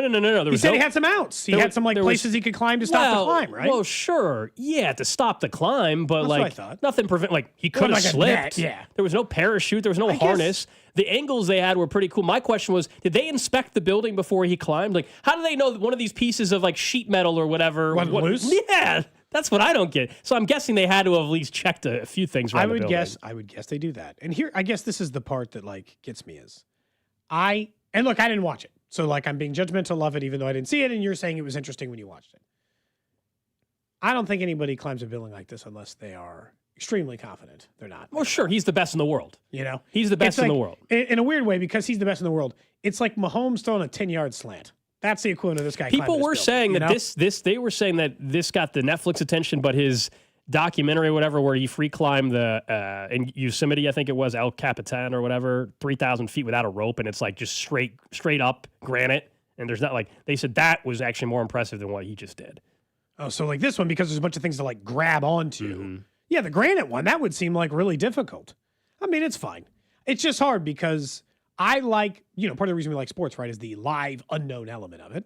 And this obviously possesses that because you don't actually know. And it's not like you know the structure of the building. You don't know which way he's necessarily going to go. They had a whole graph. They had a live tracker and all this stuff. And yeah, I thought the Netflix, I think the ratings ended up being pretty good for it, they were saying. But they needed Snoop Dogg on the broadcast is what they needed. Now, they had Seth Rollins on there. So they paid him a bunch of money to be part of the broadcast to try to spice it up. I was like, this actually would have been the perfect time for Snoop. Can you imagine Snoop as his leg? The commentary Snoop Dogg. Did he ever slip? He did. Was there a little? Not dangling for no, death. But what I want to know is, slipped a few times. Did you see a slight clench of the finger? Yeah, his foot. Or slipped. a little just to make you feel alive a little bit. Yeah, this makes it sound like I'm just rooting for this guy to die. It's not bad. But I mean, that's why you're watching it, because you think that there's a real risk of them dying. Absolutely. Otherwise, why you watch it? Correct. No, you are. No, his foot slipped a little bit. No, he had this little pouch of chalk. Yeah, sure. That he kept putting on his hands or whatever. Yeah, like the. What I couldn't get over is some of the shots when he was just halfway up. It's starting to get really windy, and he's just looking down, and I'm like, oh no. Nope. He's not afraid of heights. Someone said that they did a study on his brain. And whatever receptor or whatever we have in our brain that triggers the fear of heights or just what we fight or flight, whatever, right? That he doesn't he doesn't have that or something. That's why he's it just doesn't even bother. So maybe to my own demise one day. So we grew up climbing mountains and stuff when we'd be out in Colorado. Never cared. Still, even if I get up there now, just bounce around. we practically run on top of mountains. I don't like it doesn't. Some part of it hasn't. Very rarely do I get in a situation climbing where I thought. The only time that I remember being like, what the hell am I going to do here is when I got up to a ledge in an area of a mountain that I didn't know how to get down from because we couldn't go down the way we came up. And we eventually had to jump off a ledge onto a tree to shimmy down. And I thought, well, this is a pretty bad idea. But it only took me like 4 minutes to decide I'm just going to jump into this tree because there was no other way down. So I was like, I'll just jump into this tree, I guess, and climb down. I mean, it was about 4 minutes. So I don't know. Maybe there's something wrong with my brain too. Someone said, yeah, it's called common sense. I don't know. All I know is he made $500,000. Like, it's weird. In hindsight, you're like, okay, he's risking his life, so sure, he deserves every penny. On the other hand, if for him it's easy, it's like, easy, half an hour and a half, $500,000. I mean, you got to prep, I imagine, and scout some stuff out. Yeah, he's obviously strong. But that's years worth of salary. So even if it takes you a year to plan it out, I mean, making a pretty good payday, $500,000. Mm-hmm. Now his wife is there, and they're interviewing her 5 different times during the broadcast. That's awful. They were, let's get a wellness check on his wife. I'm like, this is crazy. He's got kids. It's like, whew. His kids weren't there, were they? I don't think the kids were there. His wife was. And remember, it was supposed to be Friday night. They canceled it because it was raining, so they moved it to Saturday. Oh, that's right. Wait, yeah, when you said you watched it on Saturday, I was like, wait, I thought that was early. It's supposed to be Friday night. They canceled it. It was rain. But then just 1 day's enough? It dries that quick? Yeah, I mean, water. They take a towel to it or something? Well, Cody, the building can dry. What do you mean? You think something doesn't dry in 24 hours? I don't know. It's out in the sun. That quick, though. Feels risky. Feels like if there's any residual moisture, you're running into there problems. There were crowds of people on the street cheering him on. There are people inside the building he's waving to as he's climbing up. It was the craziest thing. That's weird. That's weird. Whee! Yeah, that was... Did I say that? You did. You did. About what? About the whole thing. About your experience of climbing. Mm-hmm. Yeah. Drew, did you climb mountains? Are you afraid of heights? I don't think I'm necessarily afraid of heights. It just takes it takes me a second. You have the proper respect for heights. Yeah, yeah. Oh, that's how I would put it. Like yes. if they give you the initial butterflies, but then you're okay once it gets going. Yeah. Like if I was not free climbing, but if you took me in Chicago, they got the place where it's the glass floor and you can walk out and you can stand there. It would take me a second to commit, but you put 1 foot down. And it's like, oh, okay, yeah, we're good. And then I would stand over. But you still feel the jolt in your stomach a little bit. If there's hard ground, none of it. But if I'm on top of a mountain, but I'm on the mountain, not all the way there. Whatever. But, yeah. Even dangling my legs off of it or whatever. Oh, hell no. That doesn't bother me. No. That I've done a bunch of times. If I'm holding on to... Or glass bridge, I don't care. If I'm holding it's got to be the and... actual risk of falling for me to get that gut instinct of this is probably not a good idea. Yeah. Nope. Not interested. Nope. I think that there's if I were to go skydiving, then because I'd love to go skydiving at some point, but as I'm in the plane, it would take me a second where we're up in the plane ready to jump in. I wouldn't be able to just jump right off right away. I would have to take a second. You would have to shove me out the plane. All right, I'm going. You would have to shove me out the plane. That could probably be arranged. then at least for this show's sake, we could say one time Cody shoved Gold out of a plane. You would have to be like, it's time to go. And I'd be looking over and I'm like, oh God, what the hell am I doing? And you would be like, all right, it's time to go. And if it was the tandem skydiving, because I think the first time you go, you have to go with somebody else. That guy would have to just jump on his own and I'm attached. And so it's we're going. Nothing I can do. Someone said that's why they hate flying. The thought of free falling 35,000 feet is scary. I will say. You don't have to worry about that if you're all good there. You're good. That won't scare me because it's all over way earlier. It's over. That's over. That's not going to scare. That's over at that point. You're screwed. You're screwed. Yeah, it's over. You're in trouble then. We can all go skydiving together. Then we'll get the sentence of Cody pushed Alex out of a plane. Survived in this scenario. We all have fun skydiving together as a group. It would take a lot of money. At this point, I don't know how I forget. 10 years ago, I almost did it. I'm not kidding. My co-host did it on Memorial Day weekend, and I was very he's like, "We're going. You want to come as well?" And I'm not even kidding. We were very close to doing it, and he loved it. And he showed me a photo of the plane they went up on. Oh, it's like a little. Yeah. I'm worried that plane's going to crash before we even make it up to the altitude to jump. They're not big planes to get you. I forget how much it actually costs to skydive. My sister skydived. $200 maybe? Yeah, $300-400 I think it's $250 or $300. My sister's gone skydiving twice. Cody, you got a wife and kids. Is that guy uninsurable? Speaking of which, he can't have life insurance. No one to cover his That guy? ass. No way. Yeah. You can't No cover way. his ass from, or if you cover him, it's got to be, okay, yeah, but we don't cover any time where you fall off a building or a mountain, my guy. And that would apply to anybody, though, right? Yeah. There's certain elements of that, like if But also, I you wouldn't know, cover him. Like, it just feels like he'd be a bigger heart attack risk or something. Like, Oh, I don't know about that, but I mean, Constantly certainly, stressing himself. yeah. I mean, I think wouldn't that apply to any life insurance policy? If they found out you died from climbing a building, sorry, we're not fulfilling the policy. You don't think I get if I Not if you fall were off the top climbing. of the Odyssey If building? you fell off in an accidental nature, sure. But if they're like, oh yeah, by the way, he was climbing the Scaling it. building, no, I don't think they're paying out the life insurance policy. It's tough. I haven't read the terms and conditions on that. That might be tough. There's certain things that you cannot do to cash out the policy. And you think one Would of them you might be yell climbing wee? outside of a building? Would you yell wee when you jumped out of the plane? Yeah, sure. Why not? What's the difference? Let's talk a little bit before we wrap up the show. Earlier today, Andy Reid spoke to the media. You can catch it up, the full thing on the podcast page. And there were a couple things that stood out to us. I'm going to start with a positive because I think there was a big positive and a big negative that came out of there. The other of it is just like noise. Not noise, but like things that either we knew or understand about the process or continue to understand. Like we know what Andy were going to say Eric Bieniemy's strengths were. He was going to say he's a good leader of men. He understands the offense. The two parts, the good, I think first, was Andy did seem invigorated. Halfway through the year, we carry these things every week. I listen to Andy Reid speak multiple times a week. He had seemed beaten down by this season in some way, or at the very least, loss of confidence in some way in this team, where I don't even think he was believing the things he was saying. He was like, we're close. I think he's just saying that to try to convince himself. He actually sounded like he had juice, like he was ready to run through a wall for the team now. That did stand out. This is what he said when he's talking about bringing EB back. Well, listen, I'm fired up to get in this offseason and get going. I mean, we didn't do very well this past year, and that's not been our MO there. So I want to fix the problem, and let's the problems that we had and in all phases. This isn't just an offensive, in all phases. We've had some guys that have some guys, there'll be people that move on. There'll be people that come in, players, and a couple of quality control guys left and a couple other guys left. And so we'll cover all that down the road here, but it's, change can be good sometimes for you. And so that's what I'm fired up about. Look, in fairness, it's changed back to the old change. So like a bit relative, but they are making new wide receiver coach, new running back coach. So I'm not saying they made zero change. It's a big overhaul. I mean, for a coaching staff that has the same head coach, I mean, that is as much change you'll typically see for a head coach that's also staying on. Yeah, because they changed OCs. They just didn't. It was like a half change, in my opinion, right?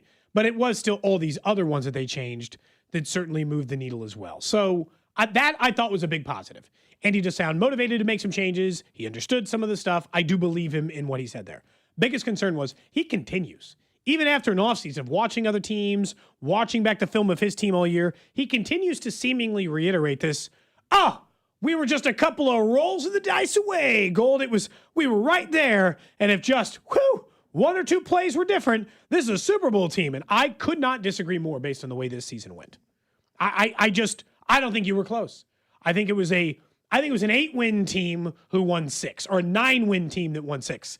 I don't think this was like almost an 11-win team who almost won the division, who almost won the Super Bowl. This was a team that could have won a few more games, I guess, but was also a deeply flawed team and had deep flaws in it. And because of that, and he keeps citing these stats of, we moved the ball. We scored some points. Our defense was okay. And it's like, yeah, some of the advanced metrics like you better than your record. But come on, man, we all watched the team. Yeah, at times during the press conference, you hear him sound like we were really close. And then what we just played, you hear him acknowledge there were a lot of issues. So I do think, and the proof will be in the pudding, of course, and when we get to August and into the season and everything. But I do think there is a realization because of how bad it went at 6 wins versus this team finishing at 9, that they had to make some changes. They're doing it with the staff. We can question a little bit on the OC hiring, sure. But I do think it sounded like an individual throughout the press conference that was pretty fired up to, cliche here, like attack it in the offseason. And that is a little bit different vibe than what we've heard in the past, which that is a good sign in my opinion. He also talked about Matt Nagy. And if you are a coworker or if you have a boss, you want your boss to go to bat for you as much as Andy Reid is going to bat for Matt Nagy here and protecting him and all that. And that's respect to him for that. However, I do think they're trying to make it seem like we talked before the season. He wanted to be a head coach, so that's why we didn't bring him back. You can do both. The Jags have an OC right now. They're letting him still interview with the acknowledgement that if you don't get the head coach, you can come on right back.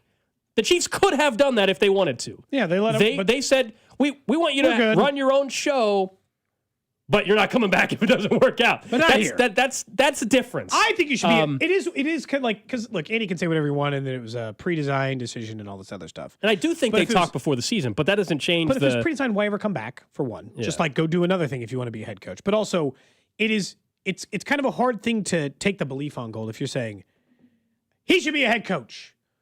It's unbelievable he's not a head coach. This man deserves opportunity, Gold. But in the same breath, but not an OC here. I firmly believe he should be a head coach, but I don't even think he should be the offensive coordinator for the Chiefs. Because if you really wanted him back, Gold, even the pre-designed preseason conversation could be renegotiated. You'd be like, hey, Matt, I was wrong. If you're not getting a head coaching job, I think so highly of you. You're so brilliant. I need you back. Don't leave. They're not giving you a head coaching job right now. Don't leave. Stay. He's not fighting for him to stay. I think he also wanted a bit of a change. And Eric Bieniemy does bring, I think, a personality difference, even if the style of the offense isn't different. They are a personality difference. Even the cut that the goal just played from Andy's thing, like you can even hear we had a couple other guys who left, and eventually we'll get to those. Like they didn't leave. They moved on from Connor Embry. They moved on from the other assistants. He's not going to embarrass anybody, and I respect that. I get it. I think that's just the way that Andy.